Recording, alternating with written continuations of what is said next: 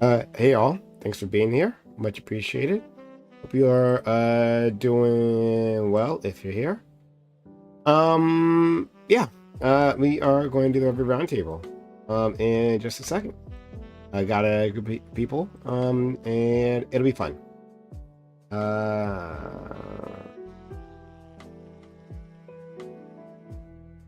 Okay. All right. But yeah, I'm happy. See you all around. What the fuck? Sorry. I got distracted by something. In my Discord server. But we're getting started right this moment. And I think we'll have a good conversation. Here we go. Hello all. They're all muted, so. Except for me. Except for you, right? Always at the ready. Thank you. I'll be on time, but then Dude, be muted. StreamYards, like Windows just did an update, so I can't not give permission to StreamYards for my microphone. Okay. And so, like, normally, like, I cut off permission to my browser when I do this, like, StreamYards plus Discord thing, because StreamYards constantly cuts my microphone volume down to like 50%. And then my stream is like, hey, I can't hear you. And like normally I would just cut off my browser, but Windows just did an update where you can either give the permission to all desktop apps or no desktop apps. So like I can't use Discord audio without fucking StreamYards constantly cutting my microphone volume down. Okay. Well, glad you solved it.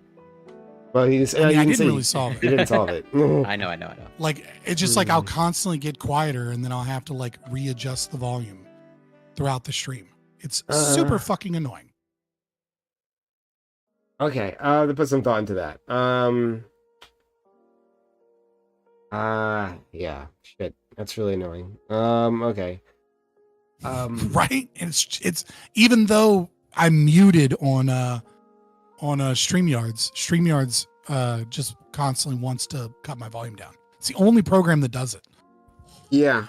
Okay. It is what it is. I mean, it's fine. Like, I'm here. We'll figure it out. It's just like if I yell, it's like, oh, that's too much, and then it'll cut my volume down. And then, good reason not to yell, Scott. So that's well, like again, like even with me normally talking, like it The system immediately is just brought it learning. down to 76%, 75. Like as I talk, it will just like it'll constantly bring it down. Try to shorter 64% sentences, now. maybe. Scott, click on settings Yep. and then go to audio. Is the automatically there adjust audio? mic volume? When it says automatically adjust mic volume, is that on? Oh, hold on. Audio. Okay, where do I click after that? Does it I'm in say Windows? No, There's no setting- audio setting. No. Go to like on StreamYards. On StreamYards. There's like a settings in the bottom tab. There's a settings. Click on that, Yeah. and then click on audio, and the automatically adjust mic volume. Is that checked? Yep. I unchecked it. Uncheck that, and that'll solve your problem. Testing. Yep, it's staying. All right. I'm just an idiot. All right. I was looking through Windows. You know, look, you live, you learn, and then you get lugs. Yeah, Nope, it's still doing it. What the fuck? No, that's the end of like that's all. That's fixed it on my end. I don't know about your end. try leaving it and coming back. Yeah, let me leave with that setting, and I'll come right back. Lactoid's gonna upgrade this to the higher ups. Right?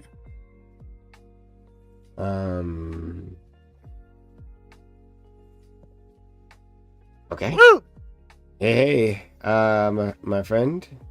I'm gonna like your shirt, Gibbs.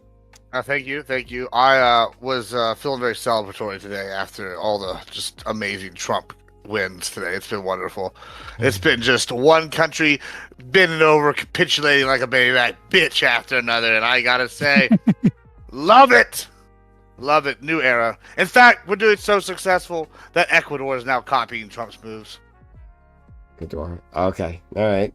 Do you hear about Ecuador? You know what they're doing? I haven't heard about Ecuador. They slapped a 27% tariff on Mexico for being Mexico. I don't know, but they're copying Trump. That's all I know. Ecuador. Ecuador. I'll post the article in the thing because I know Corey loves sources. Yeah, I think if you're going to claim 9 million in all of New York illegal immigrants, I'm going to require a source. You are correct. I think Ecuador might be overestimating their importance. I'm sorry, I don't mean to. Well- I don't mean mean to the Ecuadorians, but Yeah, well, you got to try something when you're Ecuador. I guess it starts with tariffs. I don't know how that's going to help them, but Right, it's better than nothing. yeah, I mean, I don't get how that's like. At least with Trump's tariffs and his strategy, I can assume a certain degree of like him using tariffs as a negotiating tactic, right? Like it seems pretty fucking clear that that's what he's doing, right? He's tariffing, based off of, his immigration policy and stance and like fentanyl and things of that nature. And people, and the left are like, oh, Trump, got, he got owned, and the right are like, oh, Mexico got owned. But at the end of the day, it depends on whether or not you think those 10,000 troops were bound for the border anyways type They shit. weren't. weren't. I don't see any reason to believe that or evidence of that. Well, But, I mean, so I tend to first, side with the right on that. But like that, but you can see like there's a reason that Canada and Mexico have a 25% tariff and China has a 10% tariff. Now, if you listen to any rhetoric from Donald Trump and from the Republican side and look at their goals, why in the fuck would China have one tariff and then Canada and Mexico would have a tariff that's 150% stronger? Is it purely because Donald Trump recognizes that we have to ease into tariffs because China is so much more of our trade? Because Canada is like 15% of our trade and Mexico is like 15.7% of our trade. So they're like a third of our fucking trade. So I don't see a drastic difference in the tariffs because of that. And also recognize that there seems to be very little negotiation going on with China. Whereas like there's a ton of negotiation going on with Canada and Mexico. Like, hey, motherfuckers, we're tariffing you if you don't get your shit right. Whereas with China, like he's just tariffing them, and it's a smaller tariff. So I think if you look at it from that perspective, it seems pretty clear that Trump is using the tariff on Mexico and Canada as a negotiation tactic to get them to fucking do what he wants to do. And with China, he's like, no, China's a fucking problem. Temu loophole, right? Where you don't have to go through immigration's customs and enforcement if all of your goods are under $600 in value. So they are able to avoid like hundreds of millions of dollars in taxes that other companies that Shein and Temu don't go through because they only sell cheap products. That seems to be like a clear form of Trump levying a tariff and taxation to close that presumed loophole, etc. Whereas the others being so much stronger and being so much heavily negotiated seems to be a negotiation tactic. I don't fucking like tariffs one way or the other, but at least it makes sense. I would like to add one thing about the 10,000 troops thing. This is just, let's just look at Mexico's history with troops working with the U.S. government. I don't know if y'all know this, but one of the last times Mexican troops worked with the U.S. government, they turned into the Zetas, which is now one of the most powerful cartels in Mexico.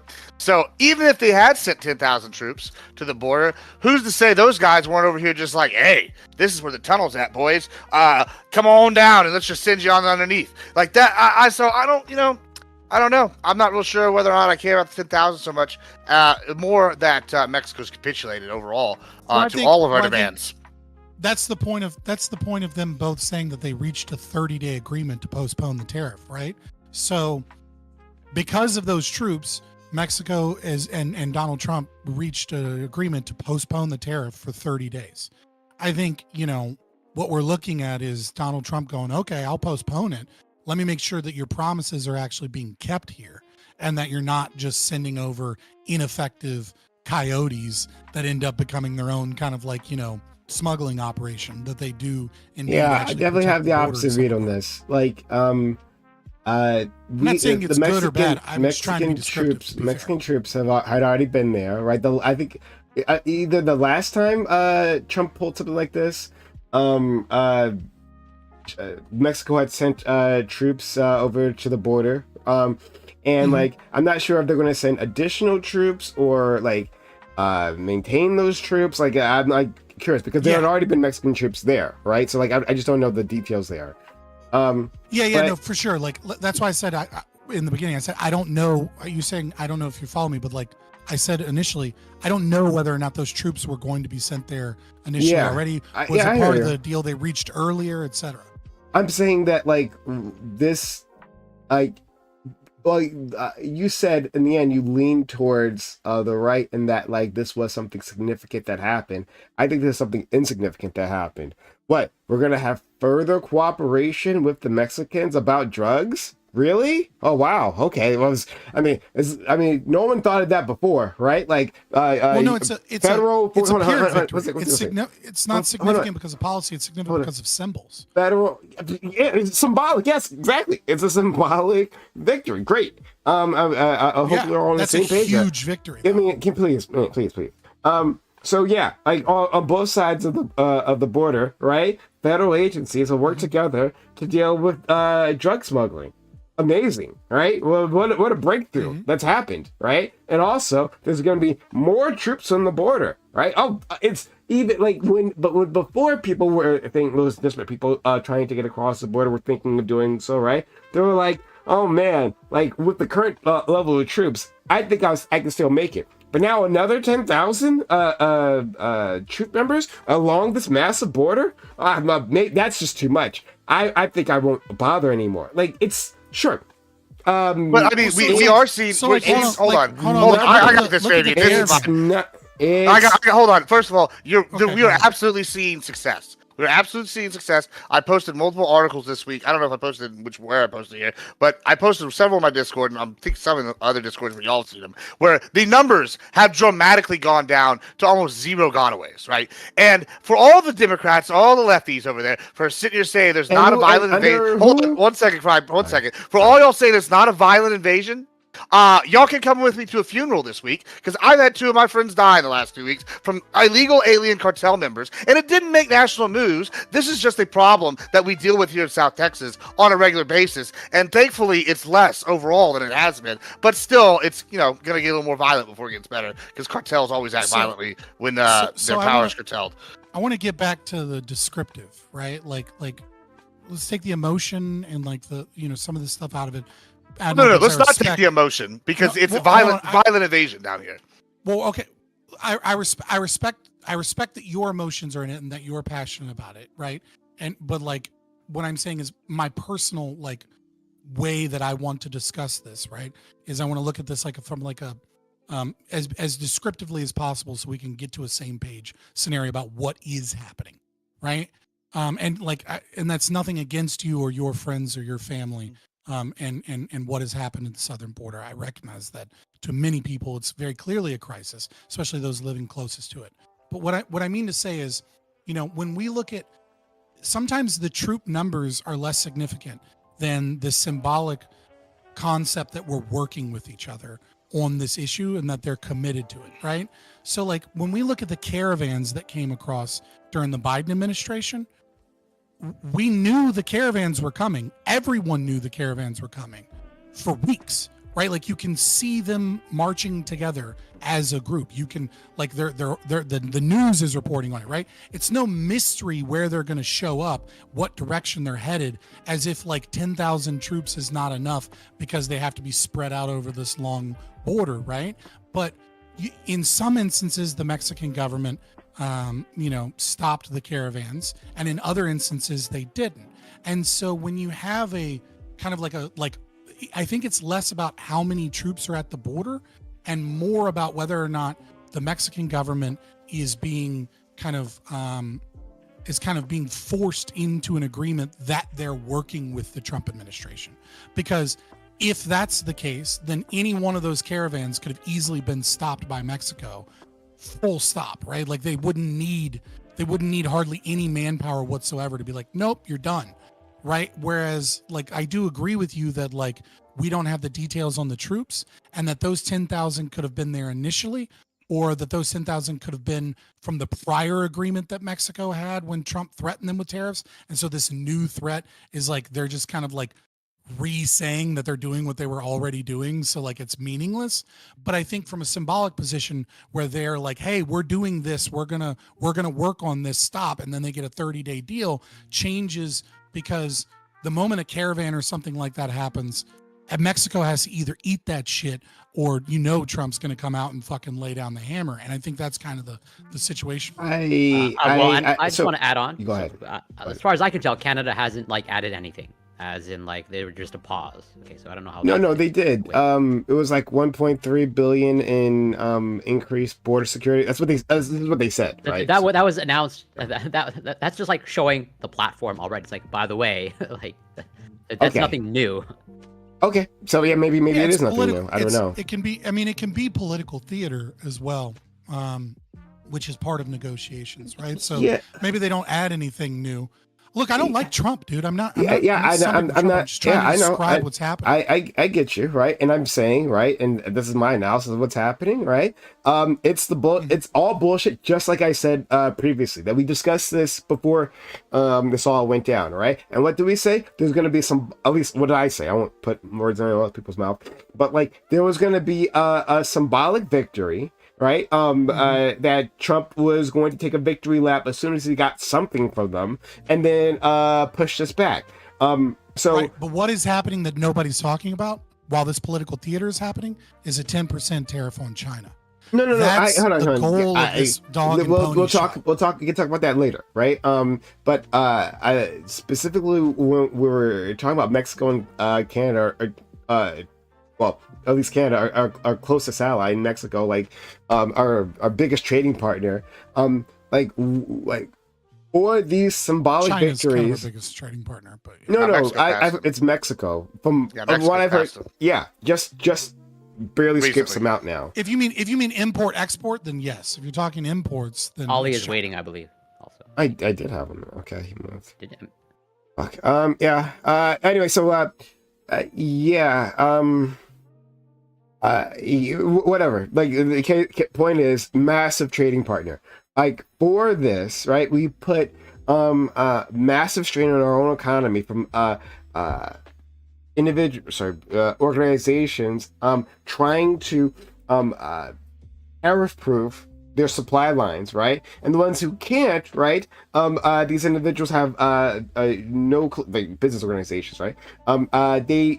They're planning for uncertainty. They don't know what's going to be happening. This causing chaos, and then reflected within the stock market. Like all of this happens, and of course, a lack of trust between nations, right? Like these things. Stock market's gone back up since closed, by the way. Aren't negligible. They aren't negligible things that happen within our economy and to our relationships, right? Like these things build upon each other. Like diplomats remember that these things have ripple effects, right? That aren't completely visible to us at the moment. So in any case, right, all that happens, and what do we get? Hey guys, we're going to continue to work together on immigration and drugs. Amazing. So yes, I acknowledge that it's part of the negotiation tactic. I just say that it just shows that Trump is a disastrous leader. A blithering moron, right? No, I understand the strategy. Hold on. Why do you say he's a blithering moron? Like a blithering moron. I will always say that. Well, I've never. Okay, so let's talk about Ukraine then. A blithering moron. I've always been pro-Ukraine. And all he gets is symbolism in the end, right? Hey, we'll continue to do exactly what we've done before, right? And then the MAGA idiots will clap like seals. He did it, guys. We did America number one. So, for the what have we gained? Hold on. What have we gained? What have we gained from Ukraine right now? Monetary loss from this. You're just hold on, Prime. So what have we gained from Ukraine right now, other than like weakening Russia, right? Like, look what he's doing now. This is his newest thing. I've been probably the most pro-Republican, pro-Ukraine war of anybody I know on the Republican side. And what does he say today? And I suddenly am going, hey, that's actually a really fucking good idea. He says, we won't continue aid unless you give us exclusive rights to all y'all's rare earth minerals. Why are you bringing up That is Ukraine? brilliant. Why do you guys pick so? Wait, I got a question. No, I got a hold question. on, Why let do you me guys finish. pick so hard on like Ukraine? Well, hold on. Like, I'm gonna come back. Like, I've been the most heavy advocate for funding Ukraine war on the Republican side, right? And this now gives me an even bigger one because I know, Lactoid. Here's the thing. Now he's got a way to say, hey, if you don't give us these rare earth minerals, you don't get aid. If y'all think your country's worth saving, which is debatable, guess what? We're gonna get exclusive rights to all y'all's goodies. That's what we should have been doing from the get-go. Now we can Russia and we get exclusive rights to things. So when you say we're not getting something from them, we're absolutely gonna be getting something from them now. I was just to talked about Mexico and Canada. I don't know anything about the Ukraine thing. This is I saw like what's coming on. Sorry. Yeah, so if it makes you feel any better, U.S. Equity firms and corporate interests have bought a large portion of Ukrainian land. Good. Since 2014. So well, these keep doing that. We could just become the 52nd state after Canada. So what I was talking about was Mexico. I don't know anything about the Ukraine deal. I'll have to hold on a second. One second, please. I haven't heard anything about this Ukraine situation, so I don't know. So I'll hold comments on that, right? But I stand by what I said. Hey, we got very little, and we did very real damage to our relationships and to our economy. So but on the other side, the stock market's already up again. All we see are accolades. How brilliant was this move? How brilliant! Well, you mentioned the economy, the stock market, the Dow is absolutely not. It's not as if there isn't another negotiation tactic, right? Negotiation tactics didn't work. There's not. Hold on. What do you mean? What didn't work? You didn't try anything.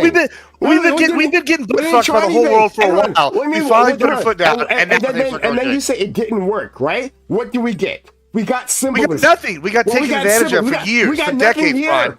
We've been for taking decades. And finally Trump puts his foot down, and now the economy's doing and immigration. Great work. You mean the thing they were always been doing for decades? That thing?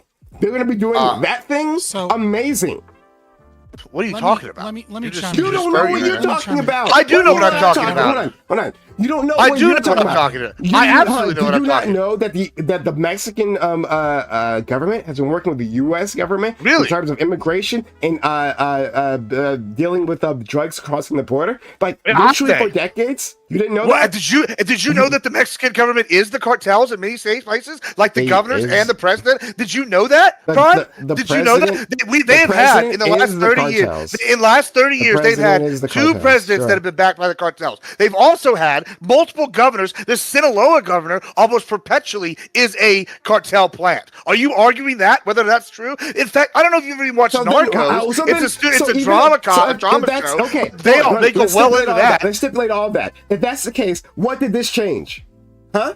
What did this change? Who are you going to be working with? You're going to be, hold on, sorry, no, so one second, Scott. Who are you going to be working with? Are you going to be working with the cartel government? Well, I'll tell you what. Did you just get insurances from the cartel government that they're going to work on stopping the cartels? Is that what just happened? No, but we don't have to work with the Biden administration tearing down the border walls, and we see that the wall's working. So I mean, that's a win already. Hold on. You make this claim, okay? Sure. Yeah, sure. All right. Hey, the Mexican government is practically one and the same as the cartels. Yeah. What could this do to change that? Explain. Well, first of all, it's let them know that the buck stops here. Second of all, we don't have to worry about the Biden administration tearing down our walls here in Texas. It stops here. They let them know that it's a tougher stance. Might makes right. That's what's happening. I don't know why you're sitting here going, "Hey, we should just roll over for these corrupt motherfuckers." The cartels know. The cartel's going to put more of their soldiers on the border. Hold on. The cartel. Sure. You said the Mexican Maybe they'll stop some of the other cartels. So now we have 10,000 one more. unified group, are they? According to you now, we have 10,000 more cartel soldiers that are going to be on the border, right? I mean, okay. We have 10,000 more possible, right? So for each one, right, there's a random number generator that goes off, right? Is this person going to be part of the cartels? Are they? Do all the cartels work together, Prime? Are they all possible cartel soldiers on the U.S. border, right? Well, it's a lot easier to work with one group than it is to do with 50. I'll tell you that. Amazing work from So, Donald Trump. He definitely nailed it. So it's Brilliant. 10,000 Brilliant troops. stuff. So it's 10,000 troops, right? Embarrassing. Hold on. Yeah, you know what's Embarrassing. embarrassing? Your lack of understanding Mexican politics. If it's 10,000 troops, they're all going to be under the head of one guy, correct? Yeah, I'll just go ahead and answer for you. Yes, it's going to be under one guy. So even if he is a cartel plant, at least it's only one cartel plant instead of all the myriad different factions that are sitting here that own the different plazas along the border. Well, no, it's not coke. It's not coke. No, it's okay. It shows that you don't understand how the Mexican cartel system works. I'm the one who doesn't You understand don't. it, right? I do understand. You're arguing over border politics with someone who lives on the border and deals with this all the time. They have a plaza system. Do you know that they have a plaza system? What is the plaza system? No vagina, no opinion, Prime. No vagina, no opinion. What is the plaza system, Prime? What is the no opinion? You're not from Texas. I want to know, Prime. What is the plaza system? Do you know what the plaza system is? Yeah, the plaza system to move drugs, right? The different. So you do know. So you know that there's different plazas. So there's different plazas along the border. Is that correct? Yes. So. Okay. So cool. All right. Are those plazas all controlled by the same cartel? No, they're different ones, right? Yeah, no. So we have a border now with 10,000 troops controlled by one person that's going to be shutting down these other plazas. They already had Mexican troops there previously. That's what Scott and I was discussing. They already had Mexican troops there previously. Now we're going to put more of those troops, right? Good. Run by all of the a singular cartel. A single person. Yeah, it's better than the alternative. Listen, I live in all the shades of gray. I'm glad America is slightly more great again. Thank you, President Trump. Slightly more great. I'm glad you're admitting that. I'm glad you're right. You're slightly more great. That's the improvement. Oh, stop. Okay, so there is something to be said about the majority of what has occurred thus far being a Pyrrhic victory. I understand that, but I think the appropriate way, and I was talking, not talking, but like one of the people in my Discord kind of told me to look at it from this view, and I think it makes a whole lot more sense in context if you view Trump's foreign policy kind of position so far from this lens, which is that I think that we are seeing the fall, intentionally so from Trump, of the global American empire. And what you are seeing is a retreat to an American empire, an empire about Canada and Mexico and South America and these places. The Belt and Road Initiative has made great strides in Africa, and we are seeing that there's a lot of they've done a lot in those regions, and they're trying to push into South America. And what I think the best way to look at this and understand this, if you look at it through this lens, everything Trump does now makes sense. When you look at the Canada and I didn't say that it's right, Corey. Don't. I'm saying that it makes sense. There's very different between would I do this, is this effective, versus does the motivations for these actions seem to go through this, which is that Trump is like, what is he doing, right? He's bullying Panama to get American control back in Panama.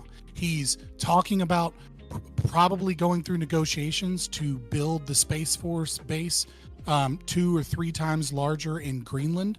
I don't think he's actually going to get Greenland, but I think what's much more likely is negotiations will allow for a lot more American control in turning the Space Force, which was previously an Air Force base, into a larger port base with maybe like a joint Navy position there. What else is he doing? He put a 10% tariff on China, but it seems like that tariff isn't a part of any negotiation. That tariff is designed to close loopholes and to close off some level of trade with China.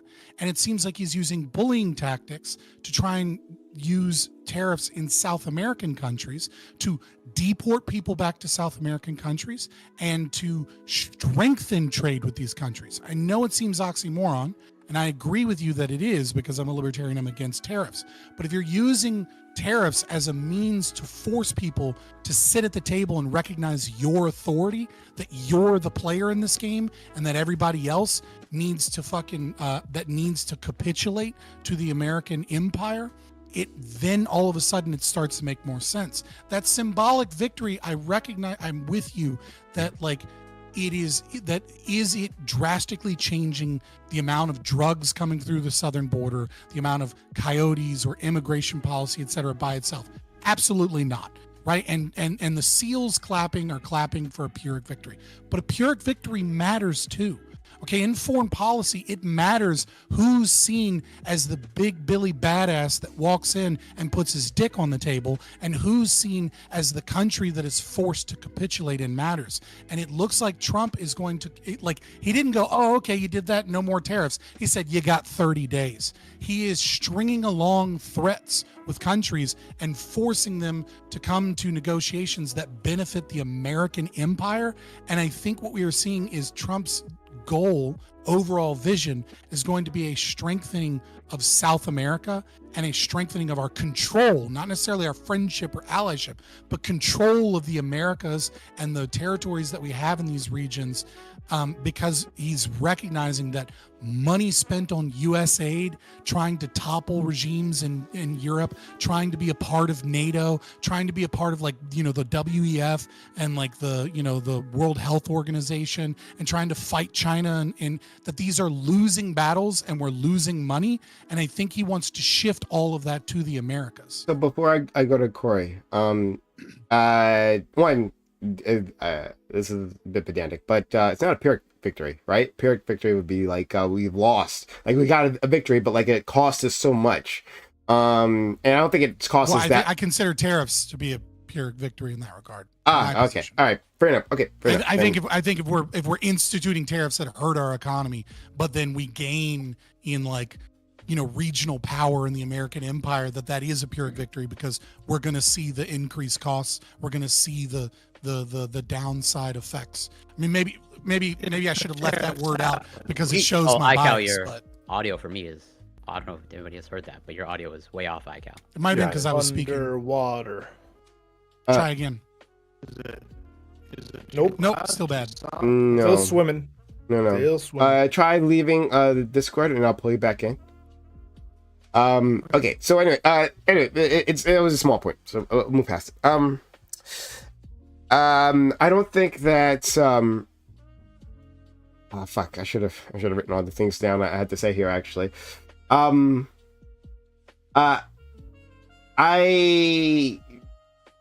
so yeah, okay, now here's what I was gonna say. In terms of deportations, right? Like those countries were always the entire time working with us on deportations, right? Obama was a deporter in chief. That he broke records on deportations. They were working with us, right? And they were working with us under Biden. We had formed new agreements under Biden. Yeah, you're better. A little quiet, but better. Yeah, we have formed new agreements under Biden in terms of how we're going to handle these deportations, or in terms of immigration in general, right? None of that was not happening. In terms of trade, right? We've always, the entire time, for centuries now, or at least, for at least a century, I guess, a century and a half, we have used our economic military might to get our way within Latin America. That's nothing new. We have ways of doing that without invading, though we aren't afraid of invading. That's the thing that we do. Without necessarily doing things that are ostentatious. I think so. The one thing I'll give you is that the path that Trump has taken is ostentatious, right? It's big, it's showy, everyone's talking about it, right?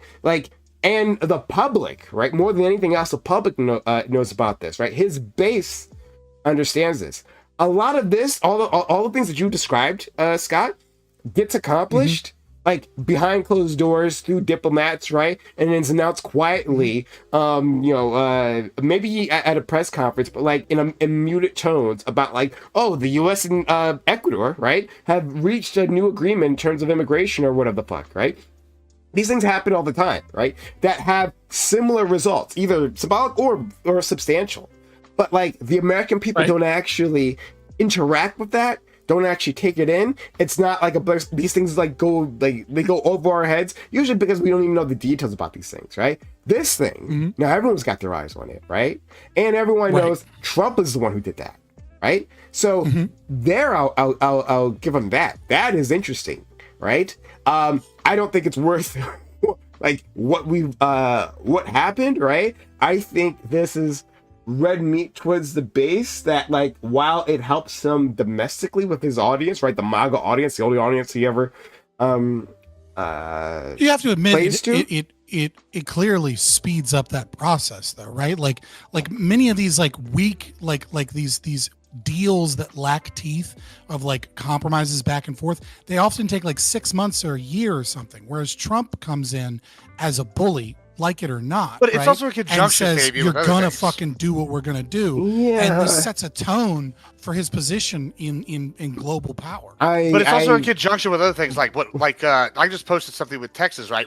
Operation Lone Star has been having dramatic success across the board, right? So whenever you say something like, "Oh, Mexico's only going to put 10,000 troops up," well, and then we get these little small wins, and it would be a tariffs. You go, okay, well that may be a small win, but when you have a small win here, a massive win with Project Lone Star, and you don't have to worry about the Biden admin crushing them. It's like, hey, win. it's not a nothing burger. It was so an do you think Operation Lone Star has been a big win or not? I'm not talking about Operation Lone Star, right? Like, but they're interrelated, though, are they not? No, but they're not related. They're not. What's happening? What? Hold on. Listen. What's happening in Texas, right, is within Texas's purview, right? That's a domestic issue within Texas and purview, right? What's happening with Mexico, how we treat the Mexicans, how we treat our trading partner, that's a completely different matter.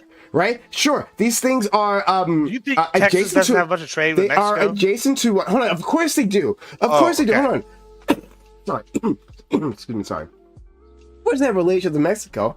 What I'm saying, though, right, in terms of how this is looked at on the world stage, how it makes us, how our international partners, not just in North and South America, but around the world, look at us. These things are separate. The other countries didn't give a fuck what was happening with the Lone Star operation, right? Because they have some sort of State Department or foreign minister. They note these things, but they didn't give a fuck about what was happening on the Texas border, right? But they do care how Mexico is treated, right? Mexico is their biggest trading partner, right? Mexico is a very close ally, right? And this is how they treat them. We're gonna remember that with our negotiations, right? These Americans may not be. They remember Mexico taking advantage of us for decades. That's and so now we're finally putting their foot down. Okay, sure. I mean, if that's what you want to look at, whatever. I don't care. It means nothing to me. But that's what they remember. So when you're trying to say, when you're trying to mix the Lone Star operation with what just happened with these tariffs, wins. I'm saying, hold on, I don't care about any of that. But it is important for the domestic audience, right? So when you're talking about the domestic audience, right, then that's what matters, right? Because like I just said, MAGA loves it, right? Like MAGA feels, and I give Trump credit for this part. Actually, I really do, right? And that MAGA feels that Trump shows out for them, right? That actually delivers for them. Now, I think it's questionable what he actually delivers, but still, they feel that way, right? In a way that I know Democrats, right, on the other side, Democrats weren't feeling that way about Biden. They weren't feeling that Biden was actually delivering. Wouldn't that be the way. same though for other countries' citizens? Right? Like if these deals happen behind closed doors and they don't get a lot of fanfare, and Trump is making it these huge news, and like the Mexican president is having to like capitulate or not capitulate, whatever you think, right? Because America's threatening a 25% tariff, etc. Wouldn't that also be true for Mexican citizens, where instead of this being like some quiet backroom deal of like compromises with some troops on a border, now all of a sudden it's like, holy shit, Trump, the Americans are fucking coming in and like threatening us with our biggest trading partner that a large part of our economy is based off of, is threatening these huge tariffs, et cetera, et cetera, et cetera. Like my argument about the symbolic thing isn't just about the American MAGA people, but the people in the rest of South America recognizing, like it or not, like I said, that Trump is the big bad bully that's coming in. No, I think they look at it differently. From our domestic perspective, a lot of people think exactly what you just said. But from the other side, Mexicans, right, like the way it's being spun in Mexico, is that this is a shine bomb standing up to Trump, that she gives him nearly nothing, right? She said, hey, like if because like from their perspective, what Scheinbaum and what Trudeau said was that we are going to put trade tariffs back on you, right? So you're going to tariff us, we're going to tariff you back. They're going to be massive, they're going to be significant, they're going to hurt you, right? And then as soon as, and I'm a little confused as to when this happened, whether the tariffs went in place on Saturday or was supposed to go on place on Tuesday, I'm actually unsure, because like I hear that different places from, yeah. But in any case, as soon as Tuesday? Okay, fair enough. All right, so just before that's going to happen, right? Trump was threatening this, but Scheinbaum comes back. She says, fuck you. We're going to put tariffs on you. And Trump immediately backs off. And she's like, yeah, well, we gave him next to nearly nothing here, right? Okay. So I follow that, and I agree that that's an interpretation. And I'm not saying one way or the other, because I don't have a ton of friends that live in Mexico. I don't have my ear to the ground on what Mexicans feel. Fair enough. Are you basing that off of some information that leads you to believe that that's what Mexicans feel and think? Or are you basing that off of the same media establishment and powers that be that spin narrative and news like we have in America, right? Because I'll give you the unbiased what the opinion what the Associated Mexicans think if Press you want it. thinks about it. That's one thing, but like, what are the actual Mexican people? The actual Mexicans that I know, they are pretty buying pissed. that. From international course. Well, the ones that I know, they're not saying, "Yeah, it's Scheinbaum standing up," but they are angry. They're angry at Trump, but they're also angry that they feel like a lot of these people, these migrants from other countries, are causing Trump to be mad at hardworking Mexicans. That seems to be a very general consensus. So they're mad at two groups. They're mad at the migrants and they're mad at Trump. I can see that second part. Because a lot of because these because it's like groups, they're day workers. They live them, in Mexico. They come across the border to work. Immigrant groups themselves, the ones who actually come here, right, and people from their home countries don't look at themselves as one cohesive group or anything, right? They have like similar priorities, and so there's lots of divisions within there. So I could believe that second part at the very least.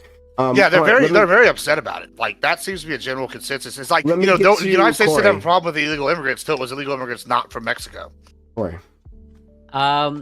A couple of things. One, I want to address what Gibbs said earlier, because I think Gibbs said, the United States has been getting screwed by everyone for the longest time. I agree. So I'm just curious, who renegotiated NAFTA again? Well, that would be Trump. He had made a wonderful landslide deal. So with you're can't remember exactly the screwed by terms. your own deal that was made by Trump? Hold on, Corey. Do you agree that things needed that change over time? Pardon me? Do you agree that sometimes what was a good deal in the past can become a bad deal in the future? But you said you were just getting screwed all the time. I think Trump. Yeah, we're getting screwed all the time. So from day one after the deal, you're getting screwed, right? I can't speak from day one. Exactly. Yeah. But it seems like lately the deal could be better. You try to logic me out of it, right? But I'm just saying, like when Trump made the deal, it was it was a good deal. Now, no. From the whole time. Now you're hold on. What a backtrack. No. I'm saying, listen, when Trump made the deal, it looked like a good deal. I applauded it, sure. However, my issue isn't so much the economic deal that Trump made as it has been. The bigger issue is the immigration issue. I don't think that I'll even give you a win right here. I don't think that the tariffs on Mexico are good economic policy. I'll say that. However, my caveat is I don't give a fuck about that because I want this goddamn border shut down. I want this to be secured. I want the immigration. I will take an L on the economy because I know that America and Texas, even though we're going to be the most directly affected by this, is going to be able to survive, be stronger, the American spirit, entrepreneurship. However, I need this border secured. Like that needs to happen. The sooner the better. So I'll take an L on the economics. I understand your agenda. And I do just want to address or maybe respond to what Scott said earlier, which I think was largely just like a descriptive thing in terms of Trump's strategy. The way I perceive it, I could be wrong, time will tell. But I sort of view it as, if this is how you treat your allies, let's say Canada and Mexico and just overall South America, then, right. I think it's all the more reason for like South America and Canada to look for new trading partners, such as maybe China and all that stuff. Of like, maybe it might be just pushing your allies to your enemies. Obviously, we'll see how it plays out. But I think there's a real danger there, and I think this overall just empowers or emboldens China. Well, yeah, I mean, I think you have to look at like you're not wrong that if you levy an incredibly high tariff, right, you're going to drive portions of the market towards different exports, right? But when we look at, so I mean, obviously it's going to depend on the level of the tariff, but it's going to push some portion of the market towards other buyers and sellers, right? Like there's somebody somewhere, some company somewhere is on the border of trading between, a European market or an American market. And then the tax or the tariff is going to push them to that degree. That being said, because that is like the praxeological, like look at it, right? Like that there is a pressure, a downward pressure. But just because there's a downward pressure doesn't mean that there isn't a kind of like that it necessitates that happens in reality, right? So especially when we're talking about, let's say, energy, right? The cost of putting natural gas and oil on boats to move that to Europe or somewhere else is astronomically higher than it is transporting it to the United States, right? And so you can have a certain level of tariff or downward pressure on energy there, and they're probably not going to find a new buyer, right? Because it would require like so much, like the tariff would have to be like a 150% tariff or something for it to be more affordable for them to move it there. Now, does that mean that there won't still be a downward pressure, which affects how much Canada can export? Like some Canadian businesses go out of business, and because of that, other partners kind of get involved, et cetera. Like you're absolutely right. Again, I'm not pro tariff, I know. right? Like I'm just descriptively speaking, but I do think it depends on like what goods are imported and exported. Like I think the more interesting kind of thing here is the interplay with whiskey right now. Right, because we have Canada that is attempting to tariff imported whiskey from, Kentucky and Tennessee and places like that, whereas there's potential obvious tariffs with Canadian whiskey, and yet these two products are in competition with each other, and yet they're kind of not in competition with each other to a certain degree, because Canadian whiskey is like cheap shit that you use for like, that you buy in bulk. Well, I'm just being honest, right? I'm not trying to shit on. Well, I'm just saying Canadian whiskey tends to be of a lower quality, right? Probably. But it can be produced in large amounts and cheaper. I mean, so that's why if you make if you're a restaurant and you make a lot of mixed drinks like whiskey sours or old fashions, things like that, you might utilize Canadian whiskey because there's not that big of a difference. But if you're drinking whiskey neat, or if you're an alcoholic and you just buy whiskey, you're gonna buy bottles of Canadian Mist, right? But if your tastes are more refined, you tend to have a lot more Kentucky or Tennessee whiskey or imported European whiskeys. I just want to go on record. R&R whiskey, Canadian whiskey, fantastic for $20 compared to Kentucky Deluxe for $20. Corey, do you have anything else? And we'll go to our friend Icon. No, let's never know. Okay, Icon. Yeah. So, but also there's some other problems. It's not just if the tariffs are too high or what are the level of the tariffs. The real question is how reliable is somebody as a trade partner, right? So if you negotiate a trade deal like the USMCA with Mexico and Canada, can the United States be counted on to live up to the terms of that agreement, like even in the medium term going forward? Or will you constantly be starting back from square one? And if that's the case, then other trade partners start to become a little bit more tempting. I don't think it's necessarily China that we're competing with regards to Canada or Mexico. I think it's more the EU.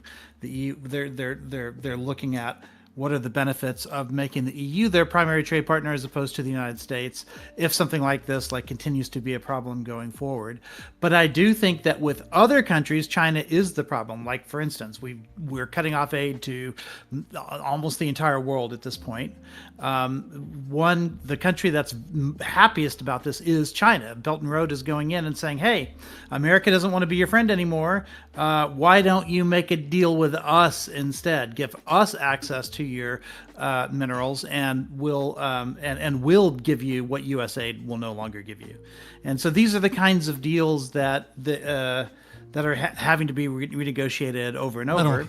I'm going to stray too far in the topic. United States but if you make a deal that includes trade status with the United States across a variety of different systems, how much can you count on the U.S. to like stick by its word on that? And if you can't, then we're going to pay some cost in terms of soft power there. Well, I count. So like this is the. I mean, I guess we're actually moving to the topic. I mean, we can segue into that. I don't know, but like, do you agree that some of these like foreign aid things, like they see this? Because this seems to be a consensus from a lot of my conservative friends and I.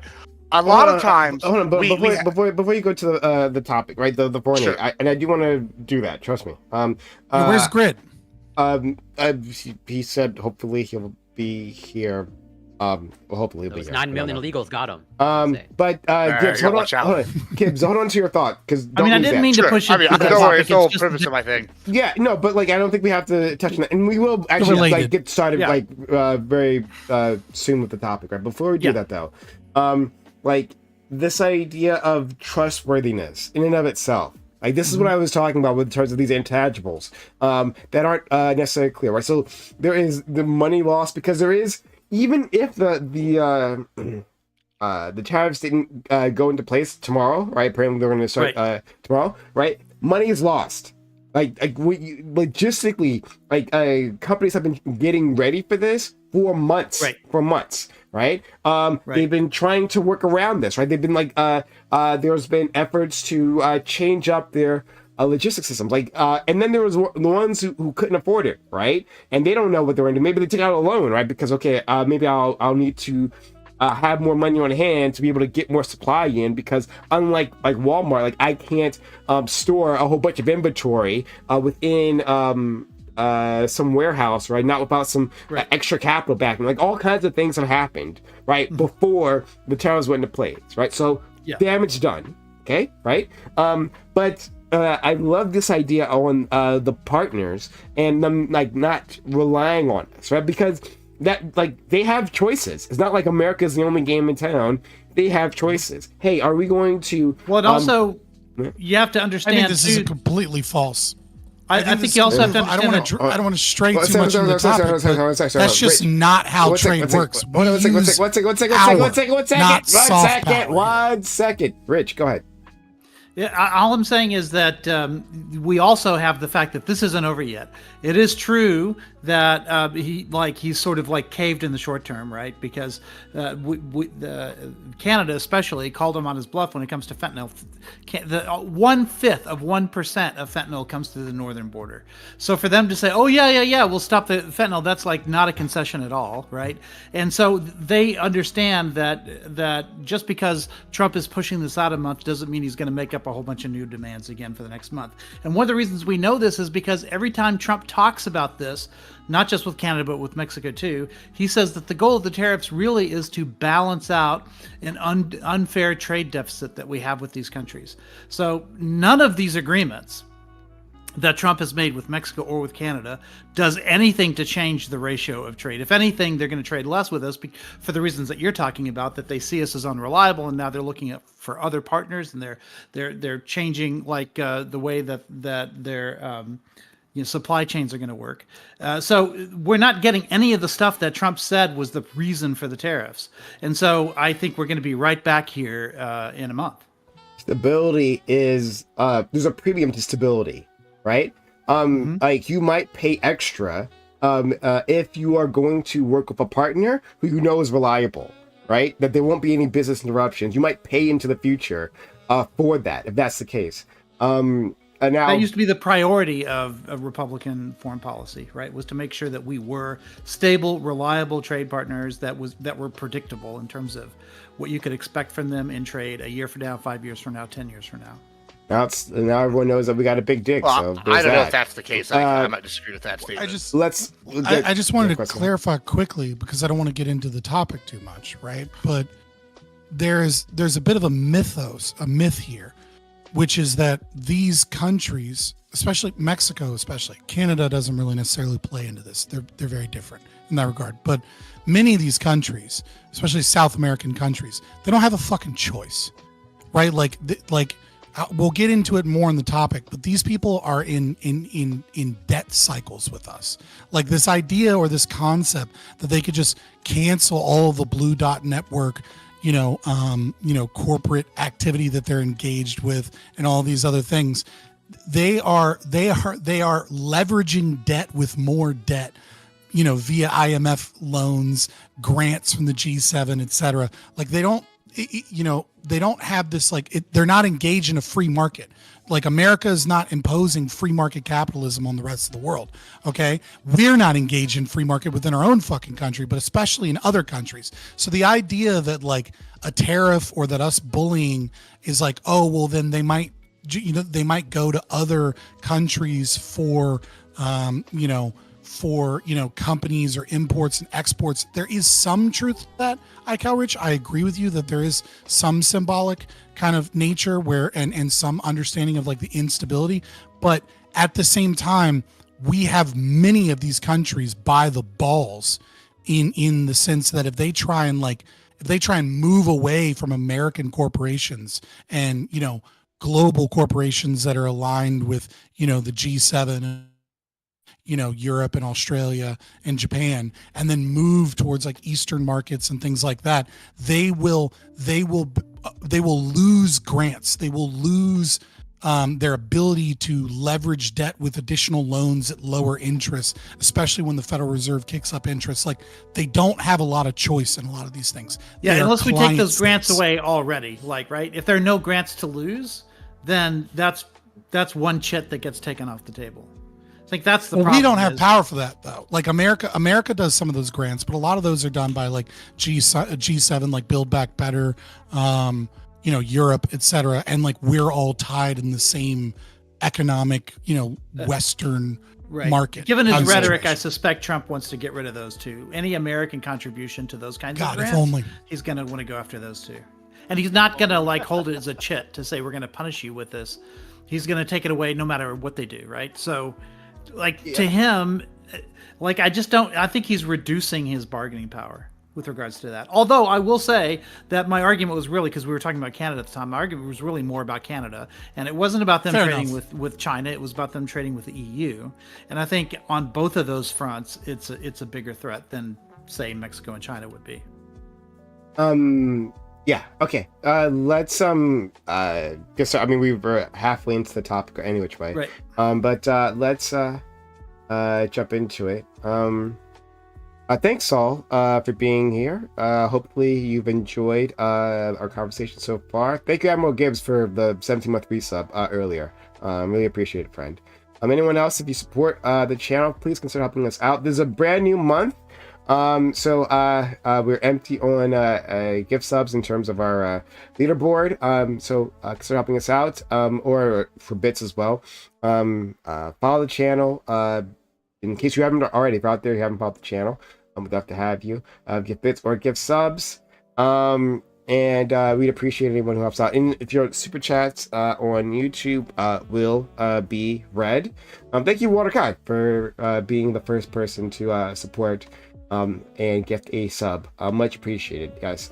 We do need your help. You get access to our emotes and ad-free viewing. So consider helping us out. Okay. One more sub and you get a hype train. Guys, make it happen. You need 2 more. Yours is a long time ago. Oh, never mind. Okay. I was trying. I appreciate it, friend. I do. I would love a hype train. That'd be great. But consider supporting the channel. If you have a Amazon Prime / Prime Gaming, use that 1 free sub here. It'd be much appreciated if you find yourself coming back to this channel often. Consider helping us out. All right. Any which way. So the topic. Earlier today, it seems Elon Musk, in his capacity as head of Doge, has taken aim at USAID, which stands for the United States Agency for International Development. Musk has decided that the agency should be shut down and claims that Trump agrees with him. However, it is generally thought that a president cannot simply decide to shut down an agency on their own. Congress controls the budget, and the president doesn't have the power to zero out funds for a department. Trump and his allies seem to have a different ideas and are gearing up for a fight. Do you think that Trump should get rid of USAID? Should a president be able to unilaterally end departments/agencies? Are you okay with the president encroaching into the powers of Congress? Or do you foresee this radical expansion of presidential authority to be a problem in the future? So this is a fast-moving story. So, like, I sent this out in the morning. There may have been updates since then that I might not have seen. But the gist of it is that this apparently has been going on for quite a bit. I hadn't heard about this particular point of friction, but that USAID was in the crosshairs of someone, the right, for various reasons, and that there's been friction with like the head of USAID, and now that Musk can apparently do something about it, he is moving to end this. But again, we'll get into the very details. It's just that I'm not exactly sure how far along we are in this process. But yeah, the larger point is, can you do that, like, at all, right? Like, does this have to be an act of Congress? And like, even if you think that the president can, right? Should the president do that? Not just for USAID, specifically this agency, right? We can talk about the agency itself and like what it means and maybe why it's in the crosshairs, but also, would you want presidents to do that, right? Because the consequences of that can reverberate far into the future. If presidents can just decide, I don't like this agency just, it disappears. So we'll discuss it all. You can do your opening statement and your intros at the same time. We'll go to our friend Lactoid. Yeah, so I'm Lactoid. You can find me at Lactoid TV on Twitch, Twitter, and YouTube. I want to take this time to, introduce that we are now in Black History Month. In honor of Black History Month, I would suggest giving bits to the two Black members of the panel, me and Prime, of course. I'm looking forward to talking about this subject here, which is whether or not we should give a bunch of money to other people, basically. It's a little more complicated than that, but we'll start with that. No, I think it's a good thing when we don't do that. So I like the idea of not spending money on USAID. And I like the idea of Elon Musk going into agencies, auditing them, and finding out, hey, this is a bunch of hooey. We're getting rid of a lot of it. That's awesome. We should be doing that with every government agency. I'd like to see administrative bloat removed. Overall, government spending has increased dramatically over time as a percentage of the GDP, not just in absolute terms, but also just as a percentage of overall economic output. And I think it's a good thing to cut some of that down. And yes, that should also include foreign aid. Now, there's that hat, the libertarian sort of hat, but then there's also this other hat that I wear, which is the separation of powers that I think is an important thing to take into consideration. He's in for a court fight on this one that he very well may lose. The Constitution does give Congress the power of the purse, and there's been a piece of legislation passed which specifies, hey, you can't just decide to not spend the aid that Congress says you have to spend. There are some people in Trump's corner who say, actually, that is unconstitutional. One of the problems he's running into is there's been Supreme Court decisions prior to the passage of that statute that indicate, actually, no, under the power of the purse, Congress has the right to decide that all the money is spent. And that the statute simply codifies that additionally. So he's got a bit of an uphill battle, I think. I think it's very possible the Supreme Court could rule against him. Let's see. I mean, I can see the constitutional argument either way. I think that Congress does have the power of the purse in terms of authorizing payment, but also as the executive, the executive can choose which laws to enforce in large part. And so the executive also, it would then follow that they can choose which laws to enforce, and they also should be able to choose what spending to spend, essentially. So, and then the last question here, do I think the president should be able just to remove departments and agencies? I'm a lot less skeptical when presidents try to remove the power that they have as opposed to try to expand it. I think the first is usually pretty good. The second one can be good, but obviously it should be given a lot more scrutiny.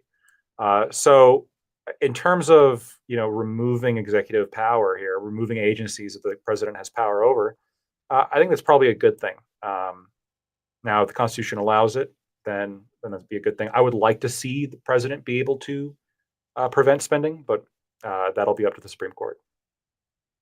Yeah, just quick question. Like, Yeah. you don't think that if it's commonly believed that, at least it's believed among some circles, that the president doesn't have the power to take away of agency, you don't believe that in itself would be an expansion if they do start doing that? Well, the actual act of removing departments that they have power over, like you could say the act itself is like an exercise of power. Yeah. But the consequence of that is a removal of some additional power that they have. And yes, the executive power is expanded over the years as these departments I mean, it's not consolidation. Well, wait, you took my question away, Prime. So I was going to ask that anyways, because how does that remove any powers that he has? It just removes powers against him. If he doesn't like an agency, the agency would be assumed to be working against him, or could work against him. And if he removes it, now there's no one. Well, no. If they remove, We'll get into it in the open. But yeah, I was about to say, Scott. We'll get into the open, but I guess a preliminary response to that would be the funding is going towards something that the president has control over. The president gets rid of that funding, then that's some kind of power or service that no longer exists. So the president obviously can't have power over if it no longer exists. It would be like there's a Congress says, here's $100 million. You have to spend it on guns for your secret police force. And Trump says, well, actually, you say that I have to have a secret police force that I have to use to oppress everybody, but I'm just getting rid of that. Is this an exercise in power by saying, fuck you, I'm getting rid of the secret police force? It is, right? No. But the consequence here would be no more secret police force. We have a relevant decision from last year, but I'll get into it when it's my turn. Okay. Let's go to our friend Scott.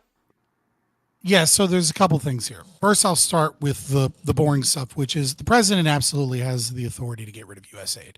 I don't think that's even really questionable, because the president has two authorities here. One, he can get rid of cabinet positions, and he can also get rid of any agency that is under another agency. So even though Congress writes the purse strings and enacts into law the existence of agencies, he can absolutely take the funds that were given to USAID and then divert them into the United States State Department, because the USAID is under the purview of the State Department. Now, getting rid of those funds completely is something that is definitely debatable. All of the money that went into USAID, we can debate whether or not he can get rid of those things, right? Richard Nixon got rid of the Office of Economic Opportunity.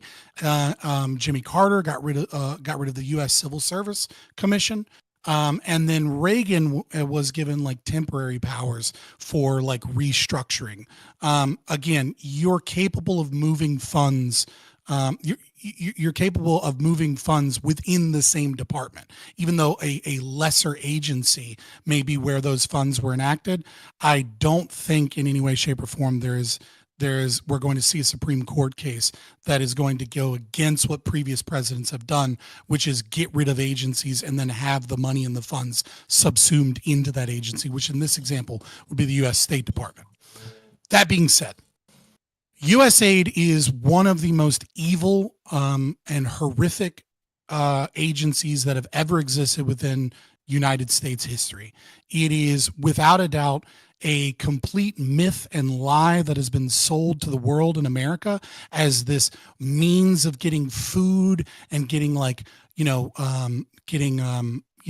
development in other nations. And we as taxpayers pay absurd amounts of money for this institution that was set up in 1964 by the CIA and has always worked closely with the CIA for CIA missions. It is a CIA front to control other nations, to control democracies, to create riots, to create and foment chaos for the American interest. Just a couple of things about USAID that I think are interesting. So we just had this recent freeze, and one of the things that people noticed was $50 billion earmarked towards Palestine for condoms.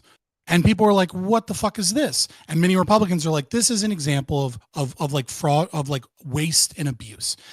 Well, no, that's not what's fucking happening, because that's enough condoms for somewhere between 20 to 50 condoms for every single solitary man, woman, and child in Palestine. It is what USAID has been used for over and over and over again, which is CIA money laundering schemes to go towards corporations, to go towards contractors and NGOs to foment chaos, create war, and make the rich richer at the expense of humanity and the world.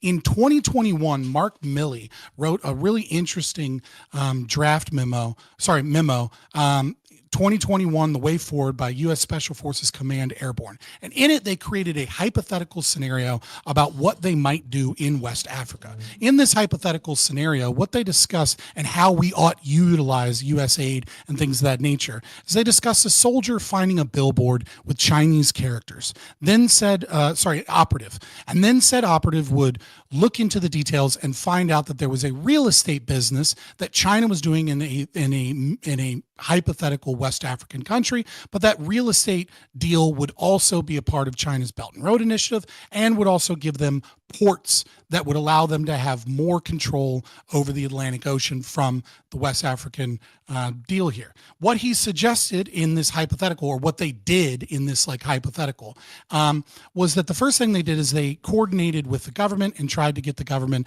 to stop the initiative. Once that didn't work, the next thing they did is they utilized their power to attempt social media campaigns and things of that nature to discredit the Chinese in that deal. After that, the next step was, quote, DOS, which is Department of State, USAID, and NGOs establish job fairs near protest areas to provide disaffected workers with alternative employment options. Within 2 weeks, the construction company lost 60% of its required labor pool. After that, what they did is they used USAID-funded organizations and social media organizations to foment chaos so that they could create racial tension between the African locals and the Chinese in the hopes of starting race riots so that they could then shut down this deal for U.S. power.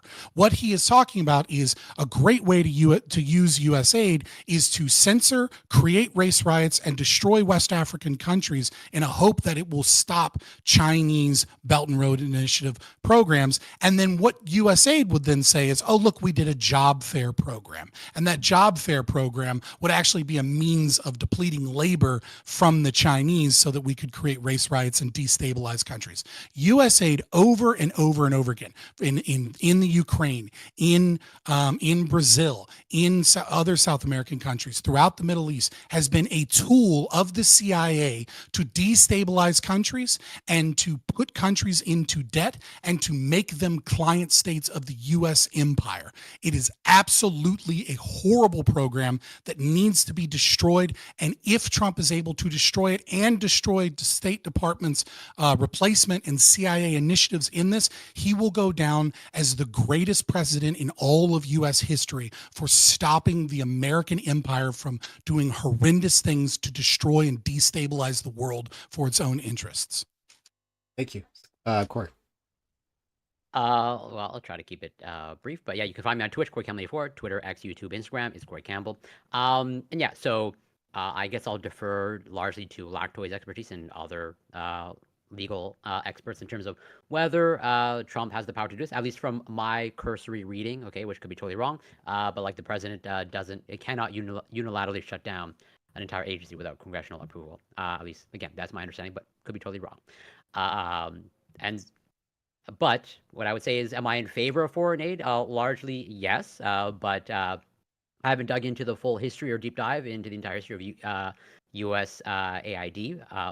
I'm in favor of, actual good foreign aid. Well, define what that is. But yeah, I'm not in favor of, let's say, what Scott outlined. If in fact that's true, I don't actually know. I'll have to do the fact check. It is. Okay, sure. Then I'm against that. That doesn't seem good. And there are probably better ways to carry out foreign aid. And like, yeah, I'll probably just like largely that in my mind, this seems like an expansion of power or presidential authority. But I can see Lactoid's position as well, both ways. But I think it tracks with overall Trump's let's say mindset. And I think he overall, from what I can tell, has the mindset of he wants to do what it is that he wants to do, and he'll find any sort of legal loophole or any sort of exploitation or loophole that he can do to get it. And I'll leave it there for now. Ollie? Yeah, so the quick answers is kind of no, and yes. So like the way foreign aid works, yeah, I don't think it's good having it cut. And maybe there's something to it. I don't know. But really the so like Lactoid, this is gonna be bounced back to you. You can think about it for later. You're saying it's like a removal of power, right? Like they take away the thing. Honestly, my biggest worry is not that. I think it's gonna be a battle in court that if he can just get rid of an agency, but like honestly to me, and just as like some dude who's watching doesn't really know too much politics, I forgot that JD Vance was the vice president. It feels like Elon is the vice president, or like at least a pseudo vice president, right? And I mean technically he was, he's not a US natural born citizen, so if he's getting all this like access to the government and to like whatever, I think that's weird. I think giving him all this power is very, very, very strange. Like this is a lot of power. Like I said, from like just some dude watching who doesn't understand politics too much, I forgot that JD Vance was the vice president. So like really, that's my issue with all of this that's going on. And yeah. We'll go to our friend Gibbs. Gibbs, just before you go though, our friend Sean, my friend Sean, gave 10 Canadian dollars for a super chat. Says, I am excited to hear from Gibbs why the tariffs threats on Canada are a great thing for Texas. He gave this a bit ago, but Last week. last week, Oil. yeah. One word answer: oil. Yeah, Well, so it's Gibbs, actually not a one-word answer. I'm so glad he asked that. I actually was going to talk about this in my opening. But one, oil, sure, that's the obvious one. I'm sure iCal is going to talk about that. And how that's not oil is a good thing because we make light crude and they make heavy crude or all that good jazz. But let me talk about what it is, a direct win. I'll tell you who's winning. Me, Texas ranchers. Finally, lordy, Trump is stepping up for ranchers in the United States. Canadian beef prices, guess what? Those are going to go higher. You know what? Beef prices overall might go higher, but you know who benefits? The ranchers here in Texas and a lot the rest of the United States, because now that is one less country we have to compete to sell our beef with here nationwide and worldwide. It's really good overall. That's going to be the answer to his specific question. Does that answer that, Prime? Now, I'll go into my intro here. Man, it's a great day to live in Trump's America. I got to say, it's all winning. Colombia capitulated. Panama capitulated. Canada capitulated. Mexico capitulated. People could talk about them not being wins, but they're absolutely wins. Small wins add up. Big wins add up. All these are massive wins. I'm a huge fan. As for USAID, more like US nope.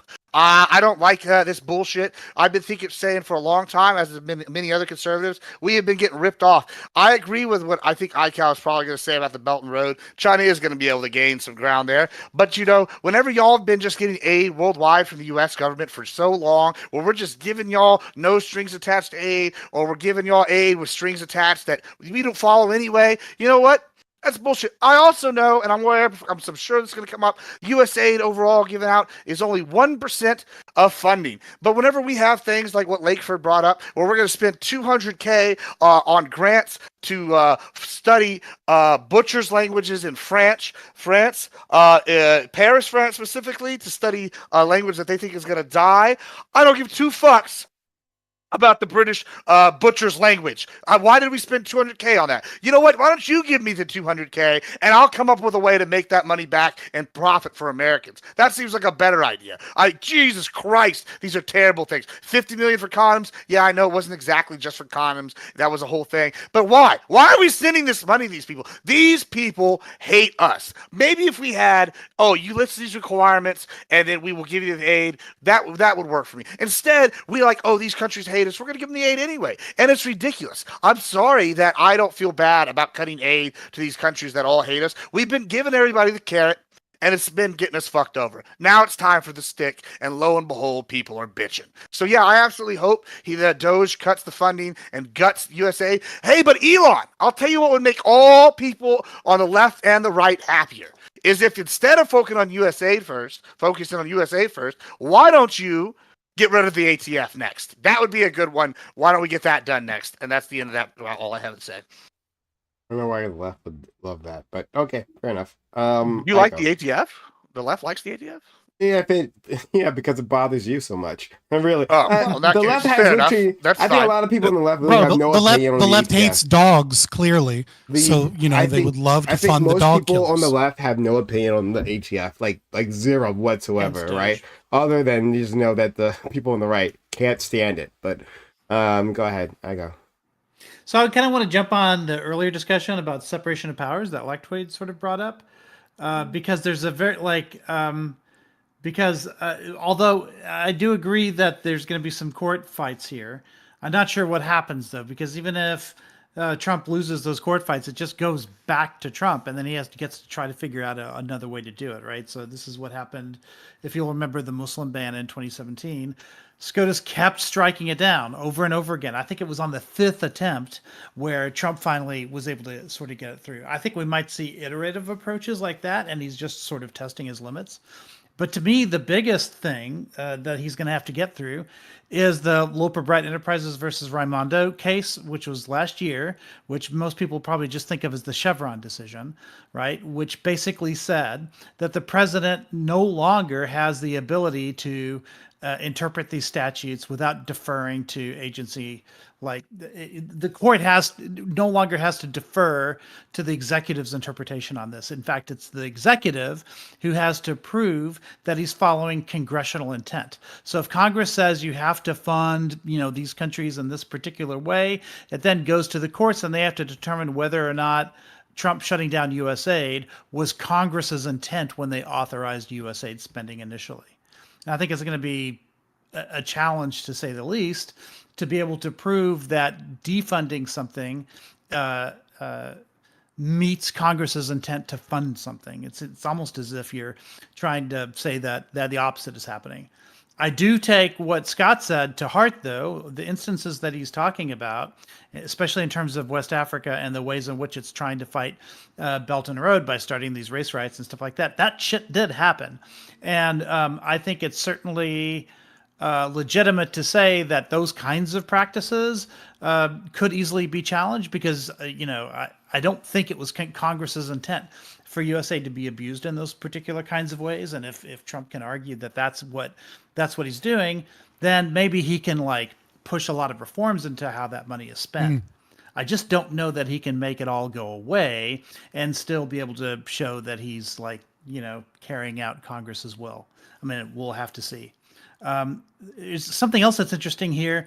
Marco Rubio said, I think today or yesterday, that the State Department is now administering USAID. That is to say, they're going to dismantle the agency, but the State Department will take over its functions and will still hand out all of these funds and stuff, which presumably means that on a case-by-case basis, Rubio and other elements of the State Department are going to decide what stays and what goes, which is not what Elon wants to do. Elon wants to get rid of all of it.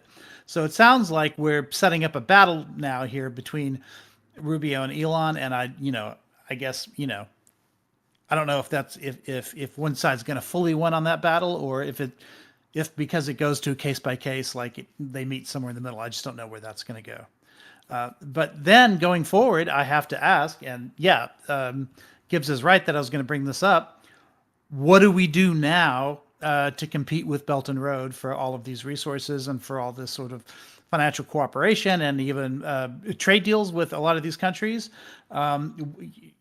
Especially now with all of the arguments that Trump is making about Greenland, he specifically says we need Greenland for national security purposes. And it's because of these very same resources that we were getting with the aid of USAID. What tools does Trump want to use instead of that? And how does he compete with Belt and Road? Those are some big unknowns. Thank you. And finally, Grid Sports. Hey, thanks, guys. Sorry I was running a little late tonight. It happens. I really can't. I don't know that I can add a ton to what Scott said. Scott laid it down perfectly. There's really, honestly, not a whole lot to add there. The only thing I can say is that I honestly believe Trump. I think this is a tactical decision by Trump, because if you actually defend U.S. aid and you defend the hypocrisy and the horrible things that this agency has done in the name of process, it's political suicide. And I think it's very tactical. I don't think that you could stand up and make the case on a podium to an audience of normal people that USAID needs to exist, and that Trump's not doing the right thing. As a matter of fact, I think it's a great case for him to say, you see, when they passed the law, when Congress put in place the law that says that the Congress has to approve the president restructuring in 1998, that was a mistake. That was a mistake, and we need to undo that mistake, because if I he's I think it's very tactical. I could be wrong. Maybe he's not thinking that far ahead, but it's a very specific and odd target to pick. Very specific, with a documented history of absolute horrendous things. And I honestly can't think of a single thing that USA can be thanked for. And I couldn't find any either when I went to document it. I mean, not that actually other people didn't do. So with that, I honestly don't have much more to say. Scott covered it all. It's awesome. Okay. Don't worry. I can add a lot to what I said. I know that. What? Shocker. We I all fucking know that hate Scott USA. Always. But If I just want to piggyback off of you a little bit, Grid, I don't know if this is 5D chess or whatever. I usually assume that Trump isn't engaged in 5D chess if I can help it. But I will say this. If we assume legally that the route that is forced in order for him to get rid of this funding or to get rid of USAID is that Congress is forced to say, because there is another way to go about this, right? Which is in the courts, Trump's lawyers and team could say, well, okay, Congress authorized this money for infrastructure. Congress authorized this money for these things. Here's the ways in which the CIA uses it. And then they're kind of put in between a rock and a hard place, which is they either have to try and, defeat Trump and say, well, yes, actually, we intended for the CIA to stage coups in these countries and utilize, InQtel money and the National Endowment for Democracy and the State Department and USAID to fund NGOs so that we could create a global censorship campaign to ensure that right-wing presidents across Europe and South America aren't elected, because we do not actually believe in democracy. We believe in a civil society and democratic institutions. Or they go, oh, we didn't mean for that money to go that way. And then Trump goes, oh, well, since it's being used fraudulently and this isn't what you approved it for, then let's get rid of it. Right. So, there is kind of a, that is one play here. What do people think about that? Well, I think that's very possible. I think that I think it's a kind of along the same lines that he used to get Space Force through, right? Like he kind of just did it and kind of asked permission as he went, and it was denied. He just kind of kept doing it anyway until they finally said, "Okay, we'll have Space Force." And it was like the Air Force was already doing that anyways, right? So it was just diverting of funds and creating a new. Yeah, agency. It was a diverting of funds, and he just called it out for what it is. And I think that's pretty. Well, it's not much different than the Air Force being created, right? Like the Army was handling the Air Force until eventually the Air Force became its own branch. It spawned a great TV show as well. Look, I'm a fan of removing USAID. No, I'm just kidding. Wait. But let's be. Are we really super confident that he can just abolish an agency essentially, or even move the money down to zero? Sure, the president has substantial. I think the latter. The latter is way harder. I think abolishing an agency. So I think moving abolishing a the department money or agency is to almost the State impossible. Department's easier. I don't think we've done it. We've had I don't- presidents do it in the past. Nixon has done it. We Carter's have done it. yes, Nixon has done it, but Nixon did it because Congress passed a specific reorganization act, which gave him authority to do it for a period of 1.5 years. So when Congress says you I can believe do that it, was you can do Reagan. it. No, the last think time that it was was used was Reagan. Reagan. It was also used under Nixon. Well, Mm. regardless of that, So Trump- because departments are Trump generally No, set up by that's an Congress. important. That's an important point if that's true. Yeah. So because departments are the executive departments and agencies are set up by Congress, like basically they're like these, it's a terrible analogy, but like they're businesses set up and owned by Congress, and then the president's hired as the manager of them. Is one way of looking at it, right? And so they have the power of the purse and they have the power to create departments. They've created this department. USAID was specified through a act from Congress. They've created this department or agency. No, that's And- it. No. Yeah, it was. Kennedy created USAID. Yeah, Kennedy did. Was created with an EO. What It was EO based then on? later was EO based ratified on by what? Congress. It was No, then- that's not what happened. No, that's not what happened at all. I can tell you the exact. It was the Foreign Assistance Act that was passed by Congress in 1961.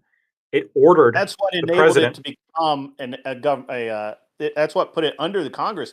But it was USAID was literally signed into being by an executive order by JFK. No, I understand. And the reason why it was signed into being is because Congress passed a statute, the Foreign Assistance Act. This was before USAID, and it ordered the president to create some agency that would fulfill the tasks set forward by the statute. That order the president to do anything. That's backwards. Well, no, if Right. it says if it says this is the agency, the president shall create an agency in compliance with blah blah blah blah blah. That is Congress creating the agency. Yes, I know That is correct. JFK named it. They did an EO. He did an EO to set it up, but this was ordered by Congress. This was ordered by a specific statute passed by Congress. And this is the issue I have with it.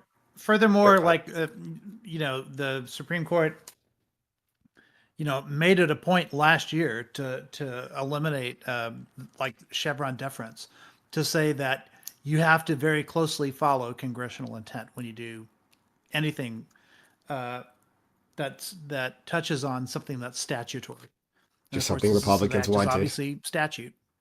So Yeah, and which is something that Republicans wanted specifically. So correct me if I'm wrong, but because they didn't like presidential power. I'm reading that we're both kind of right, Lactoid, which is that Nixon abolished the OEO first, and then there was challenges, and then Congress later ratified it because he had restructured it. That he wasn't given temporary approval to do it. That he did it as an executive order, and then it was challenged, and then they ratified it later. That's exactly because it was signed into law in '74, the Legal Services Corporation Act of 1974, and so that's what I'm reading. That he was Nixon was unsuccessful in abolishing the OEO. He couldn't do it. I mean, I'm going to defer to you, right? You're obviously far more of a legal authority here. Obviously, I'm far more passionate about, getting rid of USAID no matter what. And I'm not. Let me specify here, because there's a lot of details in a lot of this stuff, and so I'm not. When it comes to this OEO stuff, I have a general understanding. When it comes to reorganization acts, I have a general understanding, but I also have a general understanding, which is that departments and agencies, etc., with some exception, right? There are a few that are specifically core powers that is given to the executive by the Constitution, and that's why they don't need congressional approval to get them on in certain regards, right? But generally, departments are created by Congress for a specific number of tasks, and then they are, that's why Congress has to basically approve these hearings, right? There's a reason why Tulsi Gabbard needs to get voted on by Congress. It's because Congress has created these agencies and has a say. And this has to do with separation of powers. And so am I 100% on board with Doge going in and defunding a lot of these things? I am. I worry that the separation of powers here is going to get in some ways get in the way. Well, so two things. First, I offered a question. I offered a question and it didn't seem like you answered it, right? Which was, what if the challenge here is that as it's brought into the courts, there's a situation where Congress needs to prove or to claim that the actions of USAID are what they intended to fund. So therefore, they're kind of forced to either claim that they did intend for the CIA to be overturning countries and causing race riots and all these other things, or that it was fraudulent, that that's not supposed to operate that way, and thus we can shut it down. And number two, the other one being, what if he just declared a state of emergency in saying that this program had gone rogue by the CIA, which is under his purview, and that these funds were being used to make America less safe, et cetera, against his purview? Like, both of those are options that may not be the exact option that we're dealing with right now. Lactoid, you can respond, then we'll go to Ali, let him in, and then anyone else wants. As to the state of emergency, I don't think that'd be a good idea, nor do I think it's necessarily. I don't think it's necessary. Like, from what I've read of the act thus far, as is the case with most of these departments, they, by their very creation, give a significant amount of deference to the president in terms of directing how they operate. And so, yes, there are congressional bills that authorize funding for XYZ purpose, but basically anything outside of this, the president has power over. So, if I think Trump does have power to go into USAID and to rearrange things and to point out certain wastes of money and to say this is ridiculous, look what's happening here, look what's happening there. I think that they have, and also, for efficiency's sake, there can be alterations and temporary freezes. Right, the president has authorization to freeze funding for non-policy related reasons. Currently, right, and so he can freeze it if he has a reasonable belief that money's being either used inefficiently or being wasted or being used contrary to Congress's will, et cetera. And so I think Trump has the ability here to intervene and to help stop the problem. But it seems like, the dream here is to just wipe it out entirely, which I would love to get Congress on board with, but I don't know. I just don't believe that the president can do that unilaterally. Can I ask you a question? I want to go to Ali, and then you want to go next. I just have a question. Okay, all right. We'll go to Ali, then Gibbs, and Gray. Do you want to go on in? All right. So it seems like we're going to defer to Lactoid for a lot of this. So, like, if you want Trump to have Elon work alongside him, and then come and get rid of all, like, you're so pro, like, Doge getting rid of all of these, like, 3-letter agencies, whatever, like, they don't like. But then that just means that, like, any president that comes after him can create whatever 4-letter agency they want and get rid of the previous 4-letter. So, like, right now, it's really surprising to me that you're so against the 3-letter agencies and yet so pro Elon Musk and Doge. It depends what the agencies do, right? If the agency is focused on shrinking government power and what the president has control over, then this is like a good thing.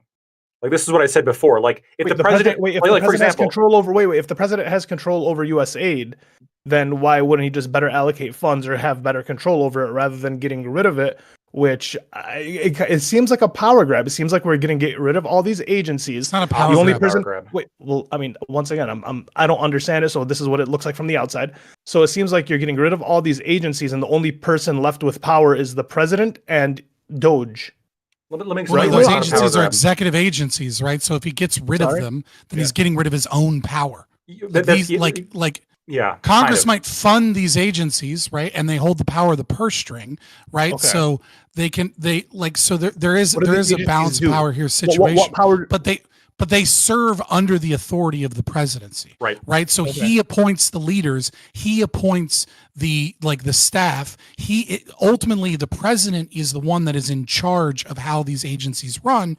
It's also his duty to make sure that he either does nothing with them, or if he does use them, that he does so in the way that Congress enacted into law. So if Congress says such and such agency, 3-letter, 4-letter, whatever, is an agency that we fund to the tune of X amount of dollars, and this is what the agency is supposed to do, right?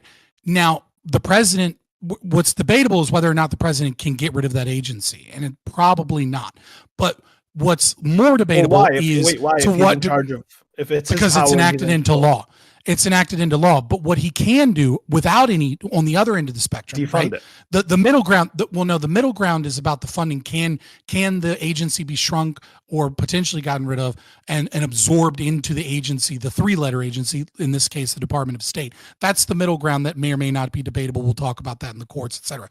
But what he absolutely has the authority to do is fire everybody working at that agency, put all of his own people in, and say, this is how you're going to use the money. So long as, however he says that is engaged in what the program enacted in, or what the agency enacted into law is supposed to do. So he can fire the director of the FBI, for example, and change how the FBI operates. Yeah, but what he can't do is put in a guy in the FBI, and then what the FBI now does is they like inspect cars, and that's all they do, because that's not what was enacted into law. So why not do that? Because I still don't personally understand how like getting rid of these agencies removes any like power from the president. We're talking about what Elon Musk wants. I understand the question, right? The question is, well, the president's given this power to remove agencies. Isn't this just giving him more power since now he has the ability to remove these agencies? But like when we're talking about even like more, if he's in control of these agencies, like you guys are saying, like he gets to control them, then stripping them, just like he still has control of whatever functions those agencies had, right? Like he's still in control and power of the functions of those agencies, right? No, what do you mean? How? No. That's where you're wrong, right? If USAID, or at least like responsible because for the USAID, of those agencies. No, because USAID, like, so money is how you get shit done, right? And USAID gets a certain amount of money from Congress. The president gets to have large power over where that money goes and how that money is spent. Yeah. If none of that money is even at the president's disposal, it's not like that money gets transferred to the president's personal bank account. The president just loses access to that money completely. So they're not able to use that money for their other as an purposes. Individual, but as an agency, the money is still existent and is going to be allocated somewhere, right? No, hold on, that's the argument, right? So Trump's argument is that, and you know, this has been attempted before. Don't spend the money. Not just by Trump. There was a couple other times this was tried. Yeah, it was attempted by Nixon too, right? But it was attempted by Nixon too. The ICA says that he has 45 days to ask Congress, to do a rescission of funds, right? So that he doesn't have to spend it. So 45 days go by, then he has to spend the funds. Right. And this also happened like with Ukraine when he tried to pull back Ukraine funding, and he lost that case and he had to spend the money in Ukraine. When I think if anything, the Loper decision makes it that much harder, because now on top of all of that, and Nixon and Trump both lost their cases under the ICA there. Now with this Loper decision, he has an additional responsibility to show that he's enacting Congress's will accurately. Yeah. And that's you're right. The power question too. The power thing. What do you think about my question that I asked? Right, Ali. I feel like we haven't tied this on a bow yet. You would agree. Okay, so the president has the presidential powers, and then Congress, in their infinite wisdom, has decided to give additional powers to the president via all these different departments the president runs. Okay, right. And the Congress has created these departments for the president to run. If the president chooses to not use the funds allocated to these agencies, in my mind, this would be the president exercising less power as opposed to more power. Financially, correct. That was the question before. Real quick, because you're not funding the agency, but the responsibilities or the duties that these agencies held are going to be there's going to be a vacuum left there, right? No, they're just not going to do anything. Agencies did something. But and that's something that's going to president. Okay, well that's to USAID, but does the CIA, for example, apply to this, or does that apply? USAID is the CIA. Yeah. So if you stop theoretically, it depends on the wording of the FBI. Theoretically, yeah. So if you have a department and you just entirely let's say tomorrow the president says, I'm not funding anything in the Department of Education. It's not like that money goes anywhere else. The power the president has to direct it. Now you have no money. You're saying a vacuum in the sense that they're not being something that maybe I'm wrong. If the money isn't spent, it just doesn't get spent by Congress. That's not how power works within our. Sorry. Let me be clear, right? I see what you're trying to say, right? I get it, right? And it's not unreasonable, what the words that are coming out of your mouth, right? That I said lactoid. He's saying I'm. Oh, sorry. Okay, sorry. Yeah. So it's not unreasonable the words that are coming out of your mouth. So I hear that, right? That the agency in the extension of the president's ability, right? And if that extension goes away, well, the president can't do that thing, right? Yeah. But so often, like the friction in our government, right, is like should these things exist at all, right? Like, so let me try to paint this. So a Republican-run Congress decides we're going to make an agency that's going to put a gun in every man, woman, and child's hand, right? Like, Republicans, hooray, right? Let's arm everyone to the teeth, right? President AOC, in her wisdom, decides, no, I'm not going to do that. And so I'm not going to create this, or at least I'm going to take away the funding. And so it doesn't get enacted, right? Now, this was a congressional act, an act of power by Congress, and then the president extended her own power to deny that. Right, that's like the big friction. I see your right? I see your point too. Yeah, but I think the better example. I think the better example is the EPA. Like if a Republican was to completely defund the EPA, right, then you could make the argument that the Republican in that instance is exercising his power in favor of like corporate donors or things of that nature, Sure. because they don't want those EPA regulations. Like, but overall, usually speaking, that money is not is that he can use to manage regulations, manage who he goes after, manage who he doesn't go after. Like we saw this scandal with the Obama administration targeting Republican institutions with the IRS, right? Like there's a lot of power that he then gives up as a president. Now that power, you could say, creates a power vacuum. And if there are other people that like donated to him or something that wanted that power vacuum, you could certainly say that that is some form of like of power or of like, you know, exercising new presidential power by choosing not to do what Congress wants to do in that regard. But like, but the institution itself has so much more power than choosing not to use the institution. I just have a quick question. I mean, it's really for whoever thinks they can explain this. So my personal understanding, right? Congress makes the budget, correct? Right? So, right? Okay. Yes. And then the executive branch decides to control the budget, or like issue the budget how they see fit. For the most part, right? No, Not entirely. There's appropriations. Okay, sure. Hold on. Yeah. So hear me out. This is, I guess, where I would like maybe someone to explain. So let's just give you a hypothetical, like, thought exercise here. Mm-hmm.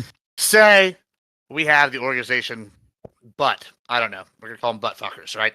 And the butt fuckers organization has been not doing a good job, according to the new president that comes in charge. Fucked. Yeah, not butts fucked. It's not working, right? So they come to power. New president. We'll call him Bob. Comes to power, and President Bob goes, "Hey, you know what? Things could change around these parts. Now the money's already been issued for him." And he goes, "I don't like any of these people. I'm firing everybody in butt fuckers. They're all getting fired." All right, so so as far as I know, that seems right. He could do that. And then he goes, instead of waste the money on this, since I fired everybody, we're just going to let it sit here with nobody employees except for the barest minimum to call it an organization. And it's basically just going to be an organization in name only. And the money's going to sit here paying the most minimum number of people I could have to make sure it's an organization. Maybe it's 3 people, maybe it's 300. I don't know.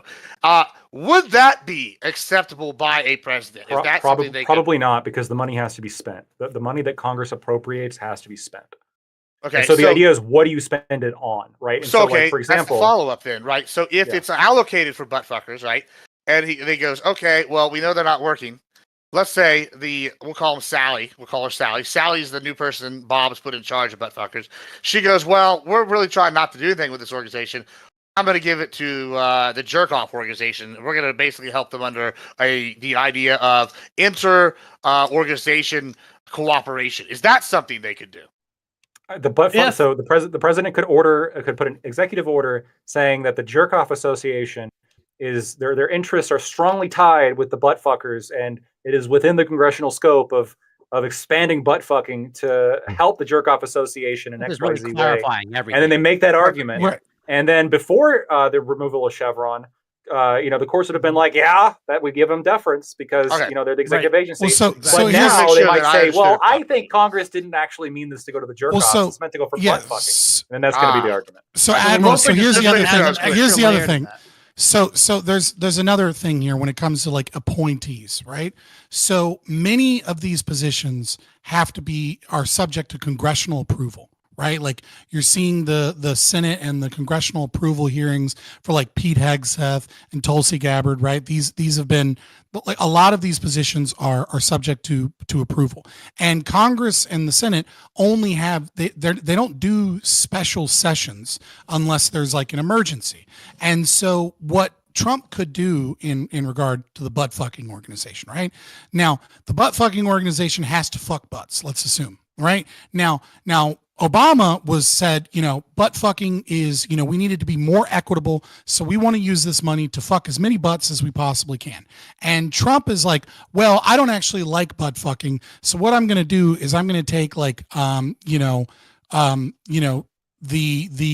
head CEOs of, I'm going to target butt fucking over and over again on the head CEOs of like, healthcare, pharmacy corporations, right? And that's popular with some people and not popular with others. So they get to choose like, who's being targeted for the butt fucking, et cetera, but they still have to engage in butt fucking. Now, the thing that Trump could do in this example is he could defund and not appoint people. He could fire a bunch of people and then he could just like not push things through. But we saw this when Trump came into office with judges, especially when he came into office, which is that if you choose not to appoint a bunch of people and you leave a bunch of positions open, well, then what the next president can do is they can come in, and a lot of these positions that are like that, that are now that are vacant, they can immediately start hiring and pushing these through people when they have a mandate. So it's in the president's best interest for his political party, et cetera, right?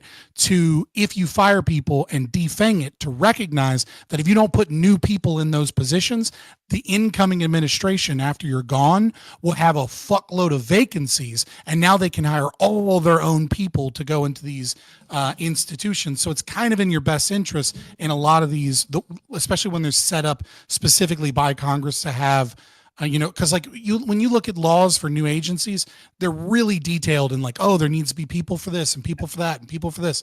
And then new laws will come in that say like, oh, 3 to 12 jobs need to be created, for this new purview, et cetera. Right. So there's all of these jobs are positions that are specifically created by law in Congress.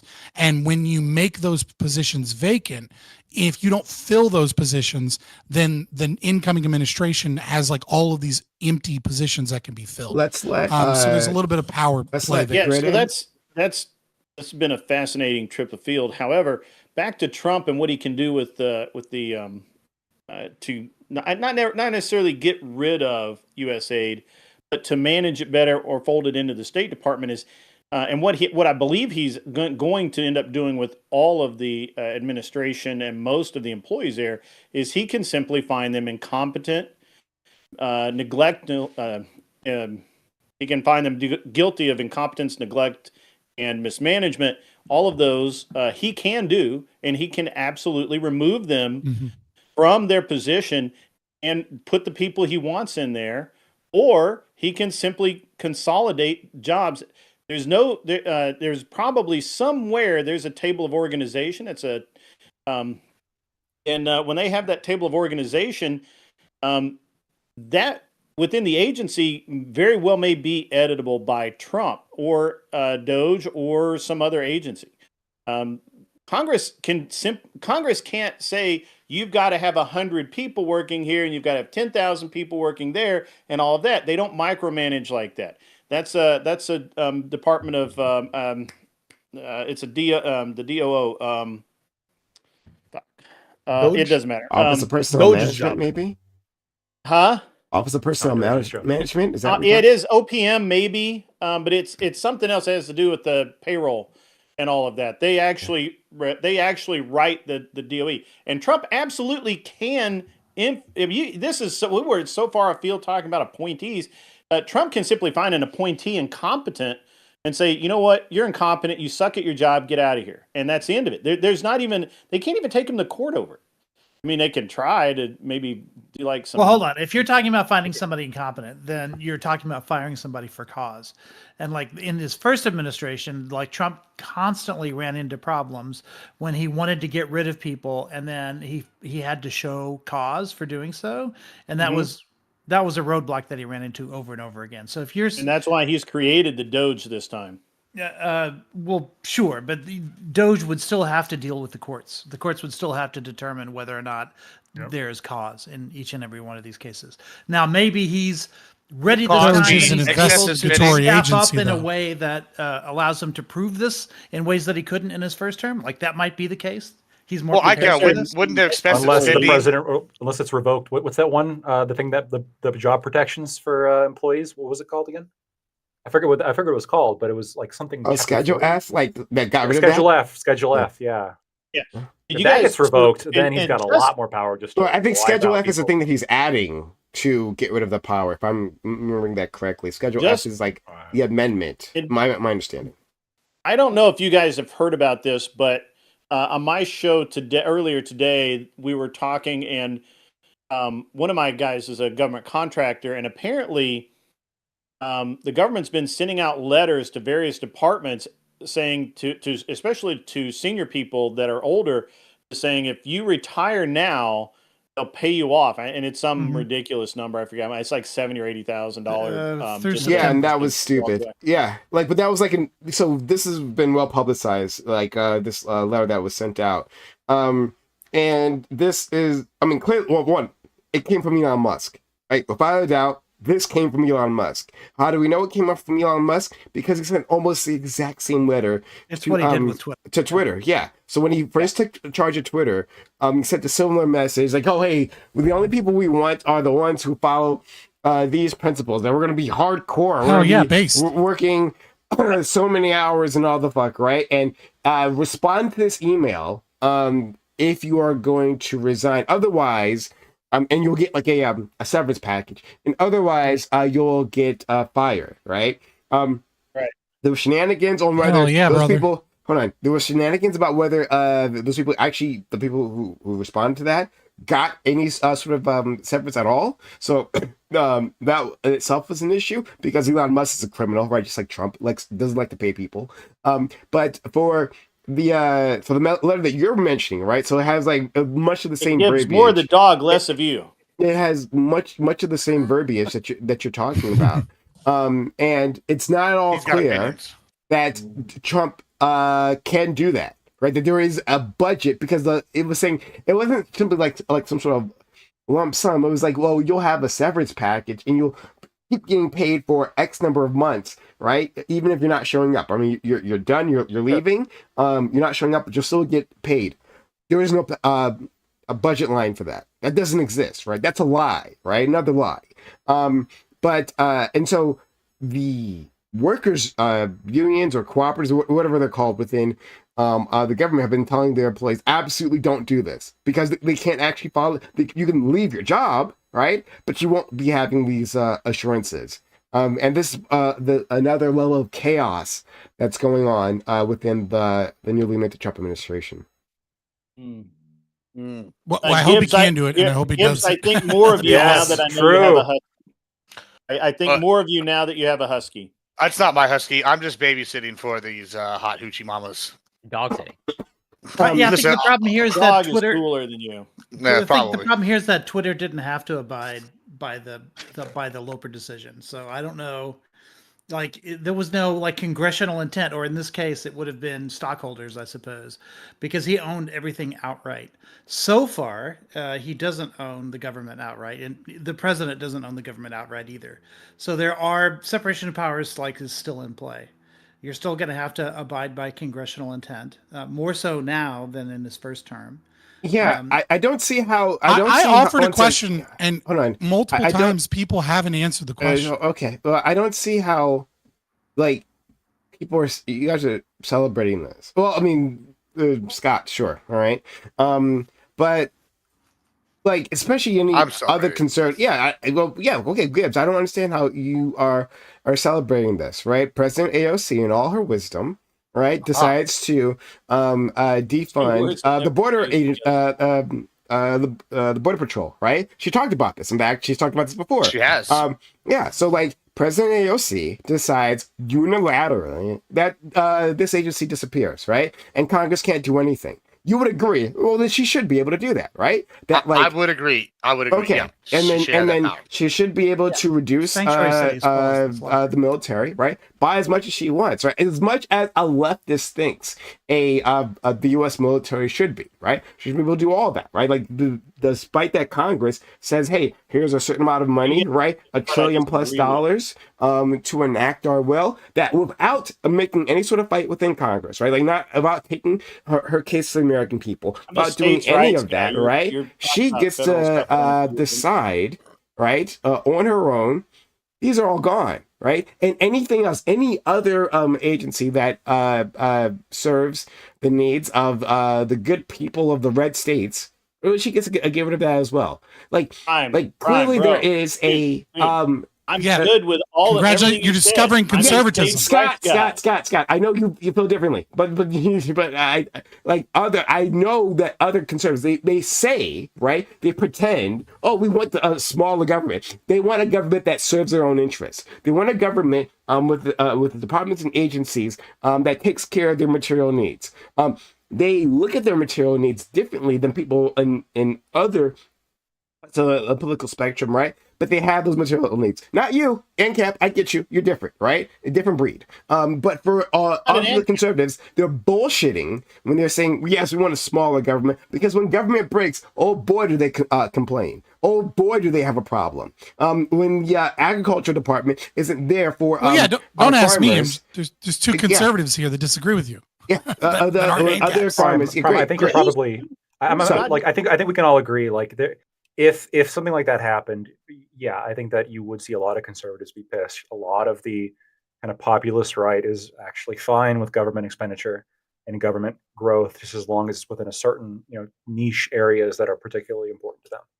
And so taking your point where it's like, and this is why I think it's kind of difficult, because in one respect, like the AOC gun example, I would argue that AOC is limiting her own power by not handing out the guns, right? Because this costs money.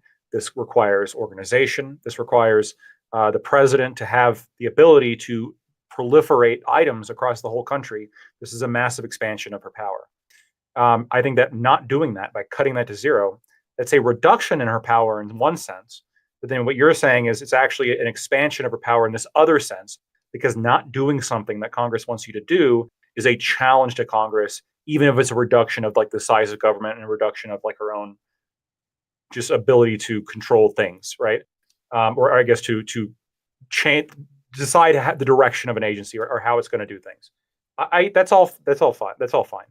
What I mean by like the power that I'm interested, I get excited when the first power is reduced, right? Mm-hmm. When you have government shrinking. And so if I see a politician use power to reduce their own power, this is power that I'm not super skeptical of, because they're not expanding themselves. They're not expanding themselves into my life or your life or anything like that. But if they use power to expand their power, I'm pretty skeptical of this unless they have some very good justification, right?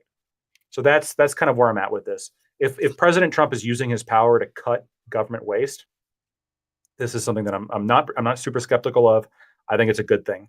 If he used his power to expand the government in certain respects, which he has, I'm concerned about that. I can be skeptical about that, right? All right. So are you skeptical of like Doge? Because I feel like Doge is like an expansion of government, and honestly, you're not worried that like. Well, I don't think Doge is cutting power. Guys, relax. I promise. I'm just asking you a question. Yeah, so, but we've answered this question like 20 times. Like we were talking, like Doge is designed to cut government fraud, waste, and abuse. Okay, it is in what way? Oh, he's right though. Okay, here I'll give you one way. It's some random billionaire that gets to come into the government, and he's the one picking the government agencies to cut. It's Donald Trump agrees with Elon. It's not Donald Trump like has these agencies that he's like picking out. It's Elon that's coming in and snipping in your agency, and it's like, yeah, dude's kind of playing vice president. That should be concerning to a lot of people. First of all, So first of all, vice presidents have throughout all of American history has been seen as nothing more than a symbolic position. Right The hand. vice president's powers exist that if the president's killed or is taken out of commission due to medical surgery or something, right? And that's only recently. I know, in terms of like medical got positions, headshot then. right? Symbolically, it feels like Elon is the vice president. I know what you're trying to say. I know the point you're trying to get out. Right. The vice presidency has been a stepping stone. Even and historically, it hasn't even been vice president. Historically, it has been the head of the Department of State. So again, it is a position that is not designed to have a lot of power. They preside over the Senate for like rule-based systems and a tie-breaking vote, but ultimately they don't have that. Then much it's power. weird that Elon has more power than the vice president. Then, like, if Elon Musk doesn't have any power whatsoever to cut a single agency. He does not have that power. He has the power to gain information and then report to the president what he thinks as he has been appointed by the president. But he can't do anything. Like Donald Trump is the one that is able to make those. That's weird. Those Ollie, have you seen that meme where it's like libertarians secretly plotting to take over the world and leave you alone? Have you seen that meme? It's like very prolific. All over. I want to respond. Sure. So you guys are really focused on to take over the whole world. Doge is creating taking over the world. No. I don't think say that investigative. I'm saying you're giving a lot of praise. You're giving a lot of praise to like cutting off these agencies, right? And like once again, from an outside perspective, it seems like okay, you're getting rid of these agencies, but then you're implementing. Well, we're talking about USAID because USAID is fucking evil. Yeah, we're one agency with the power to reduce the power of the other agencies. Doge doesn't like do anything in of itself other than reduce other than influence the president to other than reduce the power of other departments. That's the whole purpose. Hold on. No. But the way that you're expressing it is weird, right? And I can understand why Ali might be confused about this, and that like. To say that Doge is powerless, well, because it's just an investigatory agency. What do you mean? What? Investigatory agencies have a lot of fucking power. Actually, yeah. If their recommendations are followed through, right? It doesn't matter if they pull the trigger themselves or they tell the president to pull the trigger. They also have a lot of their only recommendations are to cut government spending and funds, which are an exertion of That's power. what it says. That's what it says. Cool. Gotcha. Like whatever. That's what the worry is. The worry is that they will come in and cut government funding and positions, calm down, which is state power. Okay. Calm down. Okay. All right. We got it. We got calm. it. You love it. You love it. I'm perfectly calm. So let's pull it back. All right. Actually, the calmest I've seen. It's weird to interpret Doge as having little power. Now I get it's doing what you want it to do, right? I get that this is all happy days for you all. Fair enough, right? But what I'm saying that the normal people, right? The rest of the world looking into this, right? The way that our friend Ali is looking at it, right? They're like, well, no, Elon Musk has just got a shit ton of power. This moment with USAID, I believe it was a few agencies that were talked about over the weekend, right? But like, if it's, I believe it was USAID, in which like the department heads were given a leave of absence because now Doge wanted access to various parts of the agency, and they said no, right? They threatened to call the marshals on them. That's an exercise of power. Now, again, they're just investigatory, right? But they say, hey, they reach out to the president. Okay, this guy's not cooperating, so and then there's action taken. I'm not gonna hold on. No, I'm not done. Thank you. Not gonna hold on. So, right, when others recognize this about Doge, and it's a level of power, right? Just like what happened with the Treasury, within the Treasury Department, within that specific office that disperses funds, right? The person there who was in charge, he also didn't want Elon Musk's goons coming in. He was there for 40 years, this individual, an expert in federal funds Sounds like an disbursement. expert leech. Yes, okay. Federal funds disbursement, right? And he also protests Elon Musk goons getting in there. And but it happens any which way. You just called them goons. Hold on. What the hell, man? Hold on. You all wait till I'm done. Thank you. So when others are watching this, right, when they're watching these battles take place, it sends a clear signal who's actually in charge, where power actually lies, right? Clearly, as our friend Ali has identified, power lies in Doge, right? Power lies within Elon Musk, right? Only at the pleasure of the presidency, sure, great, but as of now, power lies with them. You have to respect when Doge comes in, right? No. You have to cooperate unconditionally with their demands, right? If they want access to your systems, if they want to attach computer system, attach surveillance monitoring software to your system, they got to do that. You're explaining a whole bunch of things that they can do. You're glossing over the argument. You're just gish galloping over it. Holy shit, Scott! You don't have to talk. You've had enough time to talk, right? Yes, I'm going to gish gallop. Let me do it. Let me cook. Thank you, right? You're not making this end any sooner. I will finish. Thank you. I get it. And I'd like to go It's just silly at this point. Great. Hold on. No, don't. I'm just going to meet you because you can't handle it. Fine. Shut up. Really appreciate it. Okay. Shut the fuck up. God damn it, right? Holy shit. Very simple. I shut up when you were talking, but you can't shut the fuck up when I'm talking. Shut the fuck up. Thank you. Now I'll continue. Any which way. Yes, it shows these who's in charge. They can do whatever they want at this point. So, Lactoid, now I'll speak to you. It's a weird formulation to say that these things have, these individuals have little power just because they're investigatory agency. Does that make sense?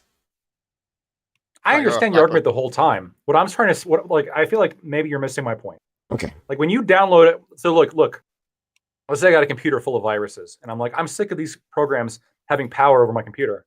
So then I download an antivirus. Are you going to say, I thought you were sick of programs having power over your computer? You just downloaded an antivirus that has access to your whole computer. Hold on. Why are you like super? I want to build a bridge a little bit. How much was the cape that you bought for Elon? How much was the cape? The purpose, it came free. Okay, he knows what I'm doing.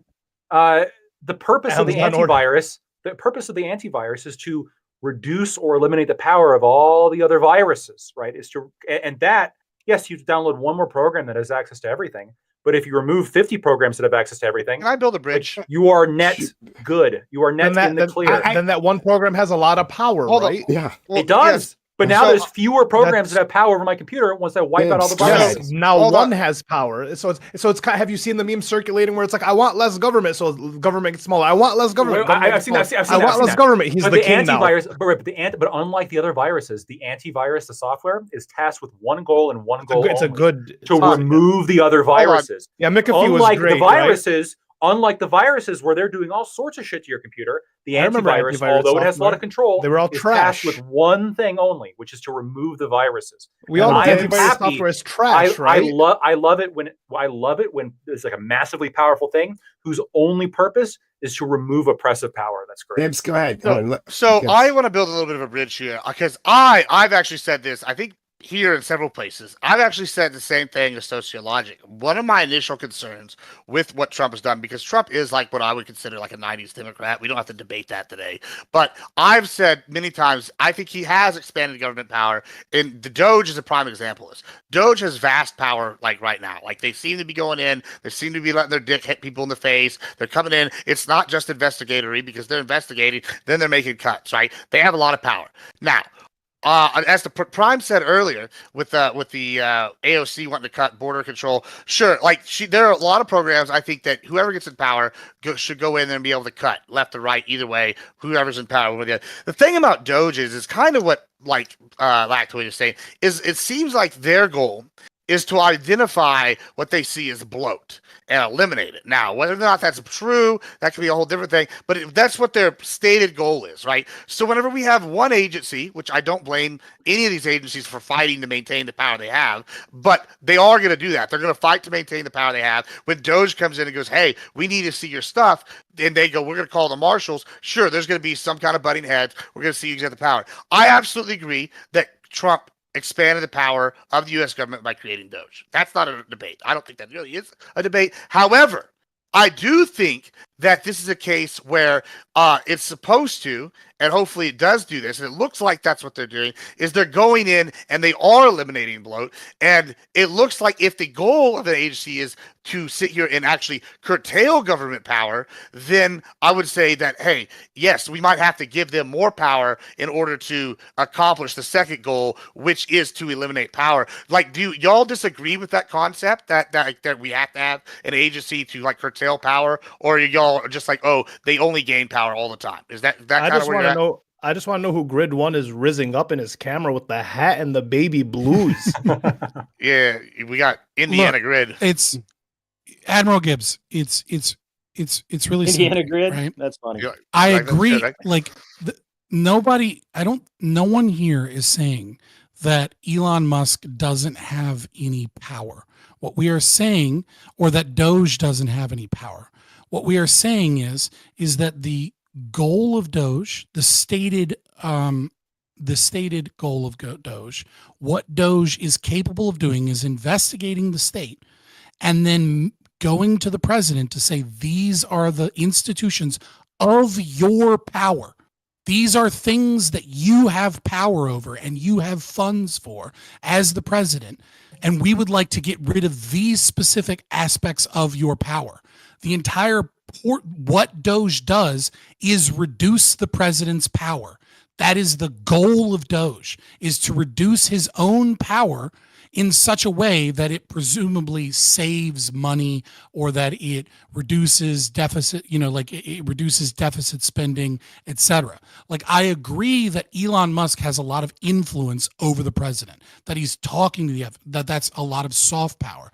I agree that he has the capacity to go in and investigate in areas, but everything that his job entails is to find areas where the president's authority and power is being used in such a way that it's not a good return on investment, and then say, get rid of those things, get rid of these programs, get rid of these tentacles of the Leviathan, because they're not helping our country, they're not helping the taxpayer. And we trust him. Why?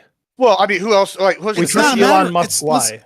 Well, it's not a matter that. Wait, that matters. He's awesome. This is hold on. This is a goal. This is an immediate goalpost shift. Because listen, this is an immediate goalpost shift. You don't trust him. Fine, you don't trust him. I don't trust any goddamn politician and anybody working. He's for not the a politician. But well, that's even better. he absolutely is acting like one. He kind of He's is now. acting on. He is now. He's an unelected bureaucrat that is also a billionaire. I don't fucking trust Elon Musk. He's also South African and not natural born. If you like that kind of person, I don't give a fuck. I don't personally give a fuck about that. But someone's again, running the country, or is that close to someone who's running the country? Is it a coincidence that Trump just recently came out in favor of the white South Hold Africans? hold the fuck on. I explained this thing that you're aggressively misunderstanding this entire time, which is that you are aggressively misunderstanding the very simple idea that Doge is cutting government programs, or at the very not cutting explicitly. But baby, hold on. It is a powerful organization. No. Let him repeat. Let him repeat. I'm not gonna. Okay, go ahead. I'm not gonna let you shift from the fucking argument. I didn't shift, that but you you can tried to fucking hold. Yes, you did. You were like, "Whoa, South African. Oh, why do we trust him?" That's not the point. The point is that the argument isn't that this guy doesn't have soft power. The argument isn't that the institution doesn't have power. The argument is that the sole goal and the power that has been invested in them is to investigate portions of the president's power and destroy them. Well, hold on, Fabian. I didn't say I trust it. Fabian, It's no. Now this is a new argument. Hold on, Fabian, just to play devil's advocate. I'm not defending Doge as the next great thing. You're adding new straw man because you didn't understand the original portion. Well, wait. You said if Trump gets rid of USAID, which would be to Elon and Doge's recommendation, that he would be the greatest president ever in time ever. So that means that, like, yeah, you are kind of saying that you do trust Doge and think Doge is great. I'm not. No, he doesn't- made doesn't the think that. Those Don't two say things are that. complete. things Those are two mutual. totally different things. But hold on, I want to say I something said here that if he maybe gets needs rid of more USAID, sociologic which stuff. is an evil fucking program, and no one apparently disagrees with me because we're just completely circumnavigated how awful Yeah. USAID is, which to me feels a little fucking subversive because it feels like we want to talk about the fucking power systems and all this other shit instead of talking that's about what really the matters. fucking most evil program the government has yeah, ever yeah, enacted that's what really being matters. fucking gotten rid of. I'm saying that if he gets rid of that would be an amazing thing for okay, I humanity. know. That is Hold not on. the same thing as me saying I trust Elon Musk or Doge. I That's want At the bullshit. recommendation of who? At the recommendation of Doge, which is why me and Prime are kind of being like, hey, it kind of seems like Doge has a lot of power. Elon has a lot of power. If Elon's the one that's kind of making these recommendations and it's coming through Doge, then yeah, this is something we should So look you into. Do we want trust those to Elon exist? or Hold on. Doge? Yes. Well, hold on. I You want guys to are jump in. kind of That has championing nothing them. to do with my arguments. I am. I guess I'm talking to Lacroix then, because he's the only person that's. You're not championing. Wait, you don't champion Doge, Fabian? You don't want government to get smaller. You don't want. I have literally talked shit on Elon Musk so many fucking times. I talk shit on Trump so many fucking times, and I've said openly many times that I'm distrustful of the concept of Doge because I don't like creating a department that is supposed to then go out and do these things. Because I've said in the past, what happens when a leftist gets in charge and all of a sudden they redefine fraud, waste, and abuse as institutions that don't have equitable outcomes, and so they utilize a system just like Doge to go after any place that doesn't have enough DEI or something. No matter Hold what. on, That's they're all you still care limited about. by Wait, Congress, I just want to though. make sure that me and him are yelling at each other for something, not over each other. You just care that USAID gets gone no matter what. Doge, Trump, Biden, doesn't matter as long as USAID was gone, right? Like, I just want to make sure. Like, USAID is evil. I would like to get rid of it. If that happens, that would be great. That's not me simping for Elon. To be clear, or Doge. Blackwood, I've been arguing with you this whole time. Let's go let it The go left in control of Doge wouldn't do anything. Iko, do you want to have something? Yeah, just quickly, there is some hidden clash in this panel, and I think it's between Scott and Gibbs, right? Because everything Scott mentioned, and I agree with him, like on most of what USAID has done. I'm arguing for reform, not defunding, but whatever. The disagreement, though, is everything that Scott mentioned is stuff that I've heard Gibbs in the past say is based, and he wants more of. He wants to have more client states to the United States. I agree. Yeah, it's true. If he can start a race war in order to defeat the Belt and Road Initiative, then he wants that. Like, these are all things that he wants. So I don't see how eliminating USAID benefits any of the goals that Gibbs says. Sure. I mean, I just thought of that. That was fucking funny. 0.1% of Americans would represent. Before you two respond to that, let's give Grid a chance. He's been trying to get in, so and then go at it. Yeah. I want to go after it. It seems very curious to me that I'm not a particular fan of Elon Musk. I've always thought he was kind of a weird dude. But what he's doing in this case is right. I mean, he's not screwing up. He's not acting in an evil way. I honestly don't really care too much about his, I don't need to think he's a good person for him to do a good job and do the thing that needs to be done. He can be perfectly evil inside as long as he does a job that needs to get done. I don't have to live with the dude. He's not my neighbor. He doesn't matter at all in that manner to me. What does matter is his specific type of autism is going to make the government more efficient, spend less of my tax dollars, and possibly get rid of horrible, horrible programs that should never have existed in the first place. And that's what matters. I honestly don't give a shit about any of the rest of this stuff that you guys have spent a couple of minutes arguing about and moving goalposts and trying to prove a point that doesn't matter. I don't care that no one moved the goalpost. Like he has more power. He's not an elected official. He couldn't even get in without Trump's saying, "Hey, yeah, you got to let him in," right? Like Daddy Trump had to go over there and say, "You got to let him in." So what power does he have at that point? Let's let in. Just no goalpost removes. Everything was understood. I just want it to be clear. Gibbs, go ahead. So Well, those I'm gonna goalposts went to aggressively Saturday. understood. so I want to address a couple of things. One, I will say I'm about to agree with you, sociological some stuff. I do think there was a goalpost move with the Elon thing. One, and the reason, and this is the first thing, I don't give a shit if it's Elon running it. I don't care if it's Bob Saget running it. Somebody got to run it. I don't trust any of the Bob fuckers Saget. anyway. Okay. Yeah, right. I mean, listen. I don't. The point is, I don't trust any of these fuckers in the big government to run it. Now, I'm going to build a bridge here. I'm trying to build a. As a conservative, I fucking don't like bigger government. If you are trying to tell me that Doge is not an increase in government power, then you're fucking lying and you're not being good faith. It's absolutely an increase in government power, and that should be concerning to a degree. Now, as for what we'll come back to that in a second, but as for what ICAO said, I don't necessarily have so much a problem with USA getting gutted because I think they're fucking inept. Now, we can debate whether or not they're actually successful in these goals. I would rather, for example, Fabian's going to call this evil, but I guess I'm evil, so that's okay. I'm going to say if they came out and said we absolutely had a CIA front, and they were trying to get access to XYZ resources in fucking, I don't know, Nigeria, and guess what? We tried to fund these people via this aid contract thing, which was a front. Then you know what? Oh no. I would be okay with that. I would be good with that because Yeah, guess I what? saw- That's I saw that expanding coming. American power. That would I be okay with. But that's not what's currently happening with USAID. They're just giving money away for things like, and I quote Langford, grants to sit here to like $200,000 to study butchers' languages in France. No, that they're are doing dying bad out. shit too, Gibbs. Sure, Don't worry.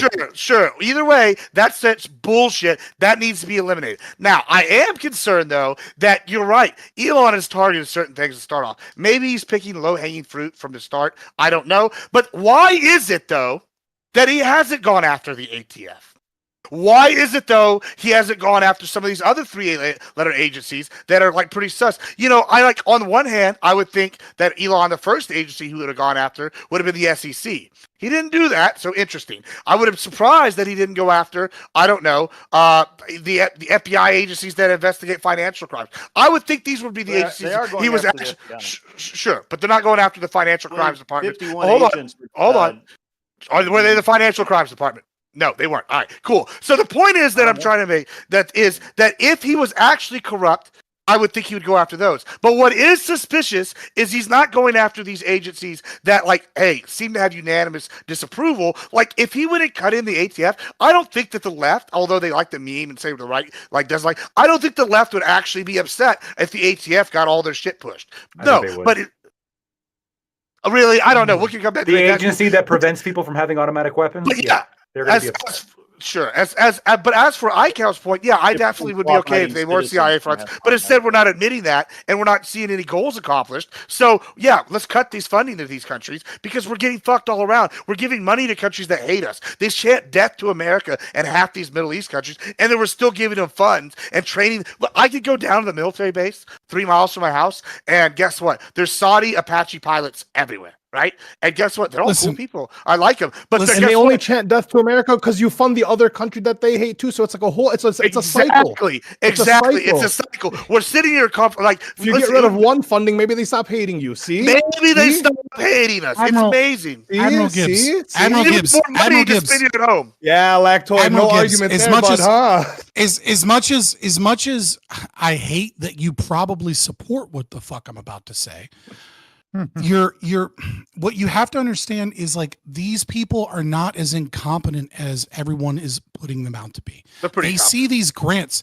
They see these grants for, like, study butcher's language, etc. And what you think is, well, that's a dumb use of money. Like, that money could be utilized in a different way. But when you listen to these people in their own internal communications at their at these, like, fucking resorts where they, like, train other people at NGOs, etc., they will constantly use this phrase called a whole of society approach. This is a whole of society problem. This is a whole of society. And what does a whole of society mean? It is what they're talking about is democratic institutions. They no longer say that America is in support of democracy. They're in support of democratic institutions. So I wish what they'd the say they CIA were in front does, of American institutions. let me, but this is what they do. So what the CIA does is they fund universities, they fund media organizations, especially with programs like National Endowment for Democracy Fund. They fund government politicians and campaigns. They fund all of these ways. And what they do is they fund them with bullshit research like you're talking about.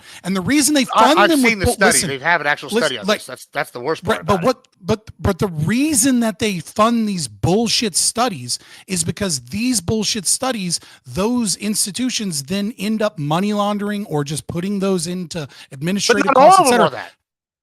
But listen. When they do these bullshit things, what they're doing is they are purchasing power. They are purchasing one university that supports their ideals over another university so that they can push and shape culture so that they can gain things like cultural revolutions, but then they're because it's not been working, Fabian. It's not been working. That's number one. Number two is they engage in massive amounts of money laundering. So another example is there was a program called the Zune. What is it? Zune Zion. I have it written down here if I want to get real the quick exact before you thing. move to number two, Fabian, real quick question, Fabian. If Yeah. they say, let's just go look at Zune. yeah, we'll move to the second thing, but just real quick, let's butcher this thing, which is I don't think it is. I've seen the fucking stupid Langford thing on it. If let's just say it was to buy university to push American influence or whatever, there is no evidence that a lot of these programs have got the results the CIA has wanted. Right. So even if they were accomplished the goal I wanted, which is the CIA pushing the American agenda, it looks to me like they failed. Guess what, Tommy? If your job has failed 10 times, it's time to cut the funding. Like I don't know why that's so the Arab Spring, the Arab Spring was a fucking the Arab Spring was the Arab Spring was an example. The Ukraine takeover by Volodymyr Zelensky.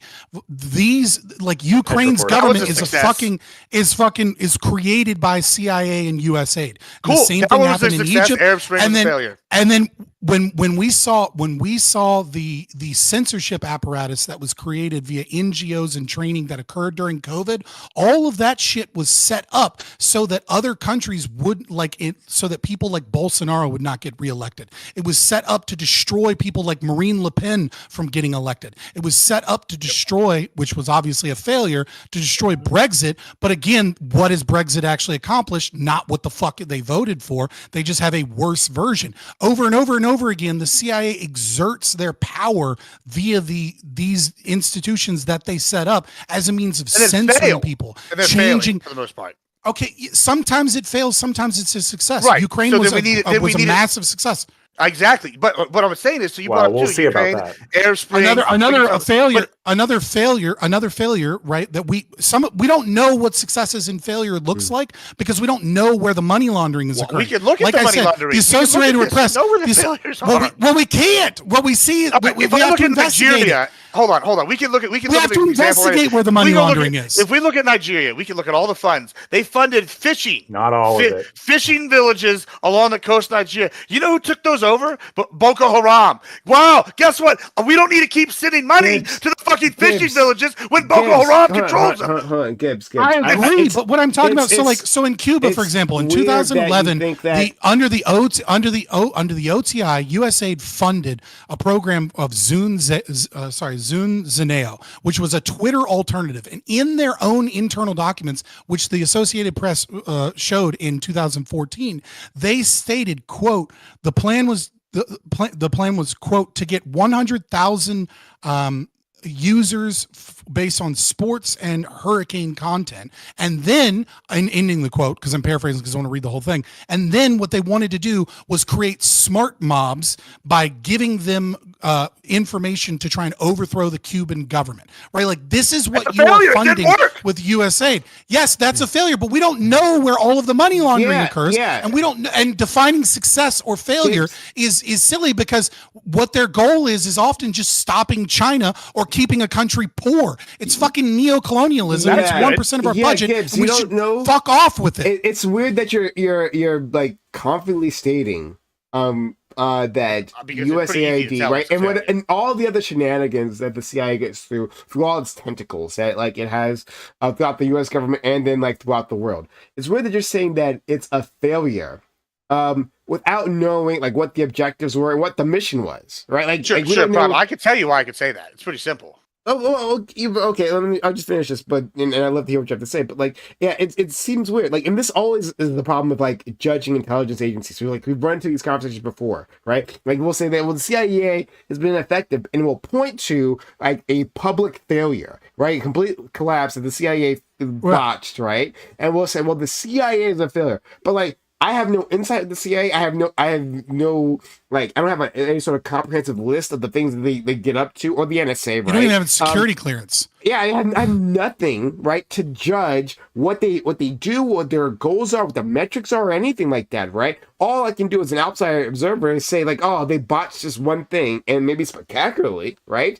But, like, that doesn't tell you much of anything. So if USAID, the successes are often more hidden than the failures. Exactly, because when right? a failure occurs, it makes it easier for us to see and where, it just could where be they like went smaller, wrong and like they're funding leak. smaller operations, right? And those operations maybe take years to come to fruition, and they don't have a result like, hey, like we've like overthrown in a uncooperative leader in some nation, right? Like it's a Okay. culmination of all these actions, and we don't have insight into that. But go ahead. I understand that, Prime. And like, listen, I'm not arguing about whether or not, hey, they've had some successes, some failures. We can argue about Arab Spring. Arab Spring's obviously a failure. We could say the Ukraine looks like a success to me, right? Like, now there are some debates. You know, Zelensky admitted 54% of the funding of the Ukraine has gone not to anything that he has control over, which is kind of suspicious. But when we go sit here, also all the dead people. Don't forget that part. I don't care about that part. I'm talking. Listen, American imperialism, good, base colonialism, whatever. Anyway, listen. So when it comes to stuff that we want to look at, right? I can definitively say that, hey, whatever project the CIA and USAID was working on with Nigeria, where they funded fishing villages and fisheries, and then Boko Haram comes in and captures it, I can definitively say that's a failure. Whatever you were trying to do there didn't work. I can point to others. Hold on. What if this was the goal? What if the goal was we don't care so if we destabilize the region? What we don't want is China to come in with the Belt and Road Initiative and gain port access. What if destroying a country is better than allowing China to have control? That would be a fair argument. That would be a fair argument. But we wouldn't. Hold on. So we wouldn't know. If they had fucking ports. Except it's not a port place. They're literal villages. They're literal villages with like little huts and maybe one pier. Right. In the example I gave in my opening statement, I talked about real world example. But I gave an example of the 2021 memo that came out of Special Forces Command by Milley, who was in charge of the Joint Chief Staff. Okay, and he gave a hypothetical about how we use and how we ought use resources, and one of the ways that they said is that they utilized USAID to set up a job fair program, and the entire region turned into riots and chaos because it was never designed to be a job fair program. It was actually designed to give temporary positions to workers that would then pull workers away from Chinese projects, and then they would utilize their resources in fomenting racial riots in the country to stop the Chinese. And yes, the Chinese in that example were going to build a port that didn't exist as part of a real estate development project. So if we were to take that hypothetical that he's writing and say that this is how we ought use it and this is how we do use it, and we assume that may have happened in the past, we're in the same position here. So here's the problem with that. One, I don't know if that was effective or not. That specific example might have been an effective use of USA, and hopefully it was a hypothetical. Sure. Hopefully, in that case, Elon would have the clearance, the security clearance, to know these things, and then they could make an executive decision on which part's the gut. The one last thing here is, I would prefer if we just gutted USA completely, and then we just were upfront about what we were doing. We were saying, we're going to give these money to your fucking enemies, and we're going to destabilize the country. Or we're going to do this. I think that would be better. I want to examine what you just said, right? And maybe you didn't mean it this way, but you think that Elon Musk should have visibility into, like, all the operations that our intelligence agencies do? You think that Elon Musk just said, so Elon Musk and his cronies, right, can decide what's an efficient use of our intelligence agency dollars, and he'd be the one, or his small department, to oversee the CIA and NSA? Well, sure. So here's my answer to that. I mean, I hate to be the guy who answers a question with a question, but if you want to be able to actually cut government bloat, right, then he's going to have at least some level of high clearance to where he could say, okay, this USA program, hold on, I know, just hear me out. You're not going to like it. USA program was effective in accomplishing this CIA office's goal. Now, listen, I get that Elon Musk, maybe a figure y'all don't like. Sure. I didn't like a lot of the Democrat figures either. It's part of how the government works. You have to have high enough clearance to be able to make a call and say, hey, this was effective, this wasn't. If you truly believe Doge is trying to cut government. I'm glad you brought this up. All right, and now I'm going to get to Lactoid, right? Mostly Lactoid. If you want to answer the question directly, I'm fine with it. Yeah, Elon is Trump's employee at this point. Lactoid. So is that you agree with that? You're saying that Elon Musk, an unelected billionaire, a defense contractor who has his own priorities, direct financial priorities, that this individual gets government subsidies. Gets government subsidies, right? Gets direct government contracts, gets all that, right? That this individual should have eyes on our intelligence agency dollars. Remember, this is coming from leftists who hates the imperial United States, right? The imperial reach, right? But you're saying that he should have eyes on that and approval over the CIA just to be and clear, the NSA and the agencies that do these things. Oh, about approval? Well, yeah, because of course it's important. This is what Trump makes the decision. Hold on, no, wait a minute. This is what Ali and I were talking about before, right? This is the power. Let me specify the question. Let me answer the question. Okay. Well, I don't think you understand the question, right? Because I understand. You're saying. Do I think that Elon Musk, with all of his infinite criticisms that you have of him, do I think that it's a good idea for him to have access to all the different information that we have in government, and potentially even make recommendations of cutting all the different elements of government, because he's a defense contractor, he's this, he's that, etc. So I think this was on one of his a press conference that he had today. He was signing different executive orders, some of which I find to be very controversial, including the creation of a sovereign wealth fund. That's going to be very controversial. Is it the crypto one? No, no. He wants to create a sovereign wealth fund and put companies in it. That's nationalization. That's going to be a very interesting conversation. But he stated that Elon Musk is part of an organization that has oversight from 2 congressmen and is also directly answerable to President Trump.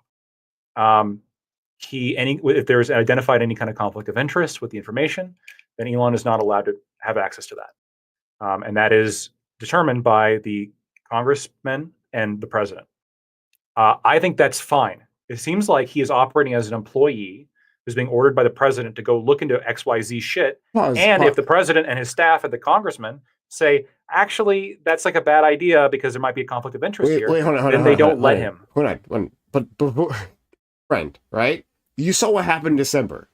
You saw what happened with the budget, right? When Elon Musk sends a tweet out, when the United States, there's going to be a bipartisan agreement for a budget, right? There was a plan, and as far as we could tell, it was going to go through, right? Congressmen, senators were on board.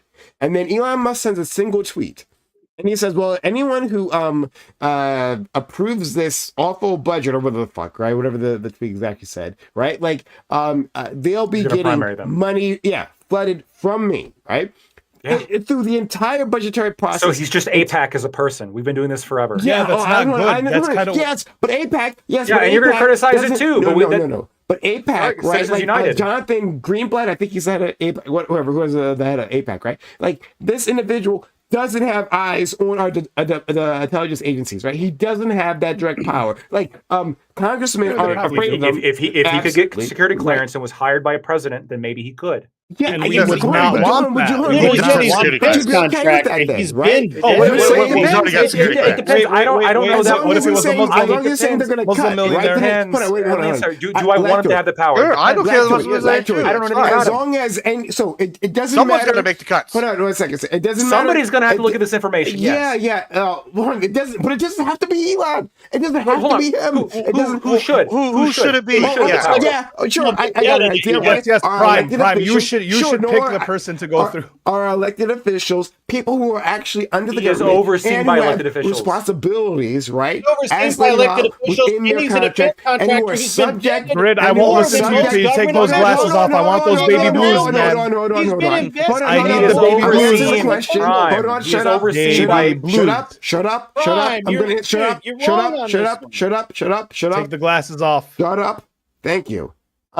So answering that question, absolutely. The people we've elected, there's an idea, right? We have oversight committees that do just that. The people who do they oversee? Who are actual employees of the government who draw a paycheck and who have to follow the rules within of our federal government, not an outside force, and not a person with massive conflicts of interest. Elon has to follow the rules. They've already said if they identify conflict of interest, rules? The rules is that Doge is overseen by a congressional oversight committee and the president. That he controls. They determine what controls. Doge can do. Controls. Sorry, that oversight committee that effectively would be his puppet. The moment he implies that he's going to flood their races with money, right? These individuals who've proven I don't think brave. he's ever threatened. I don't think he's ever threatened to primary the members of Congress that are overseeing Doge. Hold on a second. Hold on. If he does, that could be a concern. Hold on me. I won't hold on. I won't hold on. It won't happen. I'm not going to hold on. I'm going to keep fucking talking. Thank you. Right? So no, he literally, yes, I'm not sure if he specifically attacked those specific congressmen, but he's flexed his power just months ago. 2 months ago, we watched this happen. And then now you're pretending it won't happen again. Well, surely not, right? Okay, hold on. A couple things. It's also the president, first of all. So Trump has to approve what Elon can do. And so you can't primary the president at this point. And if you're going to say that, well, what if he's going to threaten to primary the congressmen? Like, yeah, if he does that, that's going to look bad. And hold on. I wouldn't be in favor of that. But remember, there's also this guard at the gate, which is the president, which is where this authority is coming from. He's working as an employee of the president. He's an assistant for Trump on this. He's the vice president. Just say it. So I see, and we'll go to Grid and we'll go to Scott. The president has many different assistants. Hold on, we'll go to Grid and Scott. Hold on. But Lactoid, you know this, right? I shouldn't have to tell you this. President Trump does not personally oversee all the work of every single person. His office does. There is a reason why he hires these individuals, right? Right. Well, any manager, Biden hasn't been cognizant manager the whole time he's in office. Hires individuals. They hire them for their particular judgment, right, and them to execute a job. But would you have a problem if it was somebody else other than Elon in charge of Doge? Especially, no, I wouldn't want anyone. I don't know what the department exists at all. So fuck that, right? Yeah. But anyway, yeah. So, but hypothetically, if you did want Doge, no, I don't want. There's no hypothetical where I do want that. But anyway, so for this individual, fuck, what was I about to say?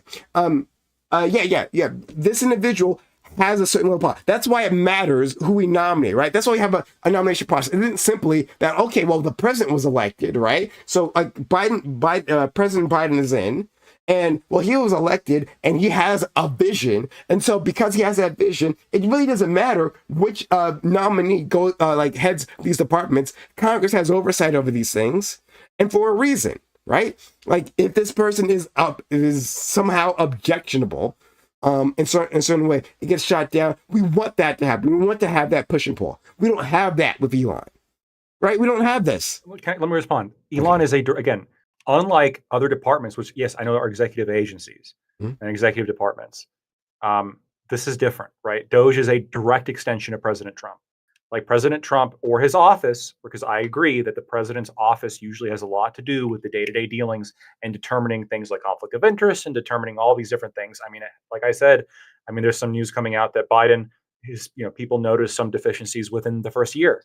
But his office was, competent. They always are. And they were able to get, they were able to mask it for as long as they were able to do. And they're able to get the shit done the president has to do. Just because President Trump, which I'm sure he probably has some in like a direct say in exactly what Elon's doing. I mean, he meets with him. Elon went to Mar-a-Lago and hangs out with him all the fucking time. I'm sure they have these kind of conversations. But either President Trump or his staff is like setting the guardrails for what Elon can do, because Elon is working for Trump, right? And also has oversight from Congress as well. And so when you have an employee who has oversight from Congress and is also oversight and taking orders from Trump, because Elon does not have unilateral authority to do anything, right? There's a reason why they had to get Trump involved in order to have access to the information, why they had to get Trump involved when it comes to making any of these kind of decisions. Power now. So if you're saying the president has the ability to agree to have his employees do things, yes, this is the case. Now, so, you just don't like this particular employee. One last question, sure. then we'll move on. On that note, right? One last question, and then I'll move on to Grid and Scott, right? So the dream comes true, right? Everyone across the land is celebrating AOC's rise to the presidency. She is backed by George Soros, right? Like a multi-billionaire puts money on campaign. Oh, I don't know why AOC would take that money, but like fair enough. But AOC, let's say, takes this billionaire money, right? So now that she's in office, she returns the favor from the multi-billionaire who funded her campaign, almost like practically put her in office himself, right? Mm-hmm. You would say, you're fine with putting this individual within a powerful agency, right? That oversees parts of the government, right? George even Soros, if it cuts, as long as it cuts or whatever the fuck, right? If George Soros was a direct employee of AOC and had oversight from Congress and was going in into agencies and looking for cutting certain things, sure. And security clearance. He would have to have security clearance. And security clearance. So he would have to get security clearance. I think MAGA will absolutely... Which is what Elon Musk already has. I think MAGA absolutely cheers. I'd be losing my mind because AOC was elected, not because of this. Anything AOC would do, I'd be losing my mind. But for policy reasons, we're going to go to... So then be reasonable. Absolutely. That is reasonable. I think the conservatives are cheering this moment, right? Think it's so great. Honest. It's amazing for them, but we understand, as happens all the time with conservatives, and the hypocrisy, right? But for Lactoid, I'll give him that. Lactoid tends to be consistent on this, so I'm excluding you from this, Lactoid, right? Yes, Scott. Yes, we love you too. Unlike Scott, we love you too, Scott. Never consistent. Scott, never consistent. I think all the conservatives. No, Scott. We all love you. In case you haven't, we haven't given him enough attention yet. Scott, we love you. Yes, but conservatives in general, the conservative movement, with its endless hypocrisy, yes, they say this makes sense. We should put a billionaire who the president owes a massive favor because he put $250 million into his campaign. We should empower him. Yes, it's only natural, right? This MAGA movement was talked about the swamp, right? Which during the first campaign couldn't get enough of it. Let's get rid of the swamp. What does the swamp look like? This is literally the swamp. This is the swampiest fucking thing, right? What do you mean? It's just and as always, the conservative movement, when actually faced with following its principles or exercising power, will always choose exercising power. Well, hold on, Brian. That's not what's happening in this conservative movement at all. That's not what's happening at all. Before that, let's go to Grid because he's been waiting. I was trying to be. I did try and be polite. I did interrupt you a few times here, Prime, but. I think I just think you don't like Elon, man, which I personally don't like Elon either. However, I absolutely hate him. The man has a higher security clearance than most politicians. Do you not understand that?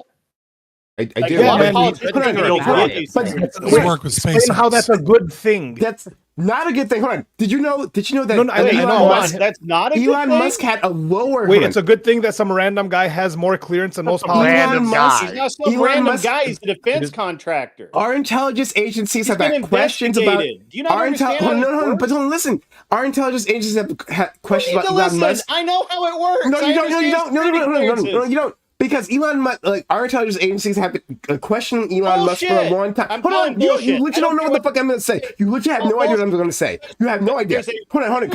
Complete my sentence for me. You're going to say words. Complete my sentence for me. What was I going to say? but they don't mean anything Elon because bad. Hold on, Grid, complete take my your words. glasses off. Hold on, because you were Yeah, going to tell a me. very You were going to specific tell me. meaning. Bad, You were going Elon to tell me what I bad, was going to say. orange So man. complete my words. yeah, For it's me. What just was I going to Orange say? Man bad, Elon bad, No, you don't everybody know what the bad. fuck. Okay, great. You have no idea what the fuck I'm going to say. So you guys can't, like, So shut up for a contest with an second, argument and at all. I'll I complete have an my argument, words, but right? I'll wait And then you till can respond my to my turn. words. Okay. So It's anyway, the cape, Ollie. the intelligence agencies Mhm.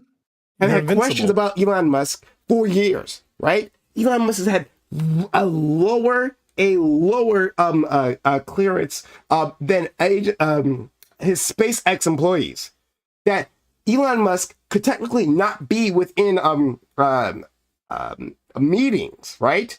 On SpaceX, on certain projects, because he wasn't allowed, because he was not able to get that higher level of He clearance. smokes weed. Like, because our intelligence agency ketamine. actually did an assessment, right? A real ketamine. assessment, not what's happening now when Trump has simply demanded this Hopefully some individual cocaine, too. gets this clearance, right?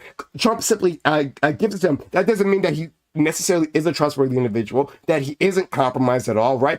This is simply an exercise of Trump's will. We've seen that throughout the nomination process. That we've had cursory investigations into these individuals. For Pete Hegseth, like many of his acquaintances have not been questioned. Was it his sister or his ex-wife or whatever wasn't questioned, even when they put themselves up. They contacted the FBI. I'm willing to give a statement about this individual. They weren't questioned. There has been a degradation in the testing. I'm not sure the word I want to use here, right? But the investigation into these individuals. These are rubber stamps, right? So just because he has a clearance now absolutely does not mean that he's a trustworthy individual. That he doesn't have dangerous conflicts of interest. But do you agree? All right, so just real quick, and then I'll be done. Go ahead. I'm sorry. I just want just to be clear. Mhm. Like, I know you don't like Doge. All right. My argument is, and this is my argument, so I don't want to get called a hypocrisy, whatever, is that whoever is in charge of Doge, whether it's Elon Musk, Bob Saget, Santa Claus, I don't give a shit. Whoever is in charge of Doge is going to need high enough clearance to be able to see, hey, CIA funded this bullshit program. This was the result. It didn't work or it did work. Or A, this was not a CIA program. This worked, didn't work. I'm arguing that whoever's in charge should have that security clearance to be able to see A to D. Now, I know you don't like Doge. Do you agree that if Doge is supposed to work the way it should, the person at the top has to have at least a high enough level security clearance to be able to make those command decisions? No, even within Gibbs, within what you laid out, actually you don't, right? You can say that that this individual has general oversight, look into the budget, right? That they had a look that certain Senate committees have into the budget.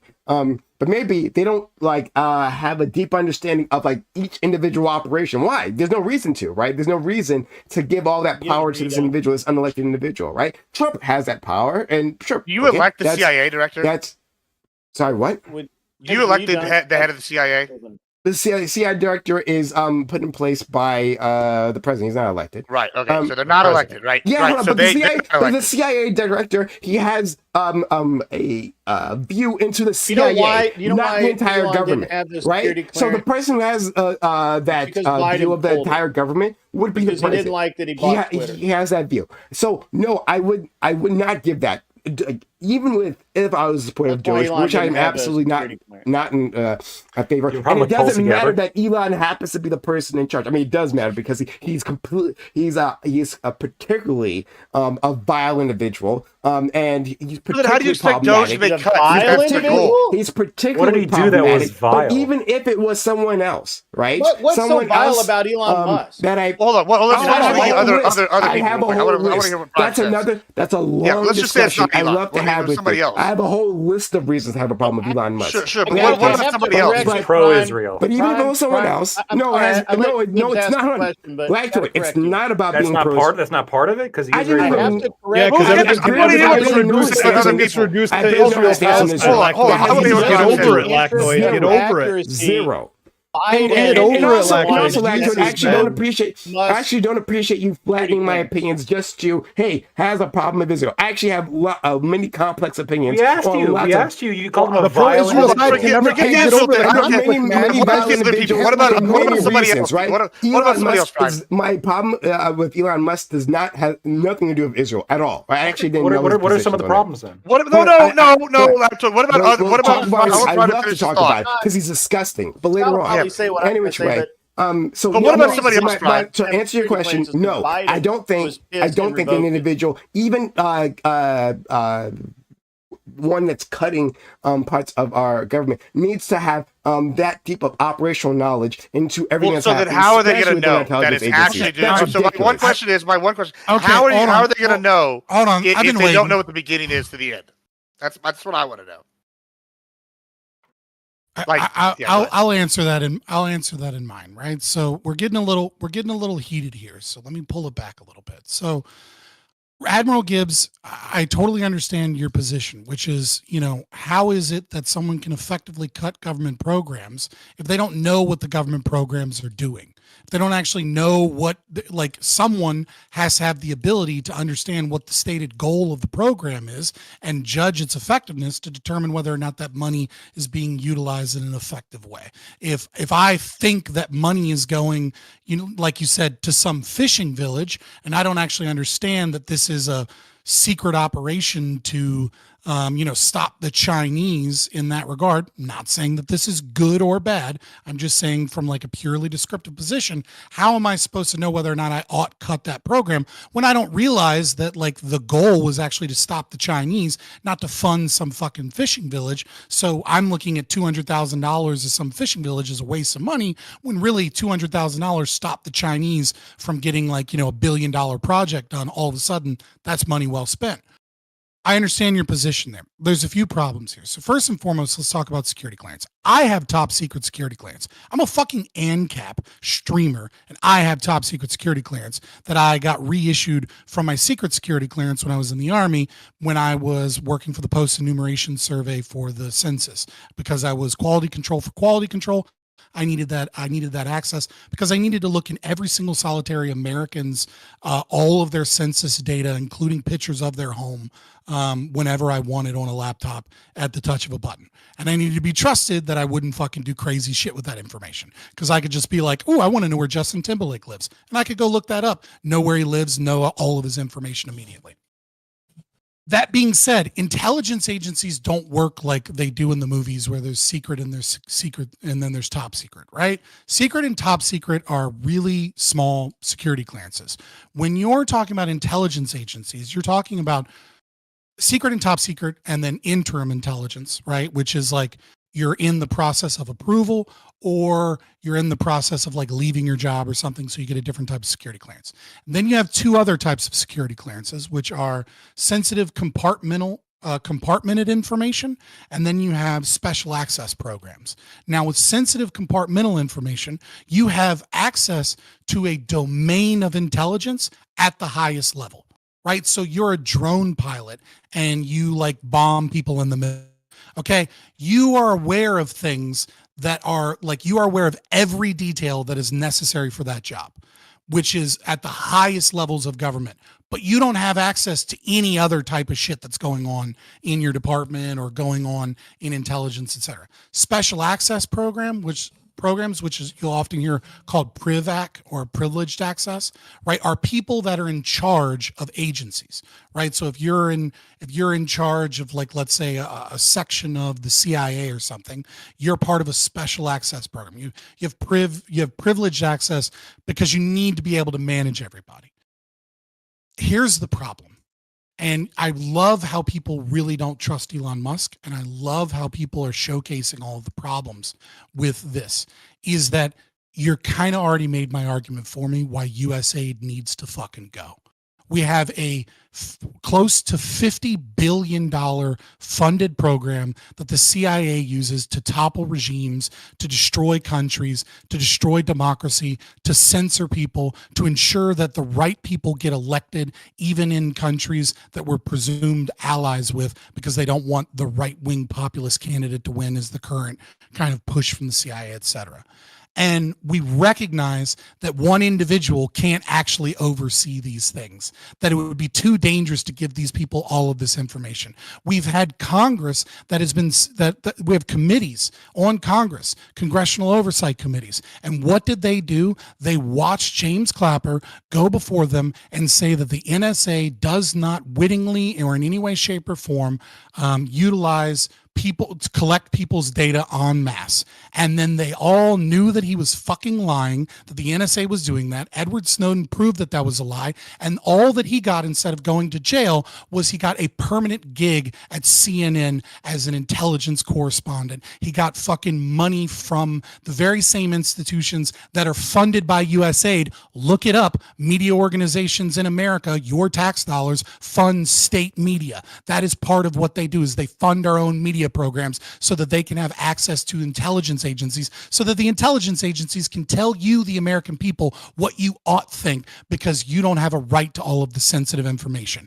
The very reason that you don't trust Elon Musk, or the very reason somebody else wouldn't trust George Soros if he was in charge when AOC is elected, is the very fucking reason why these programs should not fucking exist. We should not be stealing tens of billions of dollars of Americans' hardworking taxpayer money to overthrow fucking regimes and to support democratic institutions in other countries that, even when they're successful like they are in Ukraine, lead to fucking more wars that we then fund. It is money laundering. It is how people like Black and Vetch get more money so that they can support more wars, so that more people can be bombed and die. It's fucking atrocious that any of this occurs. And the very last small point that I'll make is, I don't know why you think AOC wouldn't take billionaire money, because she took money from Tom Steyer, and 38% of her campaign that was funded in 2018 was from PAC money, much of which is dark money.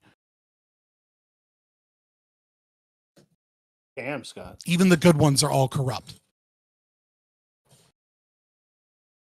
Okay, yep, get money out of politics. No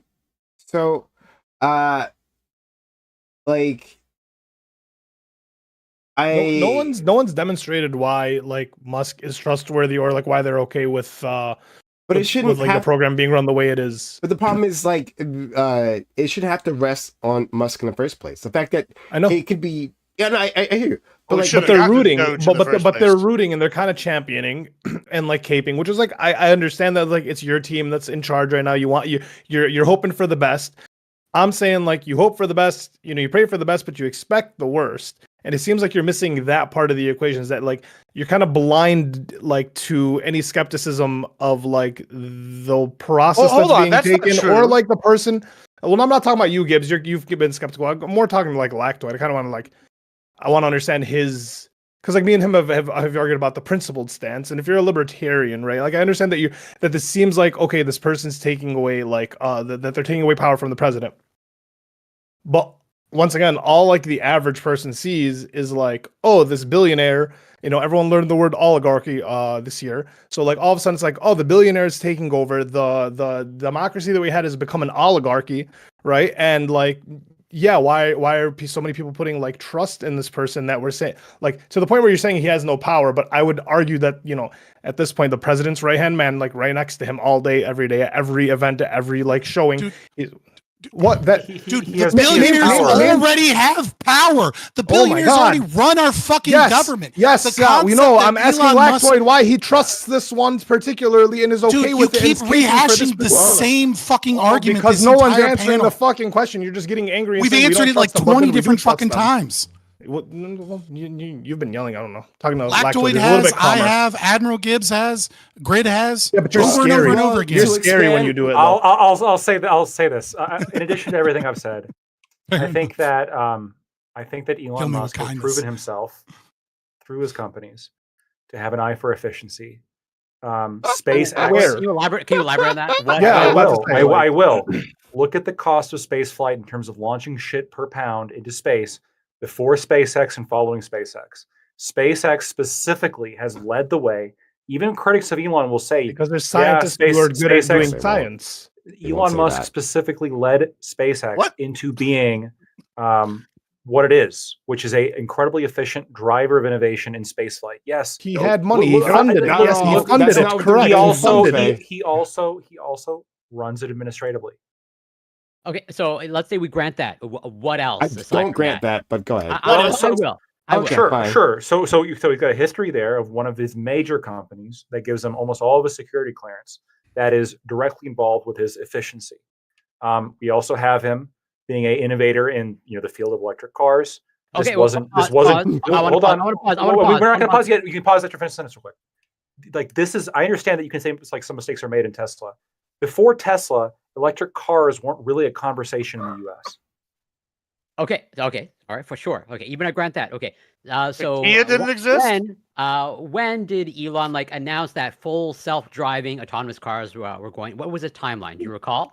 No, he's messed up the timeline. He overstates timelines. I don't know. Okay. I'm guessing many. He's done the same thing for Mars as well. Is that he overstated a timeline? He's that you can't really. Wait, should any good business owner run the department? He's over on better arguments. Okay, he's not a good business owner. When did Elon? I know. But Lactoid's argument that he is like, would any good business owner or millionaire, would any millionaire would be should be able to run the department of government potentially, because what does that communicate when you have these expectations for your work? That they made money. What you're communicating is my expectations for you, my employees, is that you get this done on a strict timetable. Does he set goals for his employees that are infeasible sometimes? For sure. But yes, many times. But empirically speaking, what's his timeline for Mars? I don't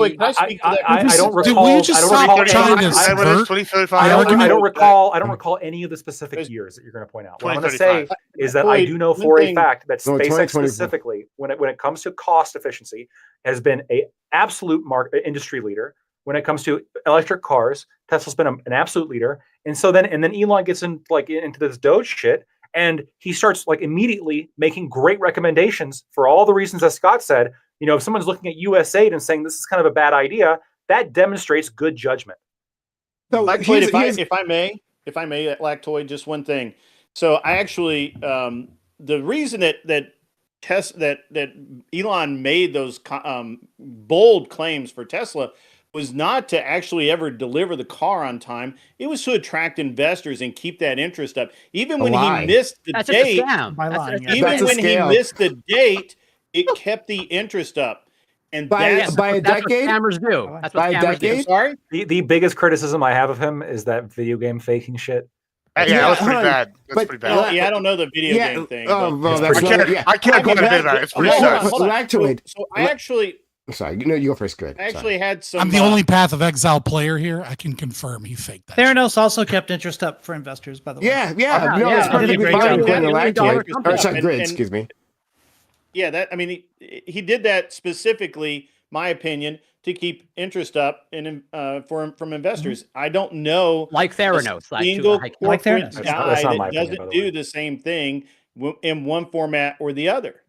They just do. They will make claims based on what they think will happen to bring in investor money. So that's what they do. But to actually achieve it is exceedingly special. But he hasn't achieved it. That's the point. So you guys weren't wondering what my problem is with Elon. So I have this to it. I can do this for. I can do. Hold on. I'm going to let you know what I mean. I'm going to let you know what I mean. Hold on. I'm going to know what I mean. I know you're going to spurg out again, but please. Holy shit! Don't worry. The question: does the Cybertruck exist? Hold on. Blue Eyes White Dragon. Shut the fuck up. Hold on. I'm talking. Thank you. Right. Got it. Shit, by the way. So any which way, right? So I'm going to distill down because this is a very long conversation and I can talk for, I think 2 hours about Elon Musk and what a fucking fraud he is. And that's the focus. He's a fucking fraud. In terms of, sorry, what are you saying to me? This is just a cost of launching a low Earth orbit by. Oh, okay. All right. Okay. We'll have to do that later. He's a fraud. I think many people understand here, he didn't actually invent Tesla, to be very clear, right? He didn't invent it. A pair of engineers created Tesla. He came in afterwards, bought the company, pushed them out, and then also pretended he was the founder. He like put that within as a fraudulent individual. He put that into the corporate the business news cycle, right? And people were just saying, "Oh, I guess he's the founder of Tesla." He's not the founder of Tesla.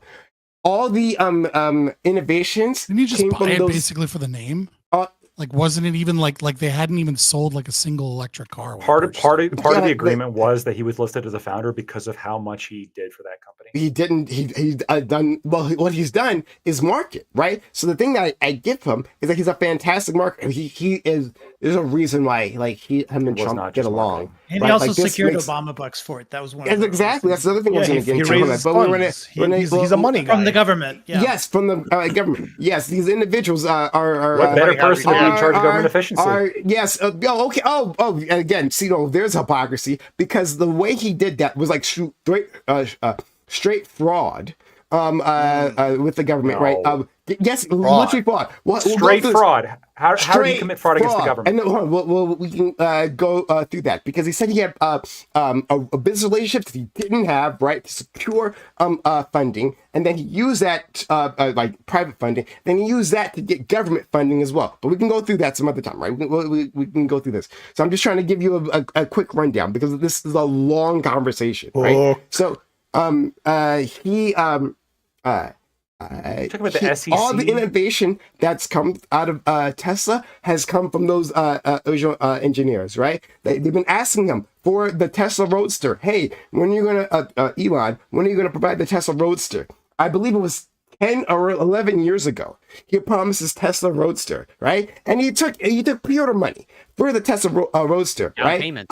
Yeah, down payments, $250,000 for this Tesla Roadster. He got that from a certain number of individuals, right? And it was like, was it 25 million or I forget how many individuals? But like it was millions of dollars came in, right? For this promise, literally has never delivered on it. People can't even get their money back. From this. This was a zero cost loan, effectively from his customers, right? For a product that he doesn't plan to deliver and he can't deliver because he's lied on all his promises, right? If you go down, and I would be happy, Blackwood, you and me, right? To sit down and watch his presentations where he makes promises as to what is coming and what he can't deliver, and I can tell you all the lies, the established lies that he's told many times before, right? And the ones that he surely, right, for reasons I can provide later on, he surely cannot provide. I have done a deep dive into Elon Musk, and I've seen exactly the endless amount of lies that this individual has done, right? He's a fraudster. Just exactly. And you can prove that he is a specific lie on his part as opposed to will absolutely do that. Yes. as opposed to just simply missing production targets. We'll sit down. We'll discuss it. I that can't he wait. knew that Yes, he couldn't that he provide knew, XYZ. absolutely knew that he's lied, and he's lied many times. But we'll go through that. I'll We'll go look at through your that. sources. We love to. We'll sit down together and we'll have this conversation. And when you're all done, you'll because prove that Elon Musk is like every other fucking bureaucrat, politician, billionaire. he's a disgusting individual. Which is why we should get you rid of USAID. Yes, whatever. I don't care. I don't care. I don't know why you. I don't care. I don't care about that. But anyway, so that's my issue with Elon Musk. If we So put you Mother didn't- Teresa in charge of Doge, would you be in favor of it then? Why would I? I told you, like I'm not in favor of this agency at all. Like why would you think that? No. Why Mother aren't Teresa you? was Why, kind of why, scammy too, generally right? speaking, She had a problem. She had generally her speaking- issues as well. Okay, leaving aside. Okay, I also saw the Christopher Hitchens documentary. Yeah. Leaving aside like the specifics, Curtis. Like I'm trying looking for some kind of like perfect person. Okay, if you had like this fucking choir boy, okay, why would you not want this person looking into government bloat? Why would I not want a? I think we already have. I guess my problem is that we already have systems to do that, right? We have like inspector generals. Obviously not enough because we have USAID. Well, hold on, but USA isn't government bloat. That part I've never agreed to. It's not government bloat, right? I don't like what lots of things it gets up to. I can agree with Scott with lots of things it's gotten up to, but it's not a government bloat, right? Wouldn't you want somebody to investigate that and potentially cut it? No, I don't. You're correct. It's not government bloat. It's fraud. It's our government engaged in fraud, right? I don't know if it's fraud, right? Like it is a tool of the State Department of statecraft to either help honestly with certain projects that might require some funding, right? Or to fund covert operations. Either way, like it's not fraud, it's not waste, it's doing what it's supposed to be doing.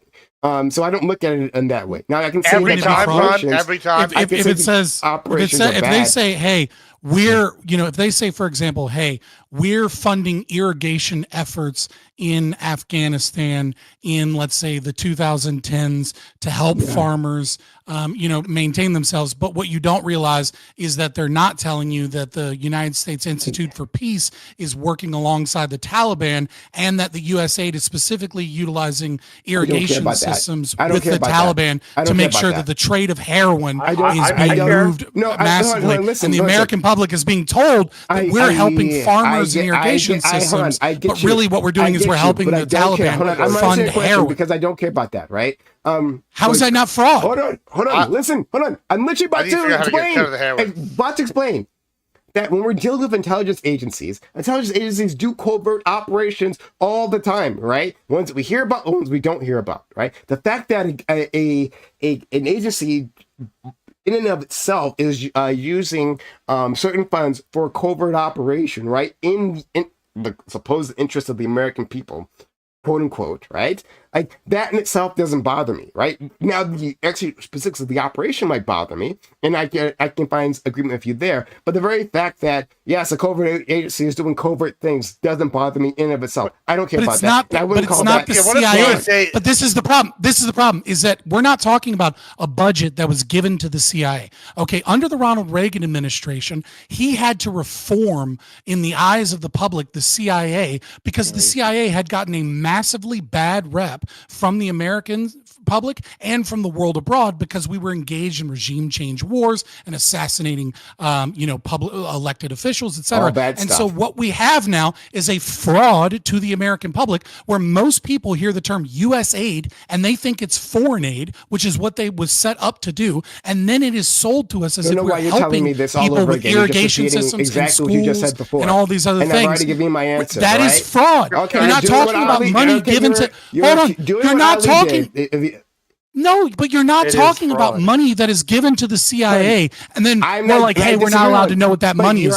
You're talking about money that is given to the USA. You asked me what my opinion was, and I already gave it to you. I've already answered the question, right? So there's no such thing as money laundering and fraud so long as the government funnels that money to the CIA to do covert operations. So if we have a giant infrastructure bill and it's like $2 billion and $1.8 billion actually goes to the CIA and it's utilized to topple regimes in other places, you're like, well, maybe I don't like what the CIA did there, but that's not fraud. We voted for 1.8. We voted for a $2 trillion infrastructure bill, but 1.8 went to the CIA. That doesn't mean Sorry, go ahead. After he's done. Yeah, just real quick. Let me ask you this. This maybe I just want to bridge a gap. Stepping on my toes, Admiral Gibbs. I'm sorry. I'm answering the question. Yeah, that's fine. I think this may be even worse for an answer. Right? So, Prime, you said the words, I think, where it's working as intended. So let me just give you a hypothetical, and I want you to tell me if you would still agree it's working as intended, okay? So, say Gibbs is now head of the Doge. I'm head of Doge. I don't care. Okay, sure, right. You don't like Doge. But I investigate a USAID program, and I see that it's funding Colombians food. Like, right? Cool. Whatever.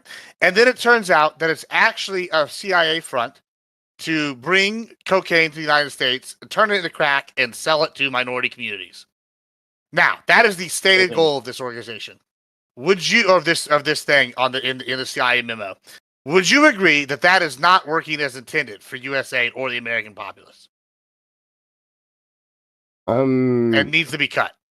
But here's it's a stated goal because you that's what they were doing. Like you guys don't understand where I'm putting crack here in America to minorities. I'm putting the focus here, right? I'm putting the focus on our politicians.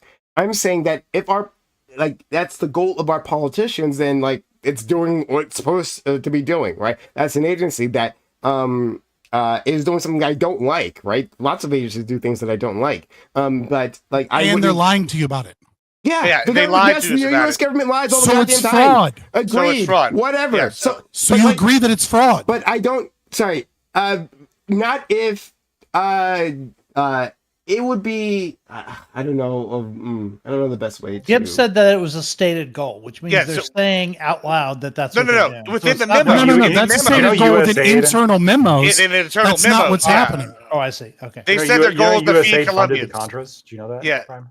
That's Yes, I know Thank that. you. Of course, I know that. Why wouldn't I know that? Why would you put? I Why would you would- ask Wouldn't me that be that? fraud? I If absolutely- only we had like a Doge in place at the time that would have investigated No, hold on. USAID But here's giving money the thing. to Here's the Contras, thing. Because they coke wouldn't have addicts. done that. Because hold on. Like Scott Although Scott they were has kind of for a long time. anti-communist, they're Scott kinda for a long time has told us, right? Has regaled us over long periods of time, over big rants about how all these tech oligarchs, right, are tools of the intelligence agencies. How they've gotten money from the intelligence agency, right? All the big ones, right? All the ones lined up behind Trump during inauguration. Every single one of them has our defense contractors are gotten intelligence money, right?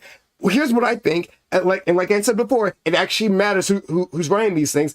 Those individuals who gets the defense contract money, right, and who was doing work for intelligence agencies directly. No, I don't think they would have actually zeroed out that, right? If Elon Musk he suggested cutting USAID. Yeah, I think Elon Musk, right, to ensure USAID is something that Donald Trump has a problem with, right? But if Donald Trump doesn't have a specific issue Elon with has it, a problem with it. if Donald Trump, again, I repeat what I said, because hold on, this is what you were saying previously, right? Well, Donald Trump has the final say, correct? Great, Yes, right? correct. So the only targets that you can actually effectively get rid of are the ones that, according to your logic, right, are the ones that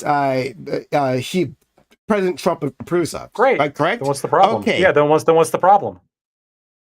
If you're saying Because you can't have your cake, I don't you think cannot this have agency you can't have your cake and eat it too. Like what I'm setting is President Trump, vets everything and approves of everything. Great. Then it doesn't matter who's doing it, because ultimately it's up to Trump. Like, so who cares? Who cares if it's Elon? But if Elon does have some say in it, like it seems like you're concerned about because you don't want Elon to be involved in it. Hold on. Your contention, just hold on, what you just asked me was, hey, like during the Iran-Contra scandal, if Elon Musk and Doge were in charge, Doge, yeah. Would they have cut it, right? So you're saying in an operation that, at least at the time, the public didn't know about, right? That was serving the intelligence agencies, who Elon Musk also serves and also has contracts before. You're asking me, would Elon cut that? Would he take that action, right? That's different from whether he would approve. There's different factions in these organizations. Isn't there, like whether he would not take that action or not take that action, right? That's different from his recommendation is public, though. I agree. If you had a different person leading the agency who is like maybe more pro like Reagan in this regards, like maybe they might not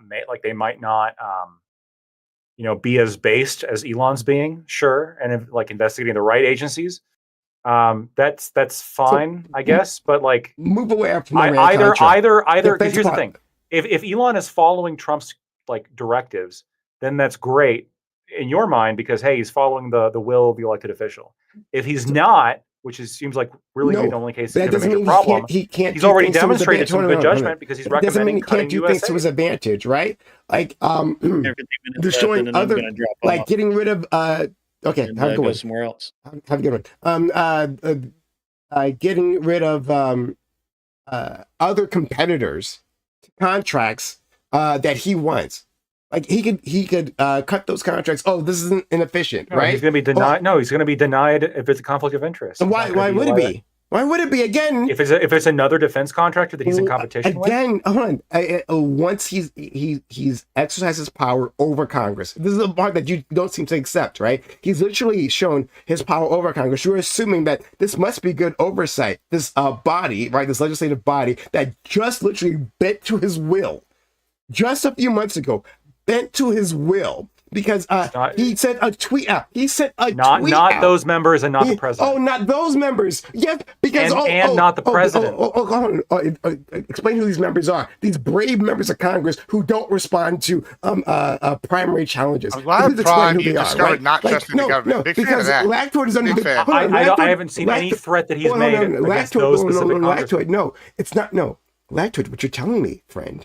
What you're telling me is that we have a special breed of politician that's been put in charge of Elon Musk, a special breed, right? Who are above these concerns. So please name them. Who is a special breed, right? The uncorruptibles. Again, I don't know the specific names off the top of my head. Name them. I don't know the names. Okay, then how do you know that they didn't respond to the previous? Because Elon Musk hasn't threatened, hey, if you don't let me do X, Y, Z, You I'm made going the to primary claim, you. so you have to substantiate. You did. But then on top of that, it's not just those congressmen. It's also the president of the United States who is not in danger of being primaried.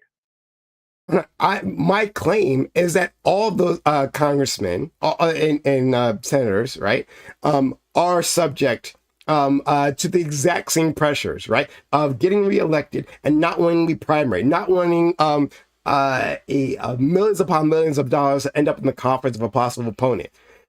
That's my claim. If they didn't do what Trump wanted them to do, that was the threat. If they didn't want to do what Elon wanted them to do, which happened to line with exactly what Trump was saying. That came if APEC afterward. says they're not going to fund a congressman or a politician anymore, and then they all of a sudden start bending the will. Well, same thing with Elon. If he stops funding them in future elections.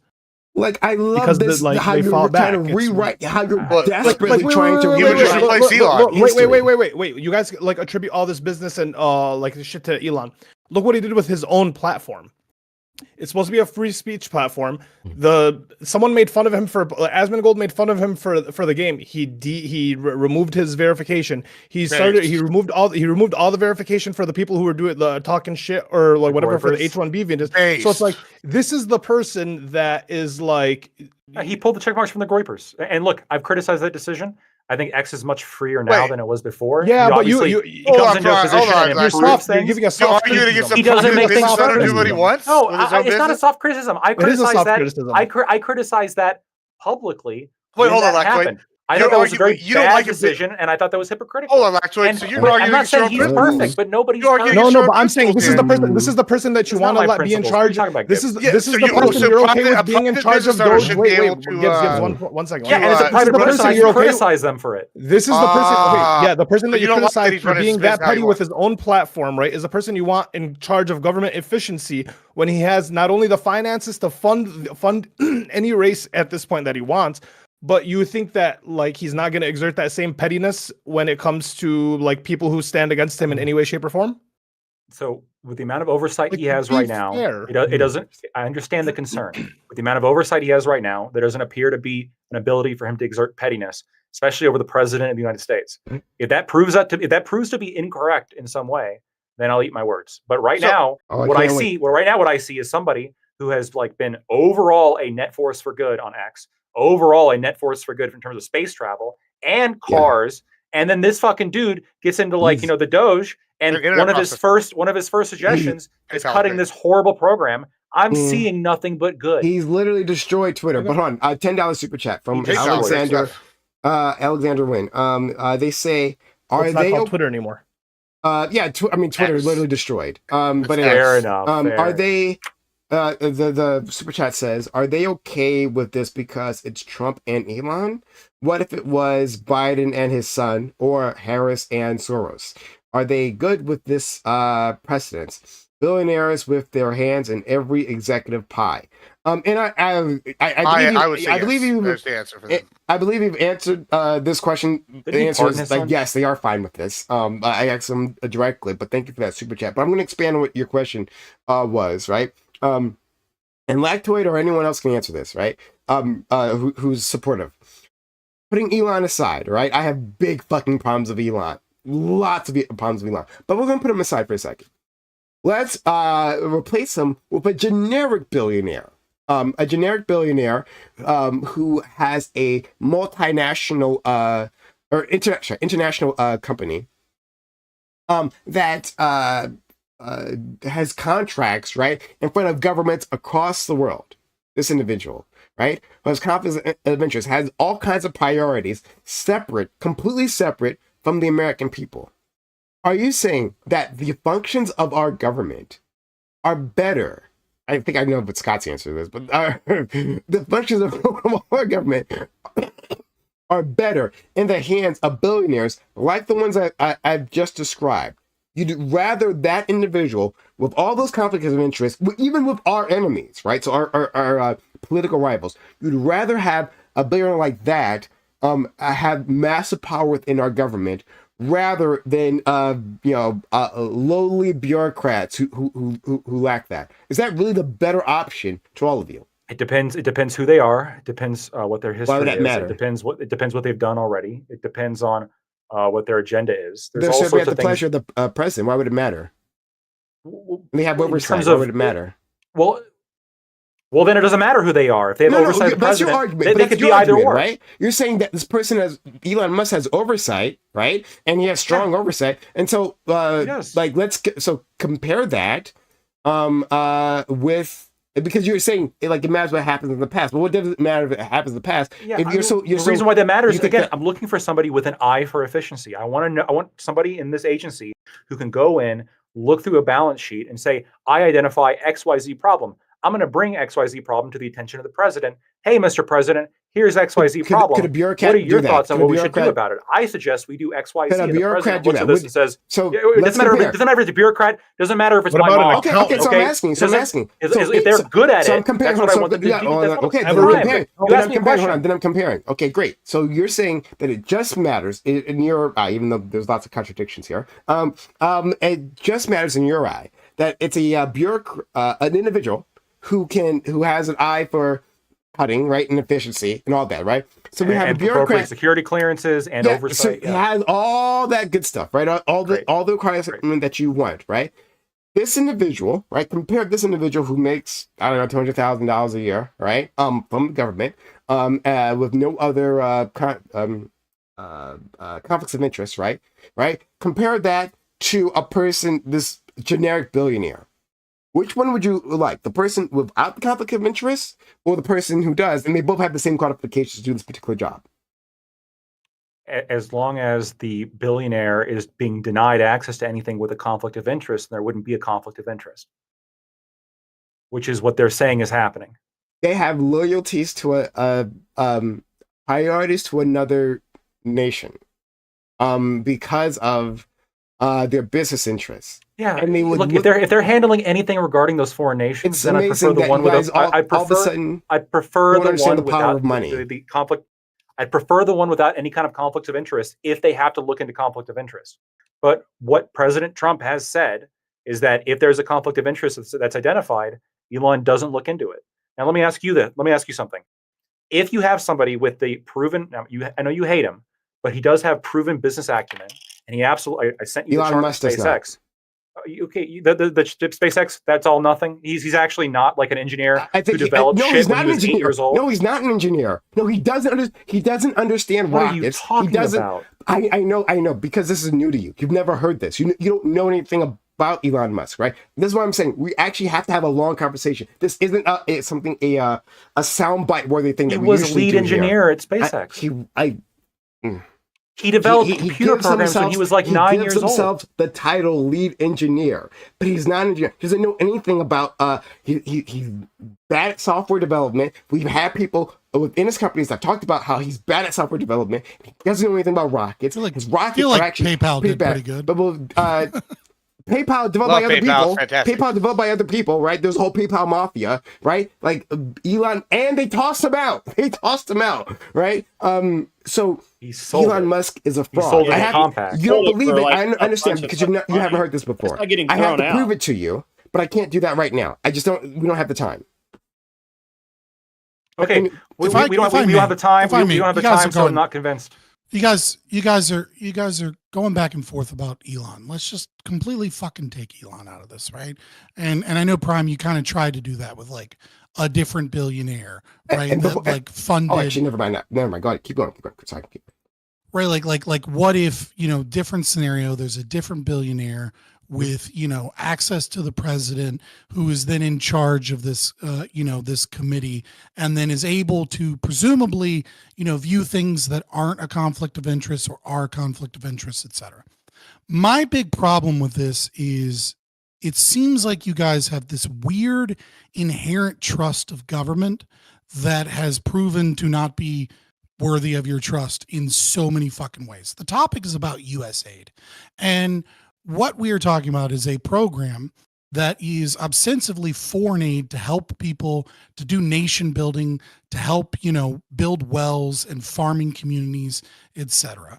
And what it is a United States, led mafia to create other countries and turn them into client states, right? The Blue Dot Network was a system developed between Australia, China, and USAID to go into countries and give them loans, and then say that if contingent upon these loans, you must use companies that have 3 blue dots that have been verified by us, which basically allows for Japan, Australia, and primarily America to be able to put in American corporations and give all of the money that is used for development to these corporations, which, by the way, are corporations that lobby and purchase politicians and have their kids sit on boards of things like foreign council relations and the national, billionaires, right? Corrupt billionaires and millionaires and all of these corrupt politicians work together to fuck over these countries. And then what they do is, and this is a great book about this, Confessions of an Economic Hitman,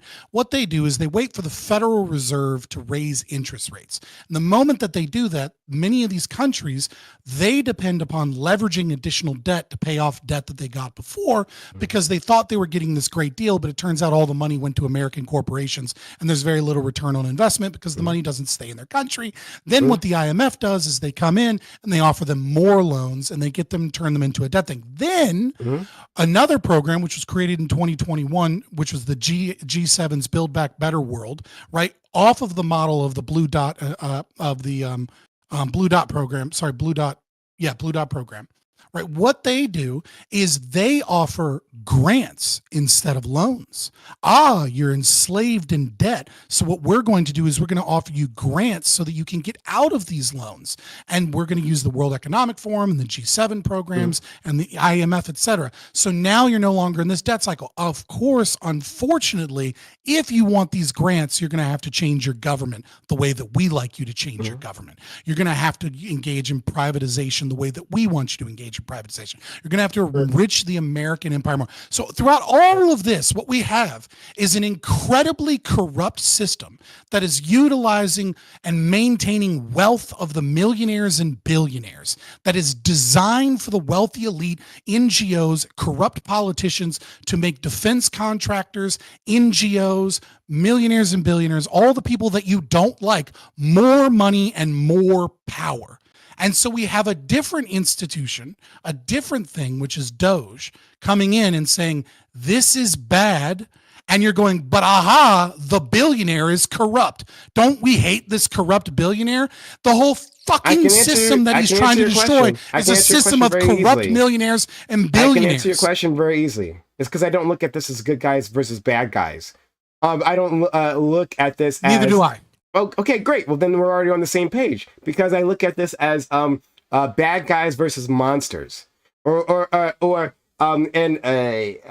disaster that I can control rather than a disaster that I can't. I'd rather have individuals who are elected and somewhat accountable, right, through somewhat of a democratic process, broken as it is, with all the caveats that I already have, because we've discussed this before, right? I'd rather have that than an unelected individual, a person with who first and only goal is their profits, them being in charge of these functions. Simple as that.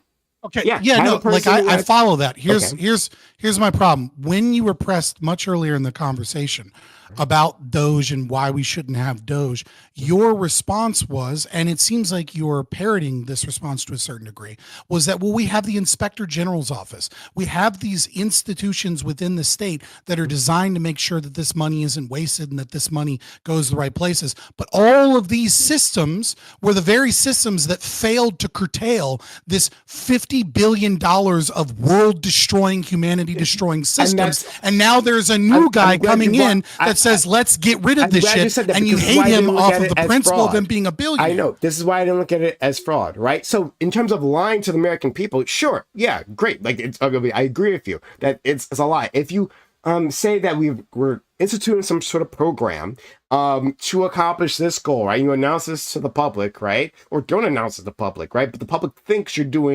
generally doing these types of things, right? But instead you're not. You're funneling it. You're using it for, COVID operations or whatever, right? Yes, they lied to the American people, but right, for the function of that apparatus, right, of this organization, is doing exactly what it's supposed to do. It's supposed to do that money laundering operation within that Eastern European country, so that we can get weapons, right, to combat Russia. This is all new. Let me answer the question. This is what you want to. You were confused about this. I'm letting you know. Here's my opinion, right? So yes, like this agency, it's supposed to do. It's like under the oversight of our politicians. And it's running as it's supposed to run. So I don't look at it as necessarily fraud, because like that's the goal, right? That's the goal, is to do these things. But I can say that like it's maybe morally corrupt or something that the government shouldn't be doing. But if it's running as intended to, right, then the Inspector General looks at it and says, okay, well, you're actually doing your actual goals, not your stated goals, but your actual goals, you're accomplishing that, right? Well, then there's nothing to cut. I disagree. I think, and here's why I disagree, right? The CIA has a budget. The State Department has a budget. Okay. Now, when you're saying, well, the USAID is doing what it's supposed to do, I agree that it's doing what it's supposed to do as far as politicians that are lying and committing fraud to us say, okay, but when you, as the American citizen, are being told that USAID is this giant program that roughly 1% of your taxes goes towards, and that your taxes are being spent on building wells, on helping universities, be able to study things in other countries, giving reading programs to Pakistani girls, they're feeding, impoverished people, and the organization is called USAID, and you're being told that it is foreign aid to help people that are in need, instead of that money going to the CIA. That's just not true, Prime. If USAID was destroyed and all of that money went to the CIA, a lot of people would be like, hey, man, the CIA has a real big fucking budget that's real secret. Maybe we should cut CIA funding. But instead, we've created this new program that is designed to look like foreign aid to help people, but is being utilized fraudulently as an arm of the CIA. You would have an argument if the CIA had the same budget and USAID didn't exist, and then they were like, look, this is secret shit, you don't get to know what we do with this money. But instead they say we're doing good things with this money, when secretly they're fucking destroying the world with this money. I can see, again, there's a person, again, and I hope you already know this about me, but maybe I have to say it again. I hate U.S. imperialism. Right? I have huge critiques of U.S. imperialism, right? Critiques that I think are similar to you, Scott. Maybe, actually, I'm not sure about Lactoid so much, but at the very least, similar to you, Scott, on this, right? And the polar opposite of whatever Gibbs wants to do. So I hear you, friend, on that. But like, if these agencies exist, right, even though I may not want them to exist, or I may not want them to do the things that they do, right? If they do, I understand that to operate, right, to be as effective as possible, it's useful to have fronts, right? It's useful to create things, right? Like to create like an organization, like whether a quote unquote private organization, or this charitable public organization to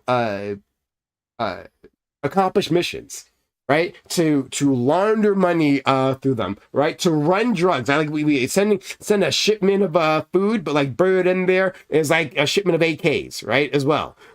It's useful to do all that. So if we're going to have these things, which I don't think we should necessarily have these things, right? It's fine if the U.S. government does that to accomplish its missions, which I don't agree with in the first place. Okay. Let's assume saying it's fine sounds like you're kind of okay with American I'm not imperialism. okay. But let's set that aside. My issue is, like, look, I understand you believe that maybe it's okay for some reason for In-Q-Tel to exist, right? Which is an investment firm that the CIA uses where they gain and funnel money from billionaires and things like that to set up things like Metabiota, when they set up the level 4 biolabs in Ukraine, and when they, engaged in corruption in Ukraine for like American interests, whatever, right? In-Q-Tel exists. It's an investment firm that gains money and funding from billionaires, and then they make sure that they do what the billionaires want, like start wars in the right places, so then that those billionaires get their money back by engaging in whatever, right? My issue is that the CIA has somewhere between like $30 and $40 billion budget, and USAID has somewhere between like 35 and 45 billion, right? And so what we have is we have a program that is working for the CIA that has a budget bigger than the CIA.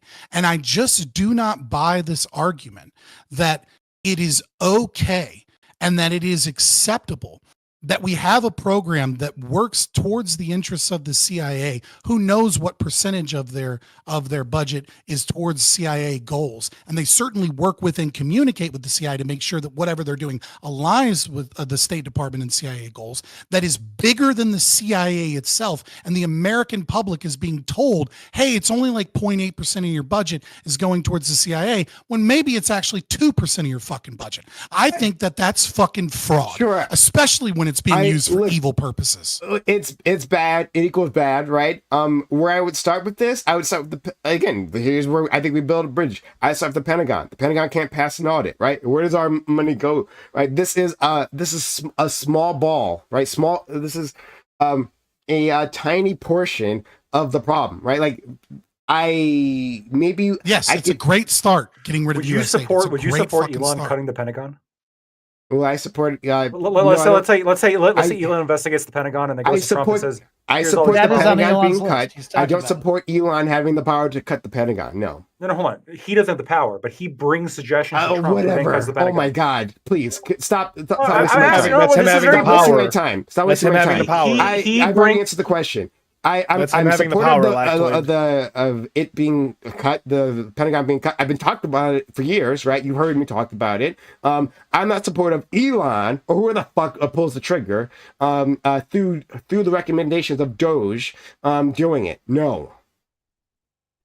I have a question. So the Constitution has. Who do you trust? How do we fix this? Because you said the Inspector General's office would be good, right? But they didn't stop it. So how are we stopping it? I have to re-engineer the whole system. I have lots of ideas on this. I've talked about it before. But before we do that, I'm going to get Aiko. Yeah, so the Constitution gives authority to the Senate, right, to advise and consent. And it sounds to me like this Doge thing is more powerful than any agency, than any secretary that would have to be confirmed, because like if once you confirm a Secretary of State, they have authority over the State Department, right? Once you do confirm DNI, they have authority over the intelligence agencies, right? But they're in their silos. Now we have people who are over all of the silos in the same way that only the president should be. And they don't need advice and consent from the Senate. And the only step that's missing is, the only difference is they talk to the president and then the president does the thing, right? But other than that, they're higher in power than any secretary, and yet they don't, advice and consent is not necessary. So are we saying they don't make any decisions? Right. So are we saying at this point there's just no theoretical basis for the concept of advice and consent anymore? Like, what's the point of it at this point, other than the fact that it's arbitrarily in the Constitution? Was the department heads can make decisions on, like, they can make decisions on their own. They don't have to like go to Trump and say, Trump, I think you should make this specific decision, and then Trump makes the decision. But they can. I mean, he still has the power to fire. They serve at the pleasure of the president. Oh yeah, ultimately he can turn it fire over. them. Yeah. Yeah, he Just can turn he over. just like he could fire Elon. But again, the difference Just like he can is fire like Elon. Yeah. they have control over their departments. Those departments get funding from Congress, etc. This is entirely different. Doge doesn't get, it's not allocated funding from Congress. It's not. Well, there's also a corrupt incentive structure. Every single department head, his job or her job, right, is dependent upon showcasing that they're doing a good job with the money that they have. Okay, like they're not incentivized personally as an individual to go to the president and say, hey, look, my department's doing a bad job. Please cut my department. Please give me less power. Please give me less, please trim the fat here, right? Like, sure, there is an incentive to cut and trim fat within their own department and then maybe go to the president and say, look, we cut and trimmed this. Aren't I doing a good job? The Doge is love it or hate it, right? I understand that some people have, like many people here, have an issue with Doge, but nevertheless, the incentive structure of Doge is to find fraud, waste, and abuse. That is every instance of fraud, waste, and abuse that they find is a pat on the back, and that is confirmation that they're doing their job. Wait, real quick.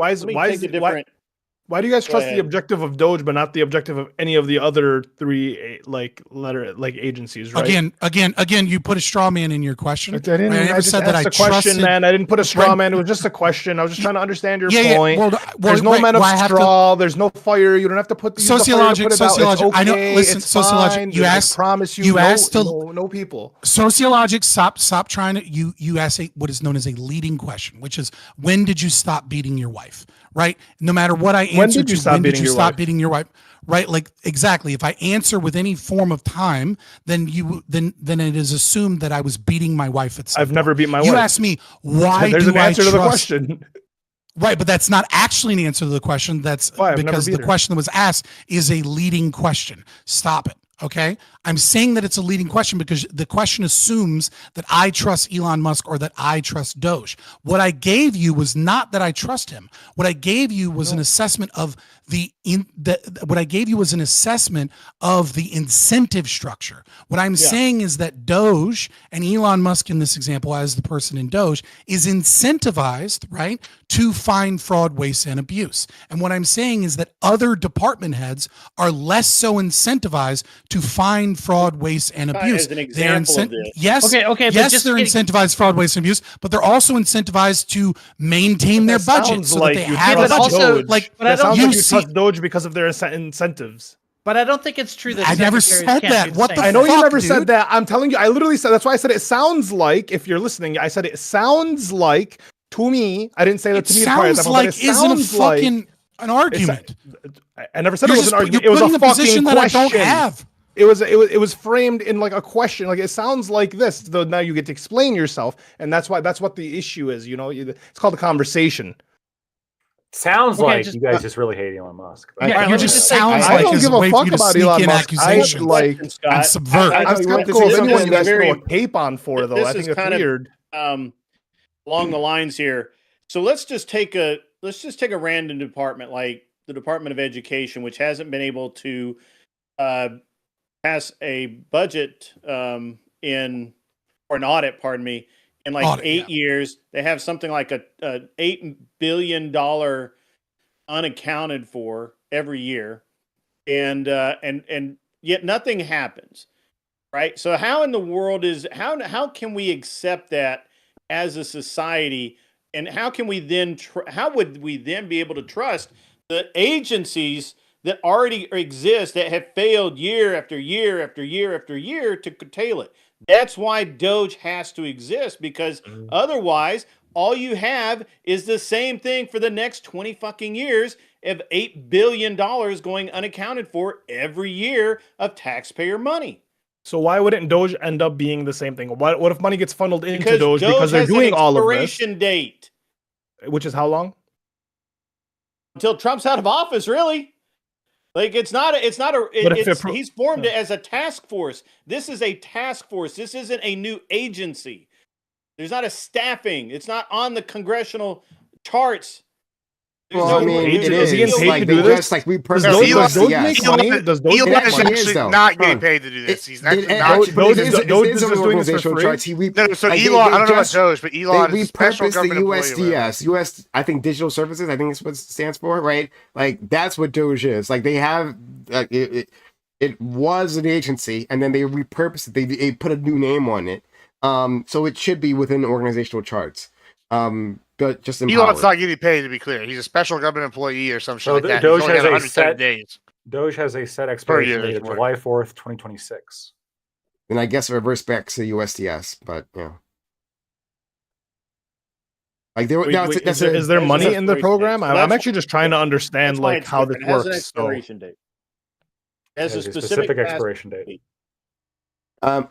Iko, did you want I'm to sure say there's something? money, sociologist. Somebody's got to pay their fucking like average Iko, did Joe you want to that's say working there. something? Yeah, I just wanted to point out that it's not true that you have to like create this new department in order to get cuts from people who've been confirmed by the Senate. For instance, Betsy DeVos proposed a $7.1 billion cut to the Department of Education under Trump. Like you don't have to like circumvent the Constitution in order to get cuts to agencies. You have to be pretty darn motivated in order to get it done. Like I understand that. Well, I count. Did that cut Elon's happen? tweet an hour ago about the Department of Education? I'm sorry. As of an hour ago, Elon tweeted about the Hmm. Department of Education that Doge was in the process of reviewing it. Yeah, I know. But I'm talking about in his first term. In his first term, he had that proposal In his from first his term, own. I think like, Trump was head really agency. naive, but that's irrelevant to what's going on now. What's going on now is now, and that's what we need to deal with. Well, hold on. Maybe not quite, but I count. Did Betsy DeVos get that cut passed? What do you mean passed? Like she Like, does so the was it- proposal and then it has to be. No, I don't think Trump approved It's it. not, it Yeah, hasn't gone through yet. it It didn't would go have had through. to have been. It would have had to like So- Trump would have had to have to approve Right, that. so And I then if guess- Trump were to do it, well, this happened before the decision last year. But if Trump were to do it to attempt that now, he would still need to show that he's spending all of the agency money that was authorized by Congress in ways that were intended by Congress. And my assumption is that DeVos wasn't able to do those cuts because she couldn't show that it was congressional intent. Right. And So they would have even more of that problem now, right? Because would they? of the Supreme Court decision. Yeah. Well, so here's my thing, right? So if you're arguing that, like, Because the Supreme Court now explicitly says that you have to prove congressional intent in order to get whatever cuts you want. all right, okay. And so what do you think Doge's goal would be when it's looking at the Department of Education? To return all power to the states and to eliminate funding, I would assume. Okay. And why Not- would they be more effective than, say, Betsy DeVos just recommending this to Trump and then him passing it? What's the big difference here? All right, do you see one? Not see one. 'Cause I don't see one because I think now it's going to be even more difficult than it was before because we have this overturning of the. Hold on. I'm confused by what a lot of people think here because something doesn't seem to add Yeah. up. There seems to be an assumption, right, that the goal of Doge when it cuts fraud, waste, and abuse is to then silo this money or freeze this money or return this money to the taxpayer. I don't think anyone in the Trump administration has, and correct me if I'm wrong, has made this claim that this money is then just going to be like written out as checks to the American taxpayer, frozen in some regard, right? So if you assume, let's say, for example, that the Nobody's saying Department of that. Education, right? So let's say Doge investigates the Department of Education and finds 20% of its funds are spent on useless programs with no return on investment that don't help out anybody, that go towards like something that they consider to be dumb, right?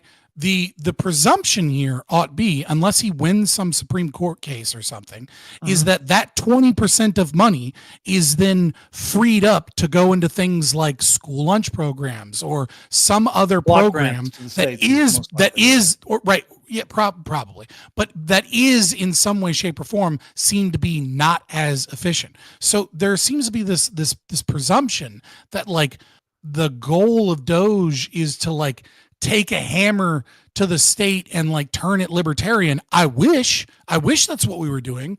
But it seems to me that what the goal is to go into this, find that there's a bunch of taxpayer funds that are being spent on dumb shit, and then move those over into the same program, into the same agency towards the traditional spending that, like, builds roads, builds new schools, is welfare assistance programs, whatever the fuck those things may be in that instance. It seems like we're arguing that Trump is a mega.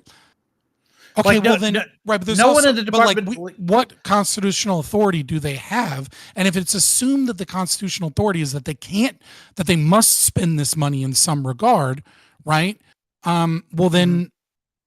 There's that. And secondly, the other stated goal of Doge, which we haven't even talked about, but I guess fair enough because the topic should be about USAID and everybody agrees with me that it's a giant evil program. We just don't agree on whether or not Elon Musk is more evil than the most evil government program in existence that has killed and genocided millions of people worldwide and destroyed progress and innovation throughout the world. We can't agree that like that's good enough to allow Elon Musk to say that we shouldn't do it because Elon Musk is so mega bad. But like the other thing that Doge is supposed to do is find regulations that exist and get rid of those regulations because they are obtrusive or because there's overlap in them, right? Like when Congress writes laws, more often than not, they have this very, very vague concept of like how something will be regulated because they trust the bureaucrats that are like experts at the EPA or whatever more than they do the congressmen in terms of how it's handled. So there's a ton of regulatory power that is given to the executive branch, even though it ought to be Congress, constitutionally speaking, because they write very vague things and say, hey, just get this done. And it's Doge's job to come in and go, well, we have overlap and we have things that are stopping business. And that's not even a money thing.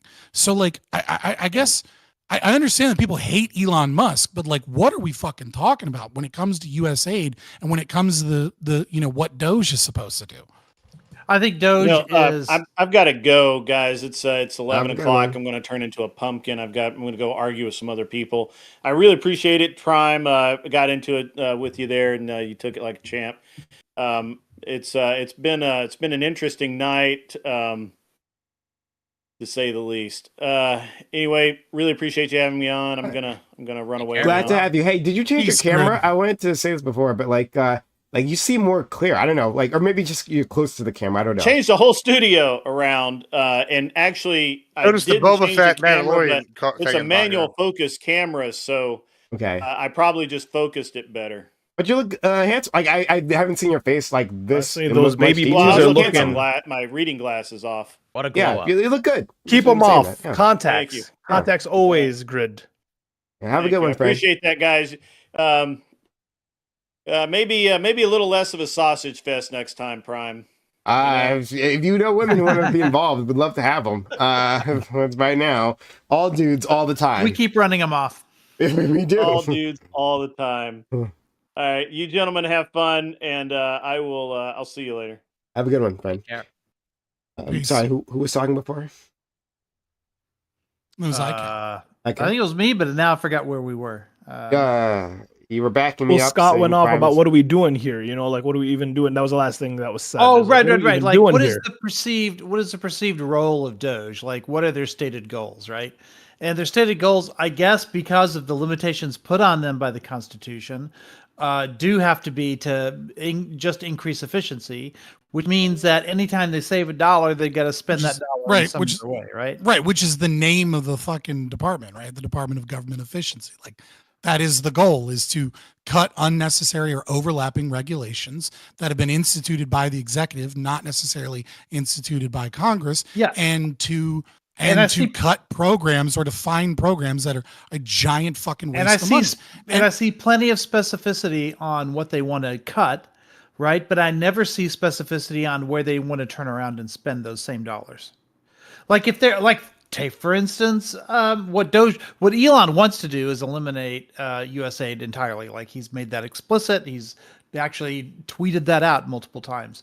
But he hasn't said where those dollars would go, and if those dollars like are ordered by Congress to be spent where's for the helping these efficiency? other countries, then what we've got to see is, okay, we're not spending them to create race wars in West Africa anymore, but we are going to spend those money in this other way. And what is that other way? Like, nobody's saying anything. No proposals. Well, I mean, Just that's cuts. not his job. Like, his job is to say these areas of Department government of are Spending. inefficient. Well, These areas of government are inefficient. in order It's to his make them job to go, efficient, look, he has to spend USAID, them efficiently. USAID right? is corrupted and has been infiltrated by the CIA and by, Yes. NGOs that work for the CIA from the top to the bottom. This whole fucking thing has got to go. That's So his this- job. His I- job I- is then- to then- in this find case- the then government what? waste. We take it Well, away, but in this case- I see the problem, but here's the thing: like, sure, In this fight case, off- it's if- Gibbs's if I don't- worst nightmare, right? Because what they're saying is we're not going to save any money. We're going to spend the same amount of money we did No, before, I right? go. We're just not going to dominate other countries and make them pro-American. You know what, anymore. now they have an argument I, for Congress. I agree with you, actually, Next Ike out here. Yeah. Right? Like, so Doge goes in and finds all these inefficiencies and then Right. presents them to the president, who like has a running tally and is like moving shit around. And then next time Congress meets, Apparently, right, it's going to be State Department determining how to spend those dollars. In the future. right. But next time Congress meets and they're deciding the funding for all these agencies, Uh-huh. the argument's going to be made: here are all these inefficiencies that Doge was able to identify. We're Mhm. requesting less money this year round, which is a good thing. Yeah, I think We're just It requesting won't less be. money. There's That's too it. many neocons in the Senate. They're not going to agree. They're not going to agree to that. They're going to want to spend this money in ways that they perceive are going to compete with the Belt and Road Initiative in some way. Well, yeah, I mean, actually that's agree with you, Ike. Maybe, but at least the option's given to them at that point, like to know what to cut if they actually care about efficiency. And I mean, I mean, literally, yeah. Donald Trump could fire. I mean, literally, Donald Trump could fire every single employee at USAID, have one guy that works in a fucking cubicle, and say, "Hey, all of the money goes to food, not bombs." But hold on, fuck that, fuck But is he going that. I was going to say Gibbs would hate that. I mean, he could do That's that. awful. He could No. fucking do that. No, Ike actually brings up a Use good it to point. buy Greenland. There you go. Yeah, that'll keep sure. Gibbs happy. Yeah, that would like listen. There's caveats that make me Well, happy. that would go No. against what USAID presumably is for. Right. But Well, they're we not give food, not aid. We bombs. give aid in the form of bribes to Greenland No, citizens. no, And then this we- is why. This is why earlier when we were talking about this, right? Like I was trying to get like, all right, so Prime and very anti-Doge, right? This is what I was trying to get out of Prime, but he didn't want to play ball, so I'll just try to like lay it out how I wanted to. All right, listen. Say hypothetically, we all think that there needs to be some efficiency in the government. You know, that's a crazy concept. Okay, so how do we do that? We invent the Doge. We put it in power. All right, my argument earlier when we were talking about clearances wasn't specifically whether someone's got secret clearance or top secret, none of that shit. It doesn't matter. Someone needs to be able to look at the spreadsheet and go, all right, the stated goal of CIA agency number 776 is to sell crack to Americans because we don't want certain minority groups to be in power. And someone go, oh, hey, maybe that's a goal that's fraudulent to the American taxpayer. Let's cross that one out. Then they also need to be able to go, hey, I'm looking at goal 797, and it says it's supposed to be to get fisheries done in Nigeria. Okay, and this is not a front for a CIA operation. Well, fisheries got overrun by Boko Haram. Don't need to send money there no more because stop funding that. Even though the money's kept going there 5 years after the thing.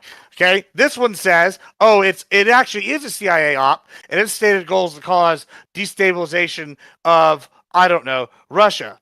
And how long has it been going? 30 years. Putin's still in power. All right, clearly this one's not been effective.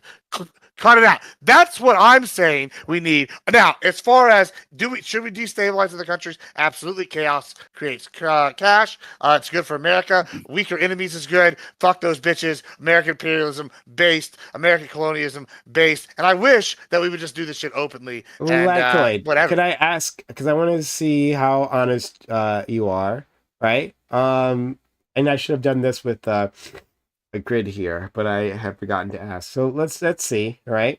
The salute that Elon did previously.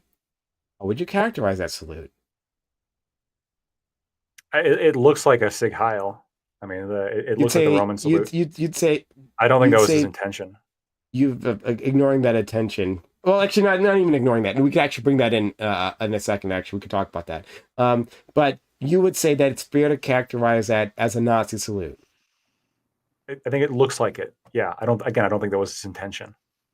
Why- can I why- add okay. one thing to that? Sure. Just quickly. I actually can buy that he was just being a moron and doesn't want to and that wasn't his initial intention, but now he won't address it in a serious way afterwards because just like Trump, once he does a thing, like he wants to stand by it. But even if you do like give him all of the good faith and say, yeah, he was just being an idiot. How do we respond to all of these other people now who are imitating his C. Kyle in order to troll the left? And they're like, there was a priest who just got defrocked over doing this. Got and fired, yeah. Several streamers who've gotten fired from their jobs for doing this. And I don't think you government can't deployer. say they didn't know. Like clearly, obviously they Oh, knew. but they're mocking. Okay, so to defend them a little bit, right?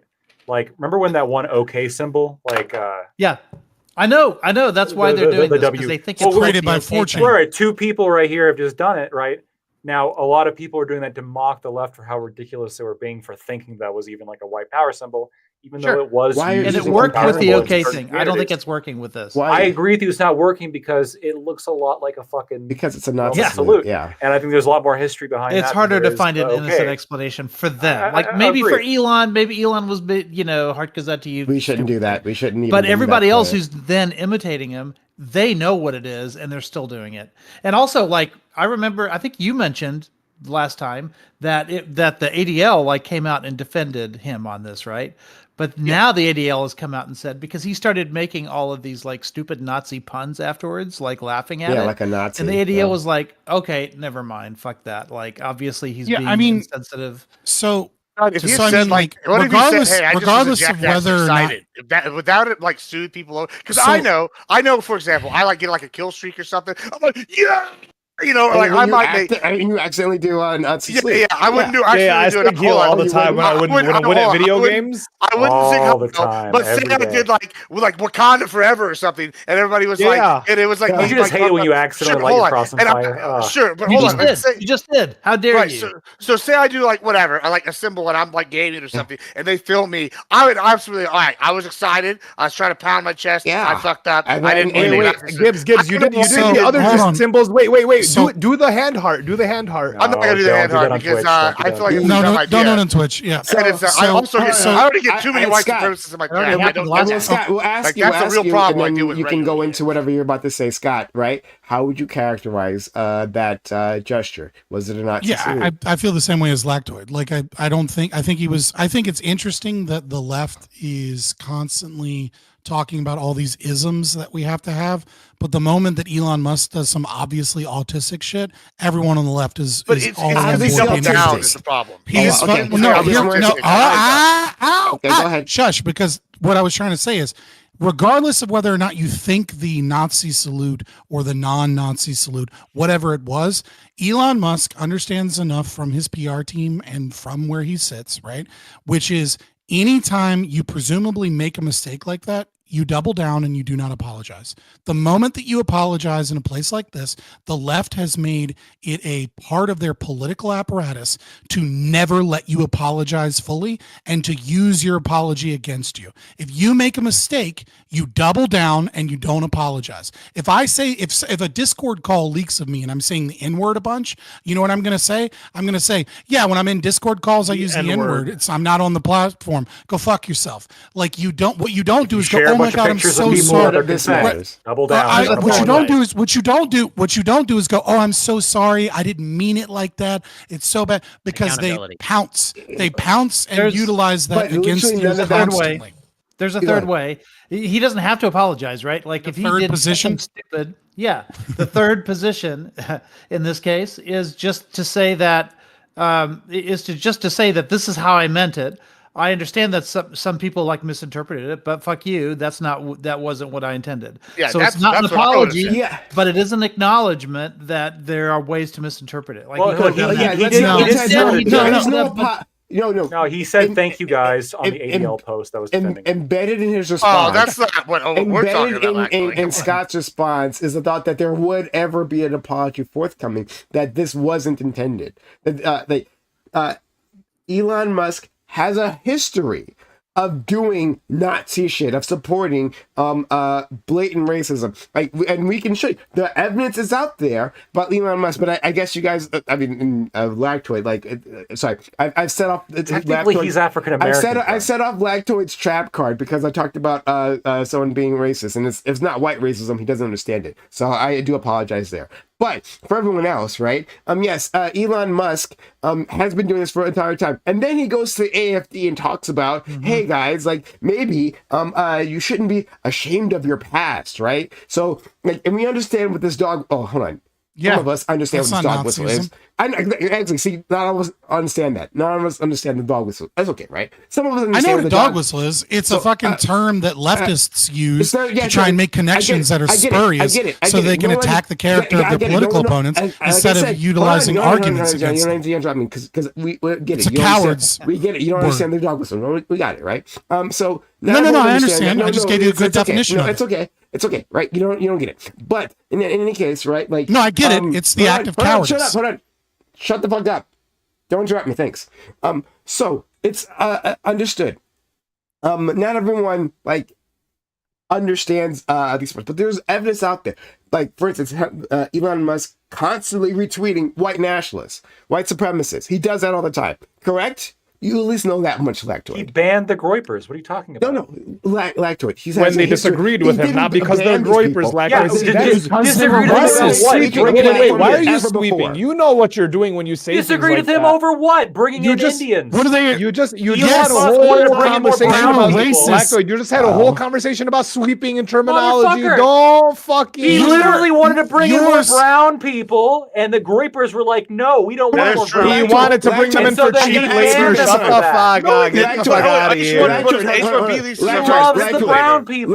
For cheap labor. I have to ask you this. Sociological, that's expensive labor. Love Indians. I gotta ask you this because, like, I use them for work. I know what Scott's gonna do. Sociological, you got it wrong. It was for expensive labor, not cheap labor. Lactoid, it wasn't like that. We're hiring. Lactoid, do you understand? Lactoid, do you understand? That's just not how it works. Racist, right? You don't know anything about racist, but I'm gonna try anyway. Lactoid, do you understand that racist, right, might be okay?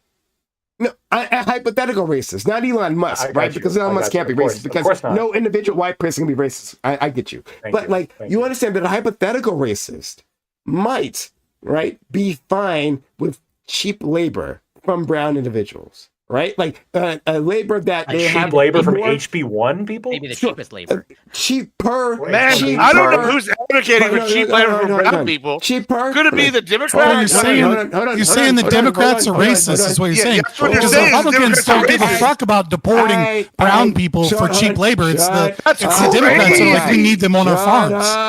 That's exactly who it is. Back to Lactoid. Cheaper, right, labor that they have more power over, right, that have less labor protections. You would think, like, what a hypothetical racist, because real racists don't exist, I know, but what a hypothetical racist do you think would like that deal, right, when compared to a workforce, right, maybe a more a probable white workforce that has access to labor protections, right, a brown workforce versus a brown workforce that comes in, which has less negotiating power and less labor protections. Would a racist be in favor of that hypothetical one, of course? A white nationalist for sure would not be. I didn't say it was, well, no one's ever accused him. Well, you did. You said he's retweeting white nationalists. Well, yeah, he does, but I didn't say he was a white nationalist. Because he's racist. Right, he's a racist. Okay, so he's a racist, not a white nationalist, though. Hold on, there's lots of flavors. Hold on. Don't be obtuse, Lactoid, because this wait, is wait. No, I'm not being obtuse. I'm not being obtuse. Yes, you are. Because you understand there's all kinds of I'll explain why I'm not being obtuse. Here's a guy who's working with an Indian guy. Doesn't matter. Right? Sure, doesn't matter. He fired in order to oppose. Fired. I don't think. No, he didn't do that. Right? Will you guys stop trying to subvert and just deal with the actual arguments? Right? Thank you. And so he's working with this Indian guy that he's like a big fan of, and he's arguing against the Groypers in favor of, as the Groypers would say, import more browns into America, right? And these are H-1B visa holders. These are people who make a lot of money. They have to make a lot of money to justify the cost of the visa. Elon Musk actually was under the impression that they were actually making more money than they actually were, because he was getting into fights with Groypers where the Groypers were saying, look, they're not actually making as much money as you think. They're just like upper middle class. And he's saying, no, they're like really, really rich. And then that's the back and forth that they're having. And is anything here indicative of a racist? No. No, this is why. Hold on. This is why this is why I have deep problems with you, Lactoid. Deep problems with you. Deep problems because of exactly this. Because you refuse, right? You refuse, like till the day you die, right? You refuse to have any sort of systemic analysis here. You refuse, right? Like, because what you can do is you can look at an individual and say, well, they have a friend. They have a brown friend. You're accusing an individual. They have a token. I know they got brown friends. You're not talking about a system. You're talking about a person. I know. He's got and he didn't requires an individual analysis. I know, and he hasn't assaulted him in public. It's amazing, right? Yes. Bastion of tolerance. No, I get you, Lactoid, right? Having minority friends is evidence against being racist. I know he's got a brown. He's got a brown friend. No, he's having a live friend's evidence against being a serial killer. He's got a great colleague. He's got a great brown colleague. Evidence, but if you had systemic analysis, right, of not just racism but actual class, if you could manage this, which you refuse to do, right? You'd say, well, hold on, Vivek is a billionaire. Like our friend, like Elon Musk, he's not right? white. Like, oh yeah, but he's. I know, he's dark. He's one of the good ones. Yes, but again, because you can't even hold it in, right? Because you had to burst out with this individual analysis because that's all you're capable of, right? Because Elon Musk, we're talking about an individual. Excuse me. All you allow yourself to be capable of because you specifically, with every fiber of you being, reject any systemic analysis. So again, but if you did, you'd realize, hey. Vivek Ramaswamy is a billionaire, right? And within that billionaire class, they have interests that they might have in common. And that's like to a person like Elon Musk, who wants more power, who has dedicated his life to getting richer, right? If there's another person who also will help him accomplish his political goals, regardless of the color, that, hey, they might work with them. That racist, maybe, well, sorry, the racists don't exist. What's the evidence he's racist then? I'll have to lay it out for you, right? I'll have to actually provide. This isn't fair. I know because you need me to provide. I provide evidence against him being personally a racist. I know. I will provide that. And this is what I'm saying. One thing right now. No, Lacto, because I want the trial. Because if I already have, right? But then you'll say, hey, like I talked about all the white times he's retweeted, all the times he's retweeted. Give me an example that I can take a look at. Exactly, because you're asking me for an example, and clearly I don't have that. So why I'm saying Lactoid, like I said previously, Lactoid, is that we'll literally have to sit down and do this, right? From top to bottom. It'll have to be an hours-long conversation with you. I'm sure of it, right? It has to be the case because otherwise you're going to say, hey, but you don't have this source right here. Because why would I have that source here, right? Why would I have that ready? But I mean, you're accusing somebody of being a racist. I know. I mean, why? Do you think, Lactoid? Don't be a dumb fuck. Can you please not pretend to be a dumb fuck? Because I know you're not a dumb fuck, right? Do you think all the people? Batman. Hold on. Do you think all the people that I think are racist? Because you know I think a lot of people are racist. Do you think the burden of proof should be that Prime should at the ready at any point in time, right? Like when a person comes up in conversation, be able to prove right there with screenshots or whatever the fuck, right, that they're racist. Or I guess they might not be racist, right? Because Prime didn't have the ability to prove in that very moment in time, didn't have an encyclopedic knowledge of all their conversations, right? Of all the relevant discussions. Is that what you're saying? Is that the burden of proof? No, I'm not asking you to. I'm not asking you to have like an encyclopedic knowledge about all this. I asked you for one example we can look at. I think in a conversation that's lasted like what 20, 30 minutes now, it wouldn't be too much to ask like a quick Google search to find me one example. No, when I gave you multiple examples of the contrary. Because it doesn't matter. With no specificity at all. You're making a claim these are white nationalists. That's an extreme claim, Prime. You're claiming that someone is a Nazi. The technical claim is I got a question. You said that he was racist. That is either one of two things. Either A, it's not a big deal to be racist and we shouldn't care, or B, we should care if someone's a racist. And if that's a big charge and we should care, then you need to fucking prove. Yes, I you know need to that. provide evidence. Hold on. There's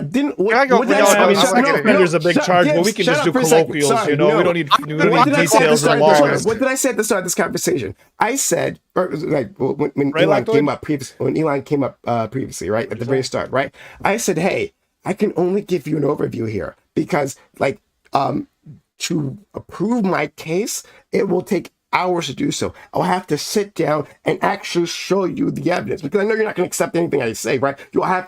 And it's not unfair, of course, to ask for evidence of my claims. Fair enough, right? But I said, hey, I can only give you an overview of my thoughts of Elon Musk here, but we can't go into the discussion because we can't. Then you have to say one of two things. You have to either say, look, in my opinion, I think he's a racist, and I'd love an opportunity later to show you why. Which I said before. No, you didn't. You said he is a racist. You made it as a factual claim. Well, then you can't consider your opinion. No. Stop yelling. You either A, say, look, that's my opinion, and I have a lot of evidence for it, but I can't. I said that. But, like, I don't want to get into it right now. No, you didn't. You said it. He is a racist. Yes, I did. We can rewind the fucking VOD. Prime. Your opinion. Prime. Did I not Did you say that it was no? No, you're yelling over top of me over something that I heard. This is fucked up. You're making a claim about somebody, and now you're yelling and screaming over top of me to lie about it. No, you said unequivocally, I was fucking here. Okay? Lactoid and you were in a private conversation. I was here. You called him a racist. You said he was a racist. Then you mocked him. All right, I'm muting you. Anyway, Lactoid, shut the fuck up. Yeah, fuck you too. Lactoid. How many times did I say, hey, we'd have to, I'm making these claims, we'd have to have a larger conversation later? Did I not say that multiple times already? Correct? Yes, but this was after you did definitively say that he was racist. No, this also was after you were saying, Lactoid, you're not this dumb. Normally you're not this dumb. Like you were insinuating that I should know that he's a racist. But like, look, I'm currently unconvinced. If you have evidence you can show me later that proves he's a racist, that's fine. But you can't take like the confident position and the non-confident position at the same time. How am I taking? Sorry, I don't understand that. Could you explain that to me?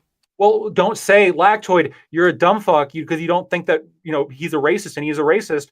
But I'll show you later. That's not what he was saying. That's what I interpreted as you. No, to be fair, he was saying that you don't give any systematic overview, and it's individually, and that you're doing that.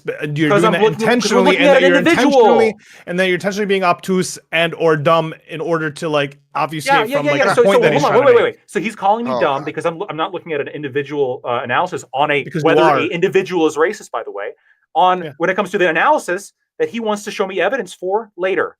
You can't say that I'm a dumb fuck if I haven't seen the information that proves his point. It's ridiculous. Let me just try something here, just for funsies. I don't know. Sorry, guys.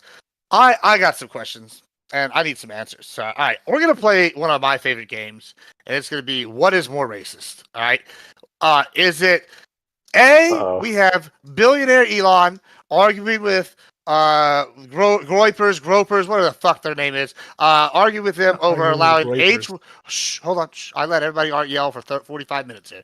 All right, listen. So we got argue with gropers about H-1B visas, which is for more expensive, not low paying jobs. This is going to be for like specialists, like engineers, scientists, etc., right? This is going to be for expensive jobs. Or hold on.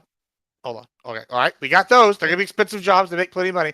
Or what's more racist, the Democrats arguing that, hey, we shouldn't deport these people because I know, thank you, but I got it. That we shouldn't deport these people because we need modern day slavery, basically, so we can pay these people less money to pick our crops. Like, what would be more racist? If we were going to look at an individual level, what's more racist? If Papa Gibbs came in and said, sell all my cattle tomorrow, and I'm going to open up a plantation de Gibbs, and I'm only going to hire illegal aliens that I'm going to pay 25 cents an hour, and y'all are going to say, oh, no, that's okay, cool, let them come work. Or Elon Musk going, hey, we're going to get some Indians over here who are also brown, but they know their tech specialties, and we're going to pay them $80K a year, which is on average with the average engineer in America. Which is more racist?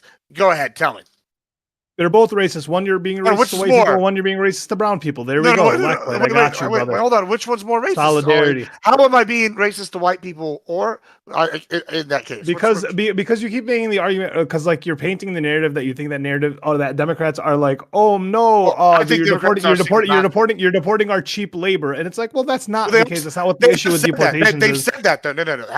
Have they or not? Have leaders of the Democratic Party said that, oh no, Yeah. they have. So okay, then I'm not. The other guy threw up a painting Stig picture at Heil. all. I mean, like, if you want to really compare it. Well, the irony here is, and this is the problem. I think that he spurred out. And Don't did make me that. defend Sure. anti-Semitism. Hold on. I think he spurred out and did that. Sure, but at the same time, I've been sitting here arguing for a while that the actual Nazis are the Dems, because guess what? They actually want racist policies implemented. And it's so funny to all these righties because they're going, wow, we're not racist. We want to stop this exploitation of these people and deport them. And y'all are going, oh, but they're Nazis. And so obviously You it's want to so stop the ludicrous. exploitation. So- That's why you want to deport them. Yeah, absolutely. I've said Yeah, that. I many think times. the problem I love with the your strategy, framing and the painting of the narratives that happen when you listen. You guys have the next 4 years to ball. I feel you. I see the grin. Lactoids held the grin the entire panel, which is fine. Listen. You guys get the next 4 years to ball. It's just like within the realms of this panel, a little honesty when we're having the conversation. I've had the most honesty here. I've had the most honesty. If anybody would benefit most from hiring illegal aliens, I would be me. I could change out my entire ranch hand staff tomorrow and pay them half. It'd be crazy or more than us. Because I'm not racist. No, I think the problem with your strategy here, Gibbs, is that you're assuming that Prime isn't willing to call Democrats racist. Yeah. I do it all the Which time. I mean, all of them though. Yes, because it's the progressives are the ones. I didn't say. The progressives are the ones who say, "Hey, more racist." The progressives are the ones who say, "Hey, let these people stay and pay them a living wage. Let's do Yeah, both of those what's things." more racist? Gibbs, to be fair, Hold on. I see a Oppressing contradiction. millions of people, or allowing a small group of Indians to make a shitload of money. Which one's more racist to you? Gibbs, real quick, did you just say that you wouldn't hire illegal immigrants because out of some kind of sense of morality, you would avoid making money? Yeah, best for Papa Gibbs is not because the long term implication would be I'd be put in jail, and that's bad for Papa Gibbs. Hold on. Would you ranchers actually get put in jail for hiring illegal immigrants? Yeah, all the time. You hire enough of them, yeah. Like, how many could I hire and not go to jail? I mean, probably 3. Okay. Do you have 3 on your payroll? Don't I admit have, that. I have plenty of legal immigrants that we've helped get citizenship through the many long, arduous process, and we've also helped many get the green cards for their family until they've also got citizenship. We encourage legal immigration because it's good for everybody. Now, I can't speak for all the my neighbors in the ranching industry. Some of them are not as morally upright as I am. They're also much whiter than I am, and I'm Hispanic, so I have a soft spot for Hispanic. I have a different question, right? So the charge that is being levied is that he is a racist, that he is at the very least cozy with and dog whistling to white supremacists and white supremacy. And I just have a question now. What if that is the case? I'm going to read an Elon Musk tweet.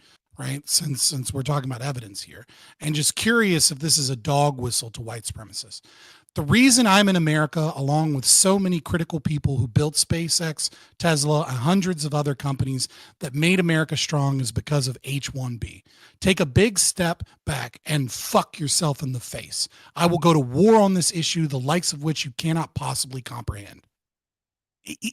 Is he going to war to exploit the brown people that he's also saying helped built America? That he says black people built America. We had slaves. Right, white people were racist. They didn't like black people. They kept them as slaves. They used them to build to do the thing, even though it was in small portions. Exactly. Not everyone was a slave owner in the 13th, but whatever the and fuck. They famously gave the credit to the point is racist would be the people that would own them and then use them, and then there you go. You can be racist. Wait, you can be racist and have like black people work for you. Also, you can be racist and have black friends. They're called tokens, right? They're the brown ones. There's a bunch of Arab tokens going around right now. You missed the key thing here. Those same Democrat slaveholders became the modern children. Their children are now the modern Democrats who now want to enslave all the Hispanic people via. I'm a non-voting American. I don't give a fuck about either side of the. Democrats are racist. I think Biden is a huge fucking racist. Fuck him.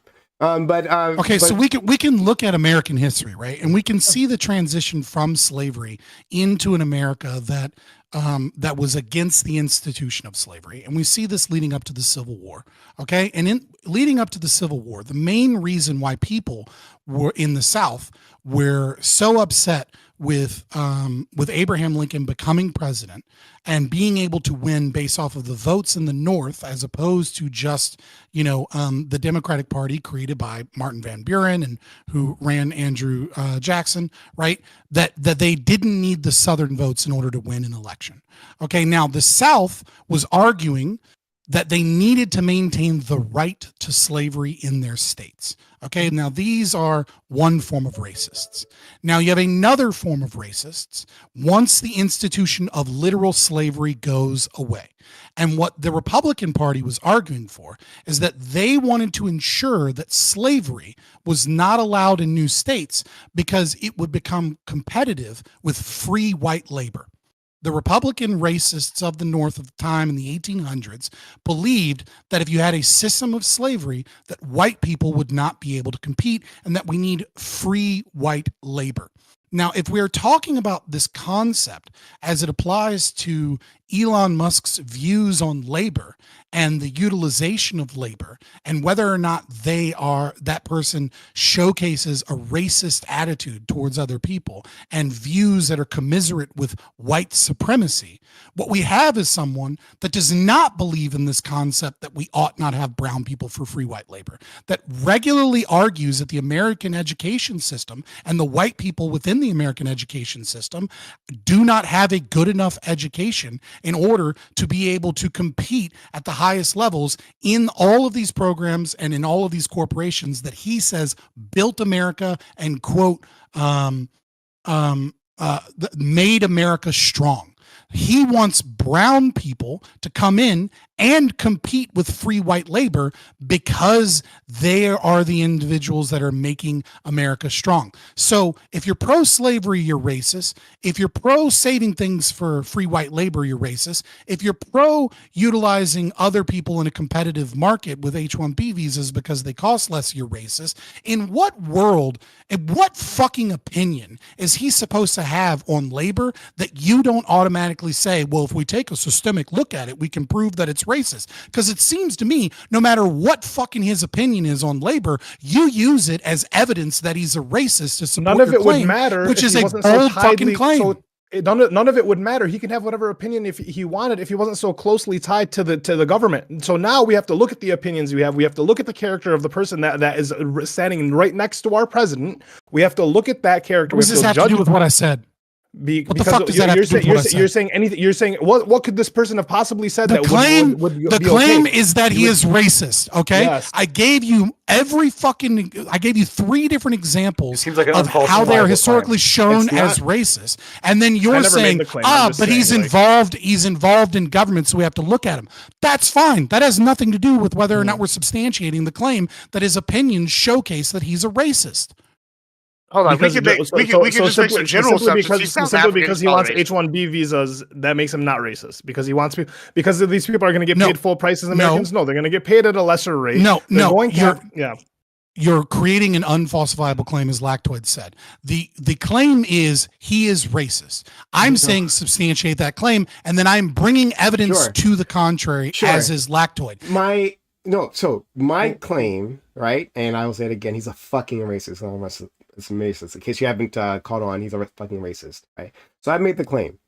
As a counterclaim, our friend I think at least it was Lactoid, maybe not. So I'm sorry if I got this wrong, but I think you were the one who brought up the H-1Bs. As evidence against the claim that he's As racist. evidence against the It's claim. not a counterclaim. That's evidence, right? So a counterclaim would be him saying he is not racist and I can prove it. What he said is that Fair your enough. claim is lacking evidence, and here's some evidence to the contrary.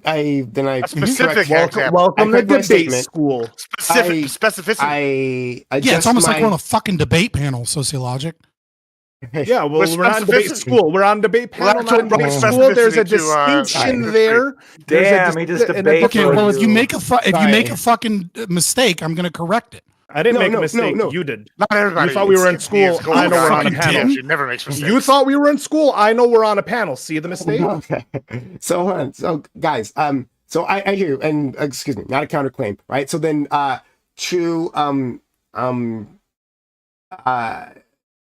then I don't know what the terms are. Then maybe but you can, maybe Michael can tell me, right? In response, right, I tried to invalidate the evidence that Lactoid presented, right? So he says the H-1B visas is an example of him not being racist. Look, he's got brown people around him, and he wants more brown people around him. He fought with the most virulent racists on Twitter over this very topic. I think that racists can have different priorities, which is the thing that I'm trying to get over to you. But in any case, right? So but I'm trying to like walk us through this. So the reason so when I'm countering about this, is not that, hey, anyone supportive of H-1B is racist. There's lots of reasons to support H-1B. H-1B isn't of itself evidence, right? So all my responses now have been to counter that that is valid evidence rather than it's in itself proving that he's a racist. It doesn't definitively prove that he's not a racist. That's fine. Well, this is the problem with an unfalsifiable claim, right? Like anyone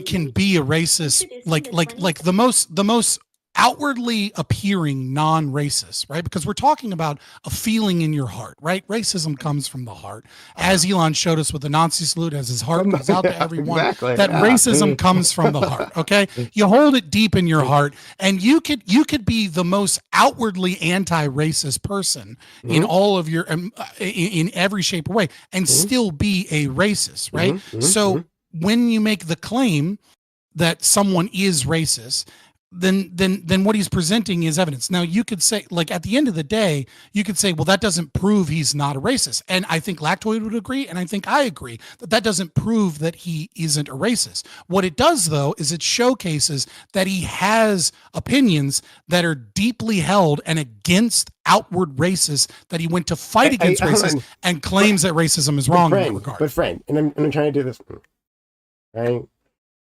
Thank you, Brother Scott. Because this is a difference in our worldview that's so deep that, like, we're talking different languages here, right? And I'm trying it, like, this is why I've addressed most of this to Lactoid, because I understand, Scott, right? And again, this is not me attacking you. I understand that you have this certain set of principles that make it effectively impossible for you to speak the same language. Right? I think intellectually you can understand. This is not an insult. I swear. Right? Like, I get always that, when it's a good sign. Like, I'm not saying that you're dumb at all, right? I'm not saying that your intelligence is compromised or anything like that, right? I get it. I just feel like your worldview is so set in the stone and so rigid that that when we get to these moments, right, when we're grinding down to our axioms, that we can never actually meet, right? No matter how close we are, right? It's like we're trying to approach the speed of light. We just can never quite get there. I can meet you there. I'm very well read on critical race theory. I know you are. Well read on and I know right? you Like, are. I promise I can meet you. Wait, serious question. But moving over to Lactoid. Real quick, let's say I said, like, let's say you said Scott was racist. And then I said, well, we first of all, there's no evidence been presented, but I have evidence. Look, he dates black women. Would you agree this is at least some evidence against him being racist? Like, isn't it a common trait amongst racists to not date black women? Okay, yeah, I'm glad you asked this question. No. Interesting. You say that. It could be racist, but it's just evidence against the probability that he is racist. I hear you, right? And this, I'm glad you asked that, right? Because it shows that racism isn't some sort of a simple one-dimensional thing, right? That, like, this overwhelming hatred of the other, right? That can't be controlled, and that overrides everything else. That's not how racism works, right? And I know, and I believe in you, Lactoid, because I know you know this. I know you know this, right? That, like, and like what Scott was just alluding to. Yeah, actually, known racists have dated black people, and but they're less likely to. I would say they're less likely to, but it's not necessarily evidence against the fact. They also fetishize black people all the time. right? And I'm not saying this is true of Scott, Prime, right? the definition of evidence is anything that makes something more or less likely. That's all it is. Fair enough. But what the thing that I was trying to get across to you, friend, right? And this is the language, right? The language barrier between you and me is because you don't look at this as systemic. You don't tend to look at anything as systemic, as far as I can tell. You don't seem to like that sort of that worldview, that perspective, that lens. You don't seem to like that. But if you do, right? If you apply that, then you can see that there are other priorities to this individual that integrate, right? Like even slave masters, right? First of all, slave masters fuck their slaves, to be clear, right? They rape their slaves all the time. They love them, even though they thought they were a lower. It wasn't like a romantic life. relationship, though. But no, they actually did have. I mean, Thomas Jefferson, sure, fair enough. But we don't actually know definitively if Thomas Jefferson had sex with slaves. What? We'll have to leave that alone. We can trace it back to his. Oh, that's wrong. Well, no, actually, there's more evidence that it was his brother. But people forget that. Then he fucked his brother. No, no, that his brother was the one. I know. Because like the genealogy evidence that they use could just as easily be used against brother. But I'm fine with assuming that it was. I understand what you're saying. Like, yes, you can get along with brown people if they're rich because your class interests could outweigh your race interests. This could happen because that outweighs this. There's a complex intersection of all these different things. I would say you can marry the two. That you can marry your dislike of these people with your exploitation of these individuals. These two things aren't separate, that they work perfectly well together, and they always have. Right? They can be. But what I'm going off of raw like statistics and probabilities here, right? If I'm looking, because I like Scott said, I can't see inside your head. So how do I know that you're racist against white people, Prime? Let's say I make the claim you are racist against white people. I would have to look for evidence to the idea that you're racist against white people and evidence contrary to the idea that you're racist against white people. If you hang out with a bunch of white people, you're like, I don't really care about race. It's not a big deal. Like, I don't hate you because you're white, blah, blah, blah. And like, you don't show animus, et cetera, et cetera. That's all evidence against the idea that you're racist against white people. However, let's say evidence for, I like walk into like a Nation of Islam meeting for, delivering, DoorDash. And I look over and there you are like ranting about the Yakubians and how like their calcified pineal glands has led them to dominate the West and how they're going to take over the whole world. And we have to get rid of them now. Like if you start yelling about that shit, that's strong evidence that you hate white people, right? That's strong evidence that you're racist against white people. And so I'm looking at the evidence for and the evidence against. Now, when I look at somebody who is arguing against groypers on the internet in favor of H-1B visa holders, in favor of brown people entering the country and being here on a relatively high salary that could otherwise be in competition, that is in competition for like native-born Americans. Do you think like this is evidence? Do you think not definitive proof, but this is evidence against being racist? The broader racist movement, I'm not sure the best way to let's just call them alt-right. Let's just say that for now. Overwhelmingly against H-1Bs. No, hold on, 1 second. What my point is, do you think that there are disagreements within that movement as to what their priorities should be, as to who their targets should be, right? Okay. There's disagreements in every movement, but again, Nick Fuentes and Myron Gaines are boys, right? Let's say all I know about somebody. Let me give you an example. Let's say all I know about getting along with all the other. Yes. This is a great example. So we're clear. Let's say Myron Gaines is a socialist. Nick Fuentes is sure a socialist. Let's say all you knew about somebody was that they were pro-life. Okay. He literally said today, he was talking about socialism. Nick Fuentes was. So I don't know how you want to argue, that he's not a socialist. Really? You hear me? Yeah, he's a Christian nationalist. He's a Nazi, and Nazis are socialists. And all right, cool. Yeah, that's fine. Let's not go down this. Okay, I just want to let's say all you know about somebody is pro-life. Okay. Now, Prime, I'm going to make you guess. Somebody's pro-life. Are they more likely a Republican or a Democrat? Republican. No, I hear you on the likelihood. Wait. Why are there Republicans? There's also pro-life Democrats. No, they exist. Exactly. Right. It's not definitive proof, though. Right. But it's not definitive, but it is evidence, isn't it? Yes, and I will. Hold on. Okay. So maybe this is a problem with terminology, right? Because you have a specific way, because you're a lawyer, right, of using this terminology, and I'm not using it in the same way. So maybe that's you're a layman. maybe when I make my, it's not a counterclaim, but maybe when I kind of counter your evidence, right?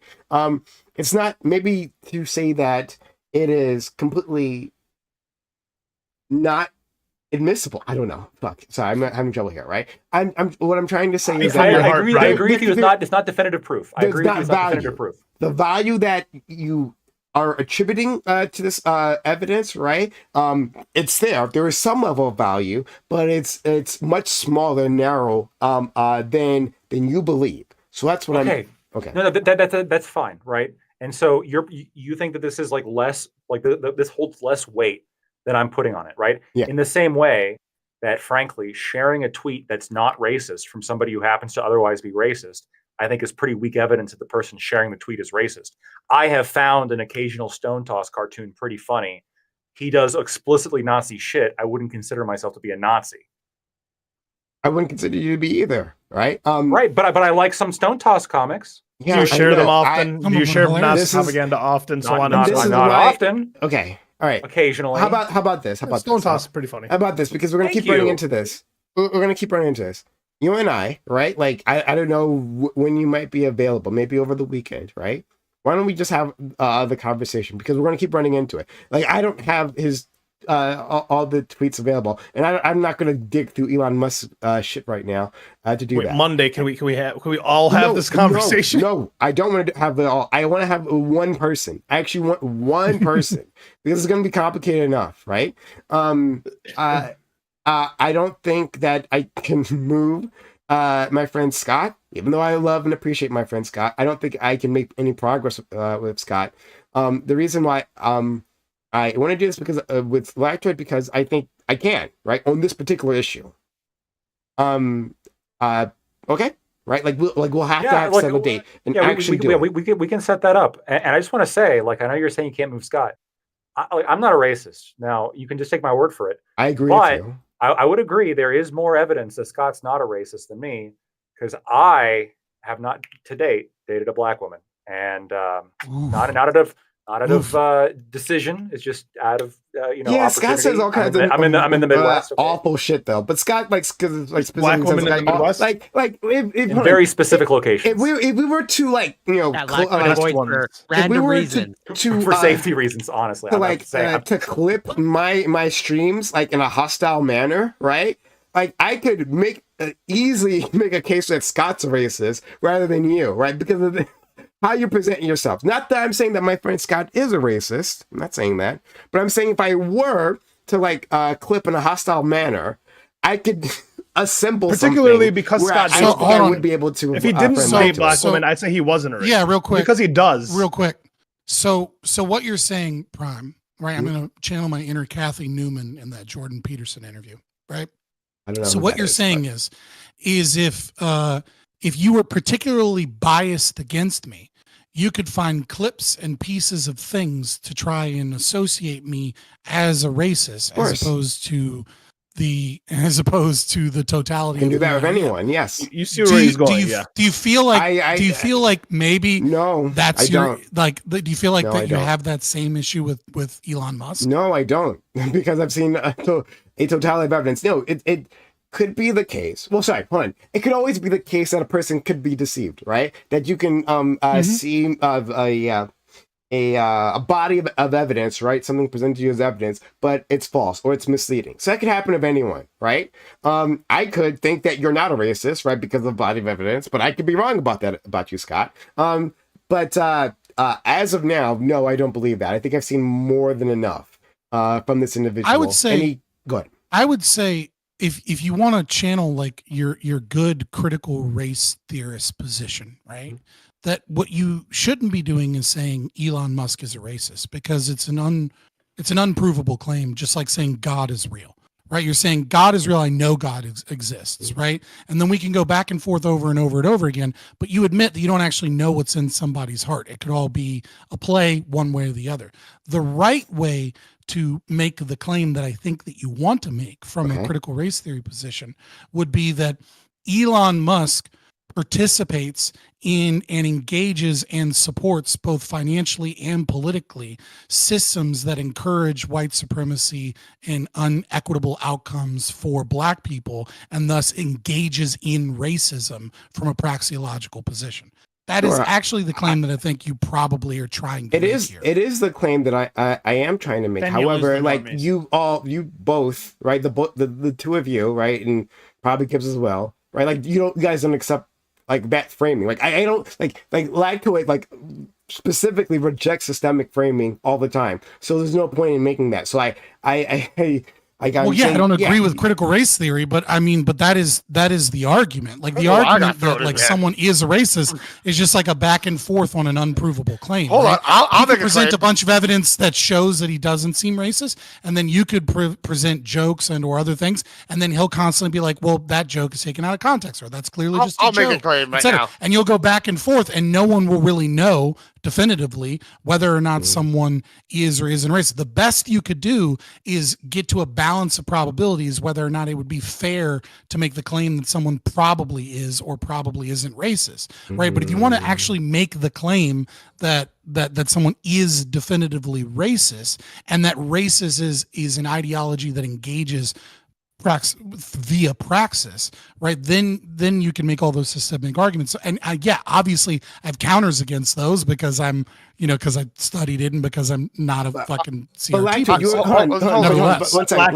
You reject the concept of you threw me in here. I want to respond to that real quick. Yeah, that's a good one. So you threw me in here and said, "Hey, Gibbs that's what I was thinking of. Probably would agree with this." Let me tell you what I think. Since you want to throw me in, I'll make it real simple. Everybody is racist sometimes. Like, have you ever eaten a bad steak?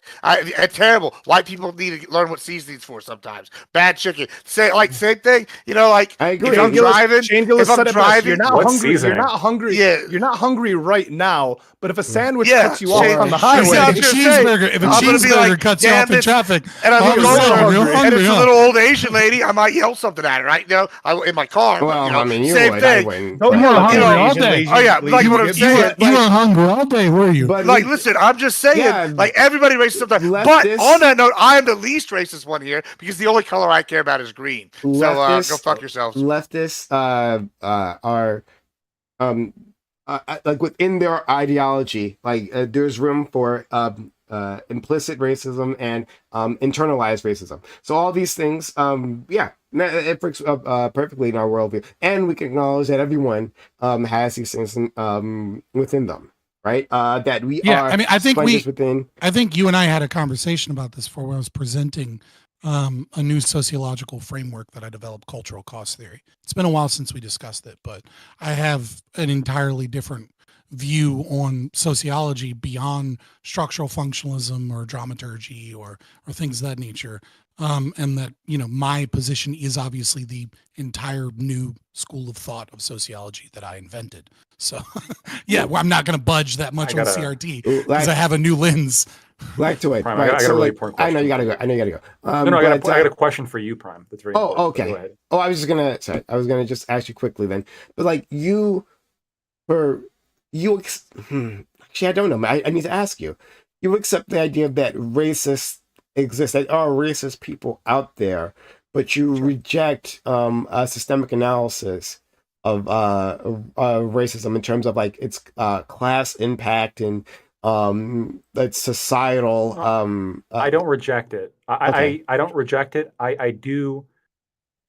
One of the I think that for a lot of people, and this isn't true for everybody, but I think for a lot of people, systemic is used as a term to avoid having to provide evidence. Okay. Now there can be genuinely if you can, we can walk through X, Y, Z, cause and effect, cause and effect, cause and effect. And you can show a demonstrable, this was related to that in some way. This is an example of how these policies can get out of control. Like redlining. Redlining is a classic example of obvious systemic racism in America's history. But what I don't like is when systemic is used merely to avoid evidence, as a sort of phantom thing, like XYZ happened because systemic racism. Okay, let's walk through and explain to me how that specifically that is happening here. and either I don't get an answer or just like you don't understand your bro. white. Disparate impact, bro. Disparate impact, bro. It's you wouldn't understand that you're white. But Okay, that's fair. the other thing is like That's standpoint of epistemology. I also don't like there seems to be oftentimes like in people making systemic racism arguments, there are these sort of implied propositions or like there's like an implied normative aspect of like, oh, this happened, so therefore you must agree, Lactoid, that we should do X, right? Like for example, redlining obviously was a thing, therefore we should obviously do reparations, right? Like there's the normative claim associated that I'm not going to get on board with, right? And so because I don't always go on board with the normative claims, and because I am skeptical as to like the evidence segments, right? I can sometimes be accused of denying normative or systemic racism, but I understand the theory, right? That like, as Scott said, like redlining can affect home ownership, which can affect XYZ. Okay. And then I have an important question for you. Yeah. And this is a serious question because I've been heavily considering this. And your answer and the answer of this panel might change my decision on this, okay? I'll get another motorcycle. Go ahead. Okay. Kanye West, otherwise known as Ye, has been incredibly active on Twitter, mostly after his butt-naked wife was all over the Grammys, okay? Yeah. But not only was his butt-naked wife all over the Grammys, she is incredibly fit. She's an incredibly in shape woman. Very incredible, I will say. But incredible again. Did someone send me a picture? I didn't see a lot of incredible aspects about it. If we got to be, lacks a lot of credibility. Two very specific, incredible aspects, I would say. But overall, like she's obviously in great more shape. than two. I mean, she obviously goes to the gym. I mean, clearly incredible. But I would say this.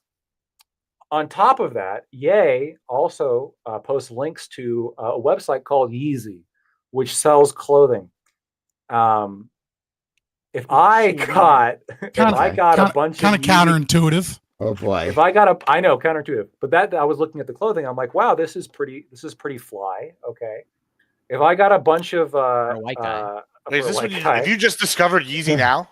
I did. Everything's $20. Everything's $20. I knew about the Yeezy shoes back in the day. No, don't buy Yeezy. Listen, you talk about Lactoid having FUBU. I got FUBU right here. I don't want to hear just discovered Yeezy. I got Yeezy Gap original, but hold on. I got you. I know the old school Yeezys. Okay, I know like the old shoes and everything. I'm talking about the new website where everything's $20, where you can get a Yeezy with Russian script on it, like a T-shirt. And like a box T-shirt, hoodie, and everything. If you saw me walking around with a bunch of Yeezy clothing on, is that racist? Since Ye is a little bit of an anti-Semite. Alexa, turn the lights on. She just doesn't love. Why didn't you just do the Frogan love Sabra thing? I have the Yeezy anti-Semite puffer jacket. If Gibbs eats Sabra, he's probably racist against Arabs or something. Like, why didn't you do that? You might as well have just done that one. But this is like a very specific artist who says something about Hitler and microphones, and it's not very good. Yeah, I got the jacket right here, baby. Ali, do me a favor. Send me a picture of Yeezy's girl. Kanye's girl in the Grammy thing. The Grammy outfit, please. Sorry, I got you. But yeah, would that be racist, guys? Wait, what? Oh, so if I came on stream covered like decked out in Yeezy gear. Well, hold on. I mean, if that'd be anti-Semitic, not racist. Yeah, sure. That would be like if I wore all Hugo Boss clothes. Yeah. I'd be like, that's serious. You'd be like, he's clearly a Nazi. Well, it'd be like if Hugo Boss was alive. Lactoid, two things. They're still putting Nazi imagery in Hugo Boss shit. What do you mean if he's still alive? Number one. Somebody over there is running that shit that's a Nazi. So two things for you, Lactoid. Number one, this is why you need to schedule a time to come talk with me about cultural cost theory, right? Because there is a cultural cost association in these things. It's okay, right? If Yeezy had made terrible music, this would change my interpretation of whether or not you're an anti-Semite. If he was known predominantly and primarily for being an anti-Semite, as opposed to first as a recording artist that made College Dropout and then was known to everybody as an anti-Semite, it changes things a little bit. Secondly, my very non-racist opinion, as a white man, You're Lebanese. We're not good with style. All right. Well, I'm part Lebanese, but and also Lebanese are like white people for the most part, anyways. Yeah. Like, let's be We're like, Oh, wait, we're wait, like wait. 30. We're like 30% French. That's you fake know? news. White Yeah, people. so- listen, so- white so- people. Yeah, to add Listen, white people context, don't. I own White people 3D don't accept rights. me as all white. They definitely aren't going to accept no Lebanese people as all white. No. Let's just get that out of the way. I get. Whoa! Don't you dare! I get the white pass. I have the card. Yeah, I that's get a all the joke. white things. Yeah, I got the fake honky news. card. Yeah, fake news. All right. Can you So say that? as a Look at my mostly skin white tone. I person, can. okay, how about that? As a mostly white person, dude, just get Stitch Fix. Like, stop dressing yourself. Stitch Just Fix. look. We're not black. We're not cool like that. Okay, just get Stitch Fix Whoa. and give them your size, give them your style, and give them a monthly payment, and just have them ship you shit in the mail and be like, oh, I guess this does look Speak good for on me. yourself, Fabian. Would I can they dress send me this myself. fly Thank you. Bucks I have jacket? I style. don't think so. Okay, well, Mediterraneans that's have style more too. evidence that Lebanese isn't white. All right, is the fact that you have style. All right, like, I'm just throwing this out here. All right, just telling you. I want All right, look. specifically the Yeezys All right, look some cool. No, you all won't. right, You won't be you know racist what? if you All wear right, Yeezy gear. some You're just a little some anti-Semite, jokes though. land A little and bit some anti-Semitic, fucking though. don't. All right, that one didn't land. All right, I'll take that. That's okay. I'll take that L. You It know, happens. sometimes I'm not fucking funny. You know, I'm not a stand-up comedian. I'm a streamer. That's fair. It happens to us all. I don't want to get this stone tossed. So 1 o'clock in the morning. I don't So get this the my joke God. is that, like, the stone toss joke is that, like, the guy saying you hate black people, he's like, oh, do I? So he turns to the black girl and says, I'm racist. She's afraid at first, but then the joke is that black girls are attracted to racist guys, like racist white guys, and On so she's second blushing. thought. So she's blushing. I on mean, this we date. do have Yeah. Doja This Cat is- as proof of that. So and that's every a- girl Scott's dated, you know. Do I? It's like Prime. It's like advanced negging. It's like you neg the whole race, basically. Okay. Yeah, I haven't heard that. So he's I don't saying know. he's Okay, saying, am I okay, racist? hold on. Watch. As- so as you a get white black girl guy- to be hold on. attracted to him, so you know. As a white guy that loves to date black women, let me explain this to you. All right.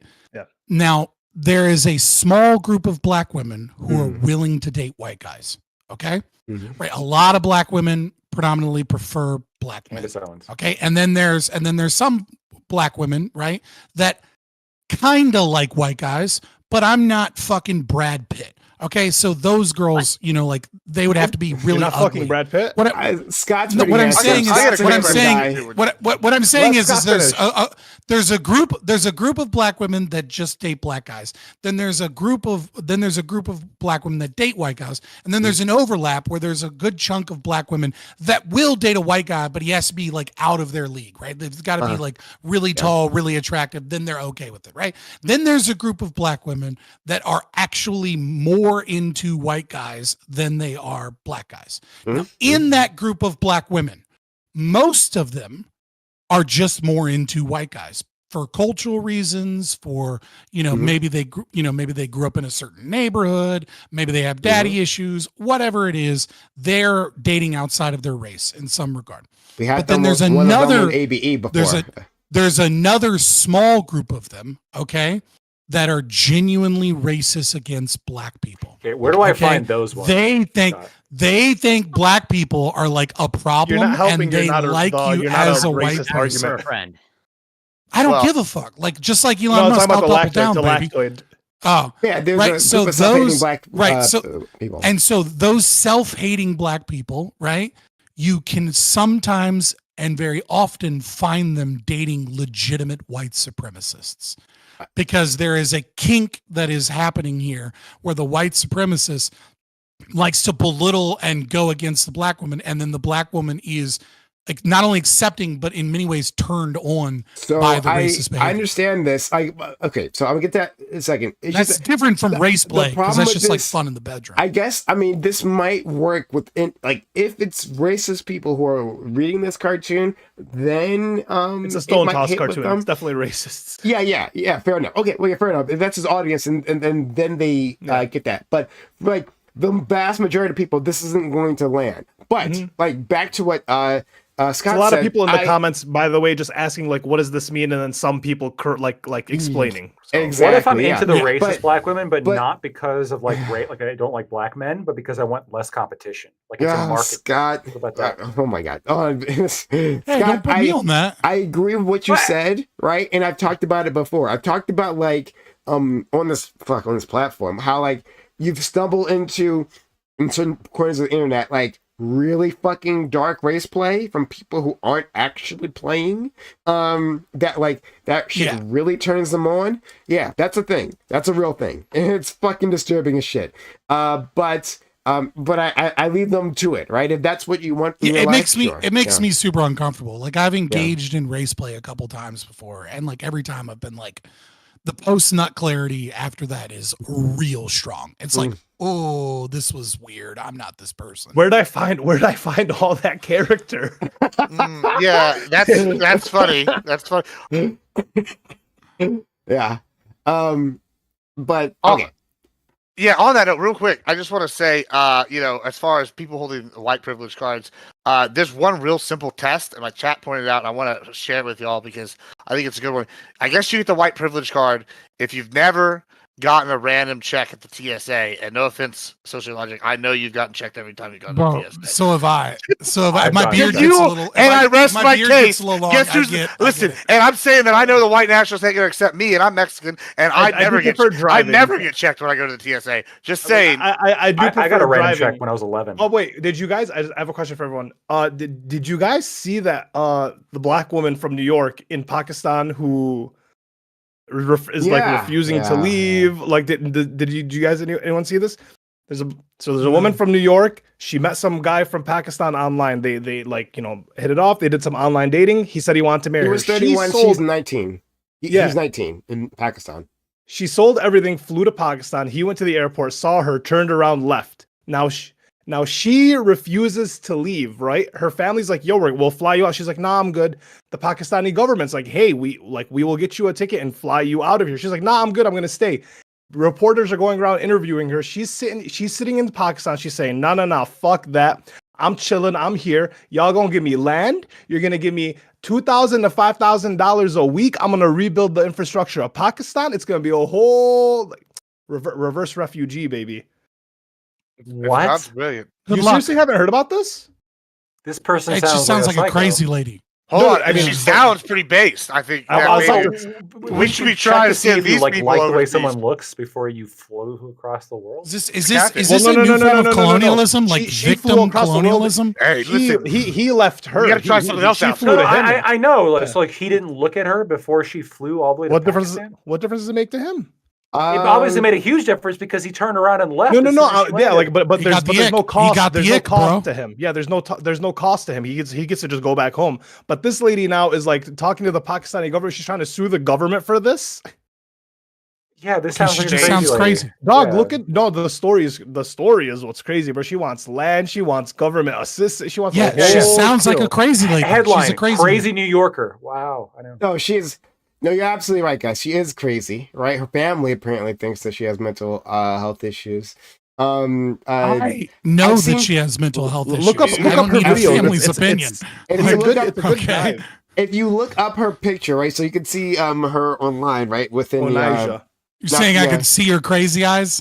yeah, she's wearing the headdress. Is she type hot stuff. though? No. Yeah. Oh well, then I don't give a shit. Yeah, that's the thing. She's not No, she's not actually all that hot. I could imagine that in our interactions, assuming they did do video, which may not be the case, that she like used a shit ton of filters. And this kid just like, especially from Pakistan, I don't know how well he's familiar with social media, may not have understood that. And then he probably never got a full view of her body, especially if like she's coming in hot as a Muslim, right? That he never got a full look at her body. So Real she quick, Prime. I got a super chat. Please tell Prime we hope he feels better soon. Air until the end of that's more. Wait until the end if that's more appropriate. Have fun fighting the multitudes of straw men. Multitudes of straw men. Okay. Yeah, I am. We can tell from your voice you're sore. Well, no, Yeah, so yeah. hopefully you feel better. I've been sick for the last 2 weeks. I feel better now, but I've been. It was really bad for a while. I But, fought like, whatever my that voice was is too, still bro. fucked up. Yeah, Everybody good. was fighting it, bro. Everybody. Um, You know what cures it? Caldo de pollo. Ask your Hispanic maids that what's her name Osborne was telling everybody that we had. but yeah, Because the Democrats Bro, are real talk, another racist comment.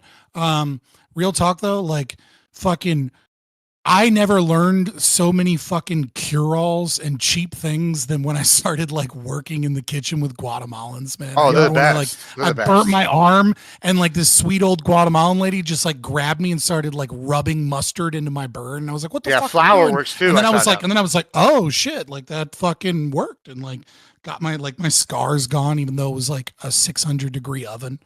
Like, Yeah, Nice. apparently flour also works. Is what the Guatemalans taught me. Whenever you fall into the grease, they know so many fucking remedies because they don't have a I'm- choice. They don't have the medical infrastructure, so they know all the I'm shit fine with that the like kind of Guatemalans. works.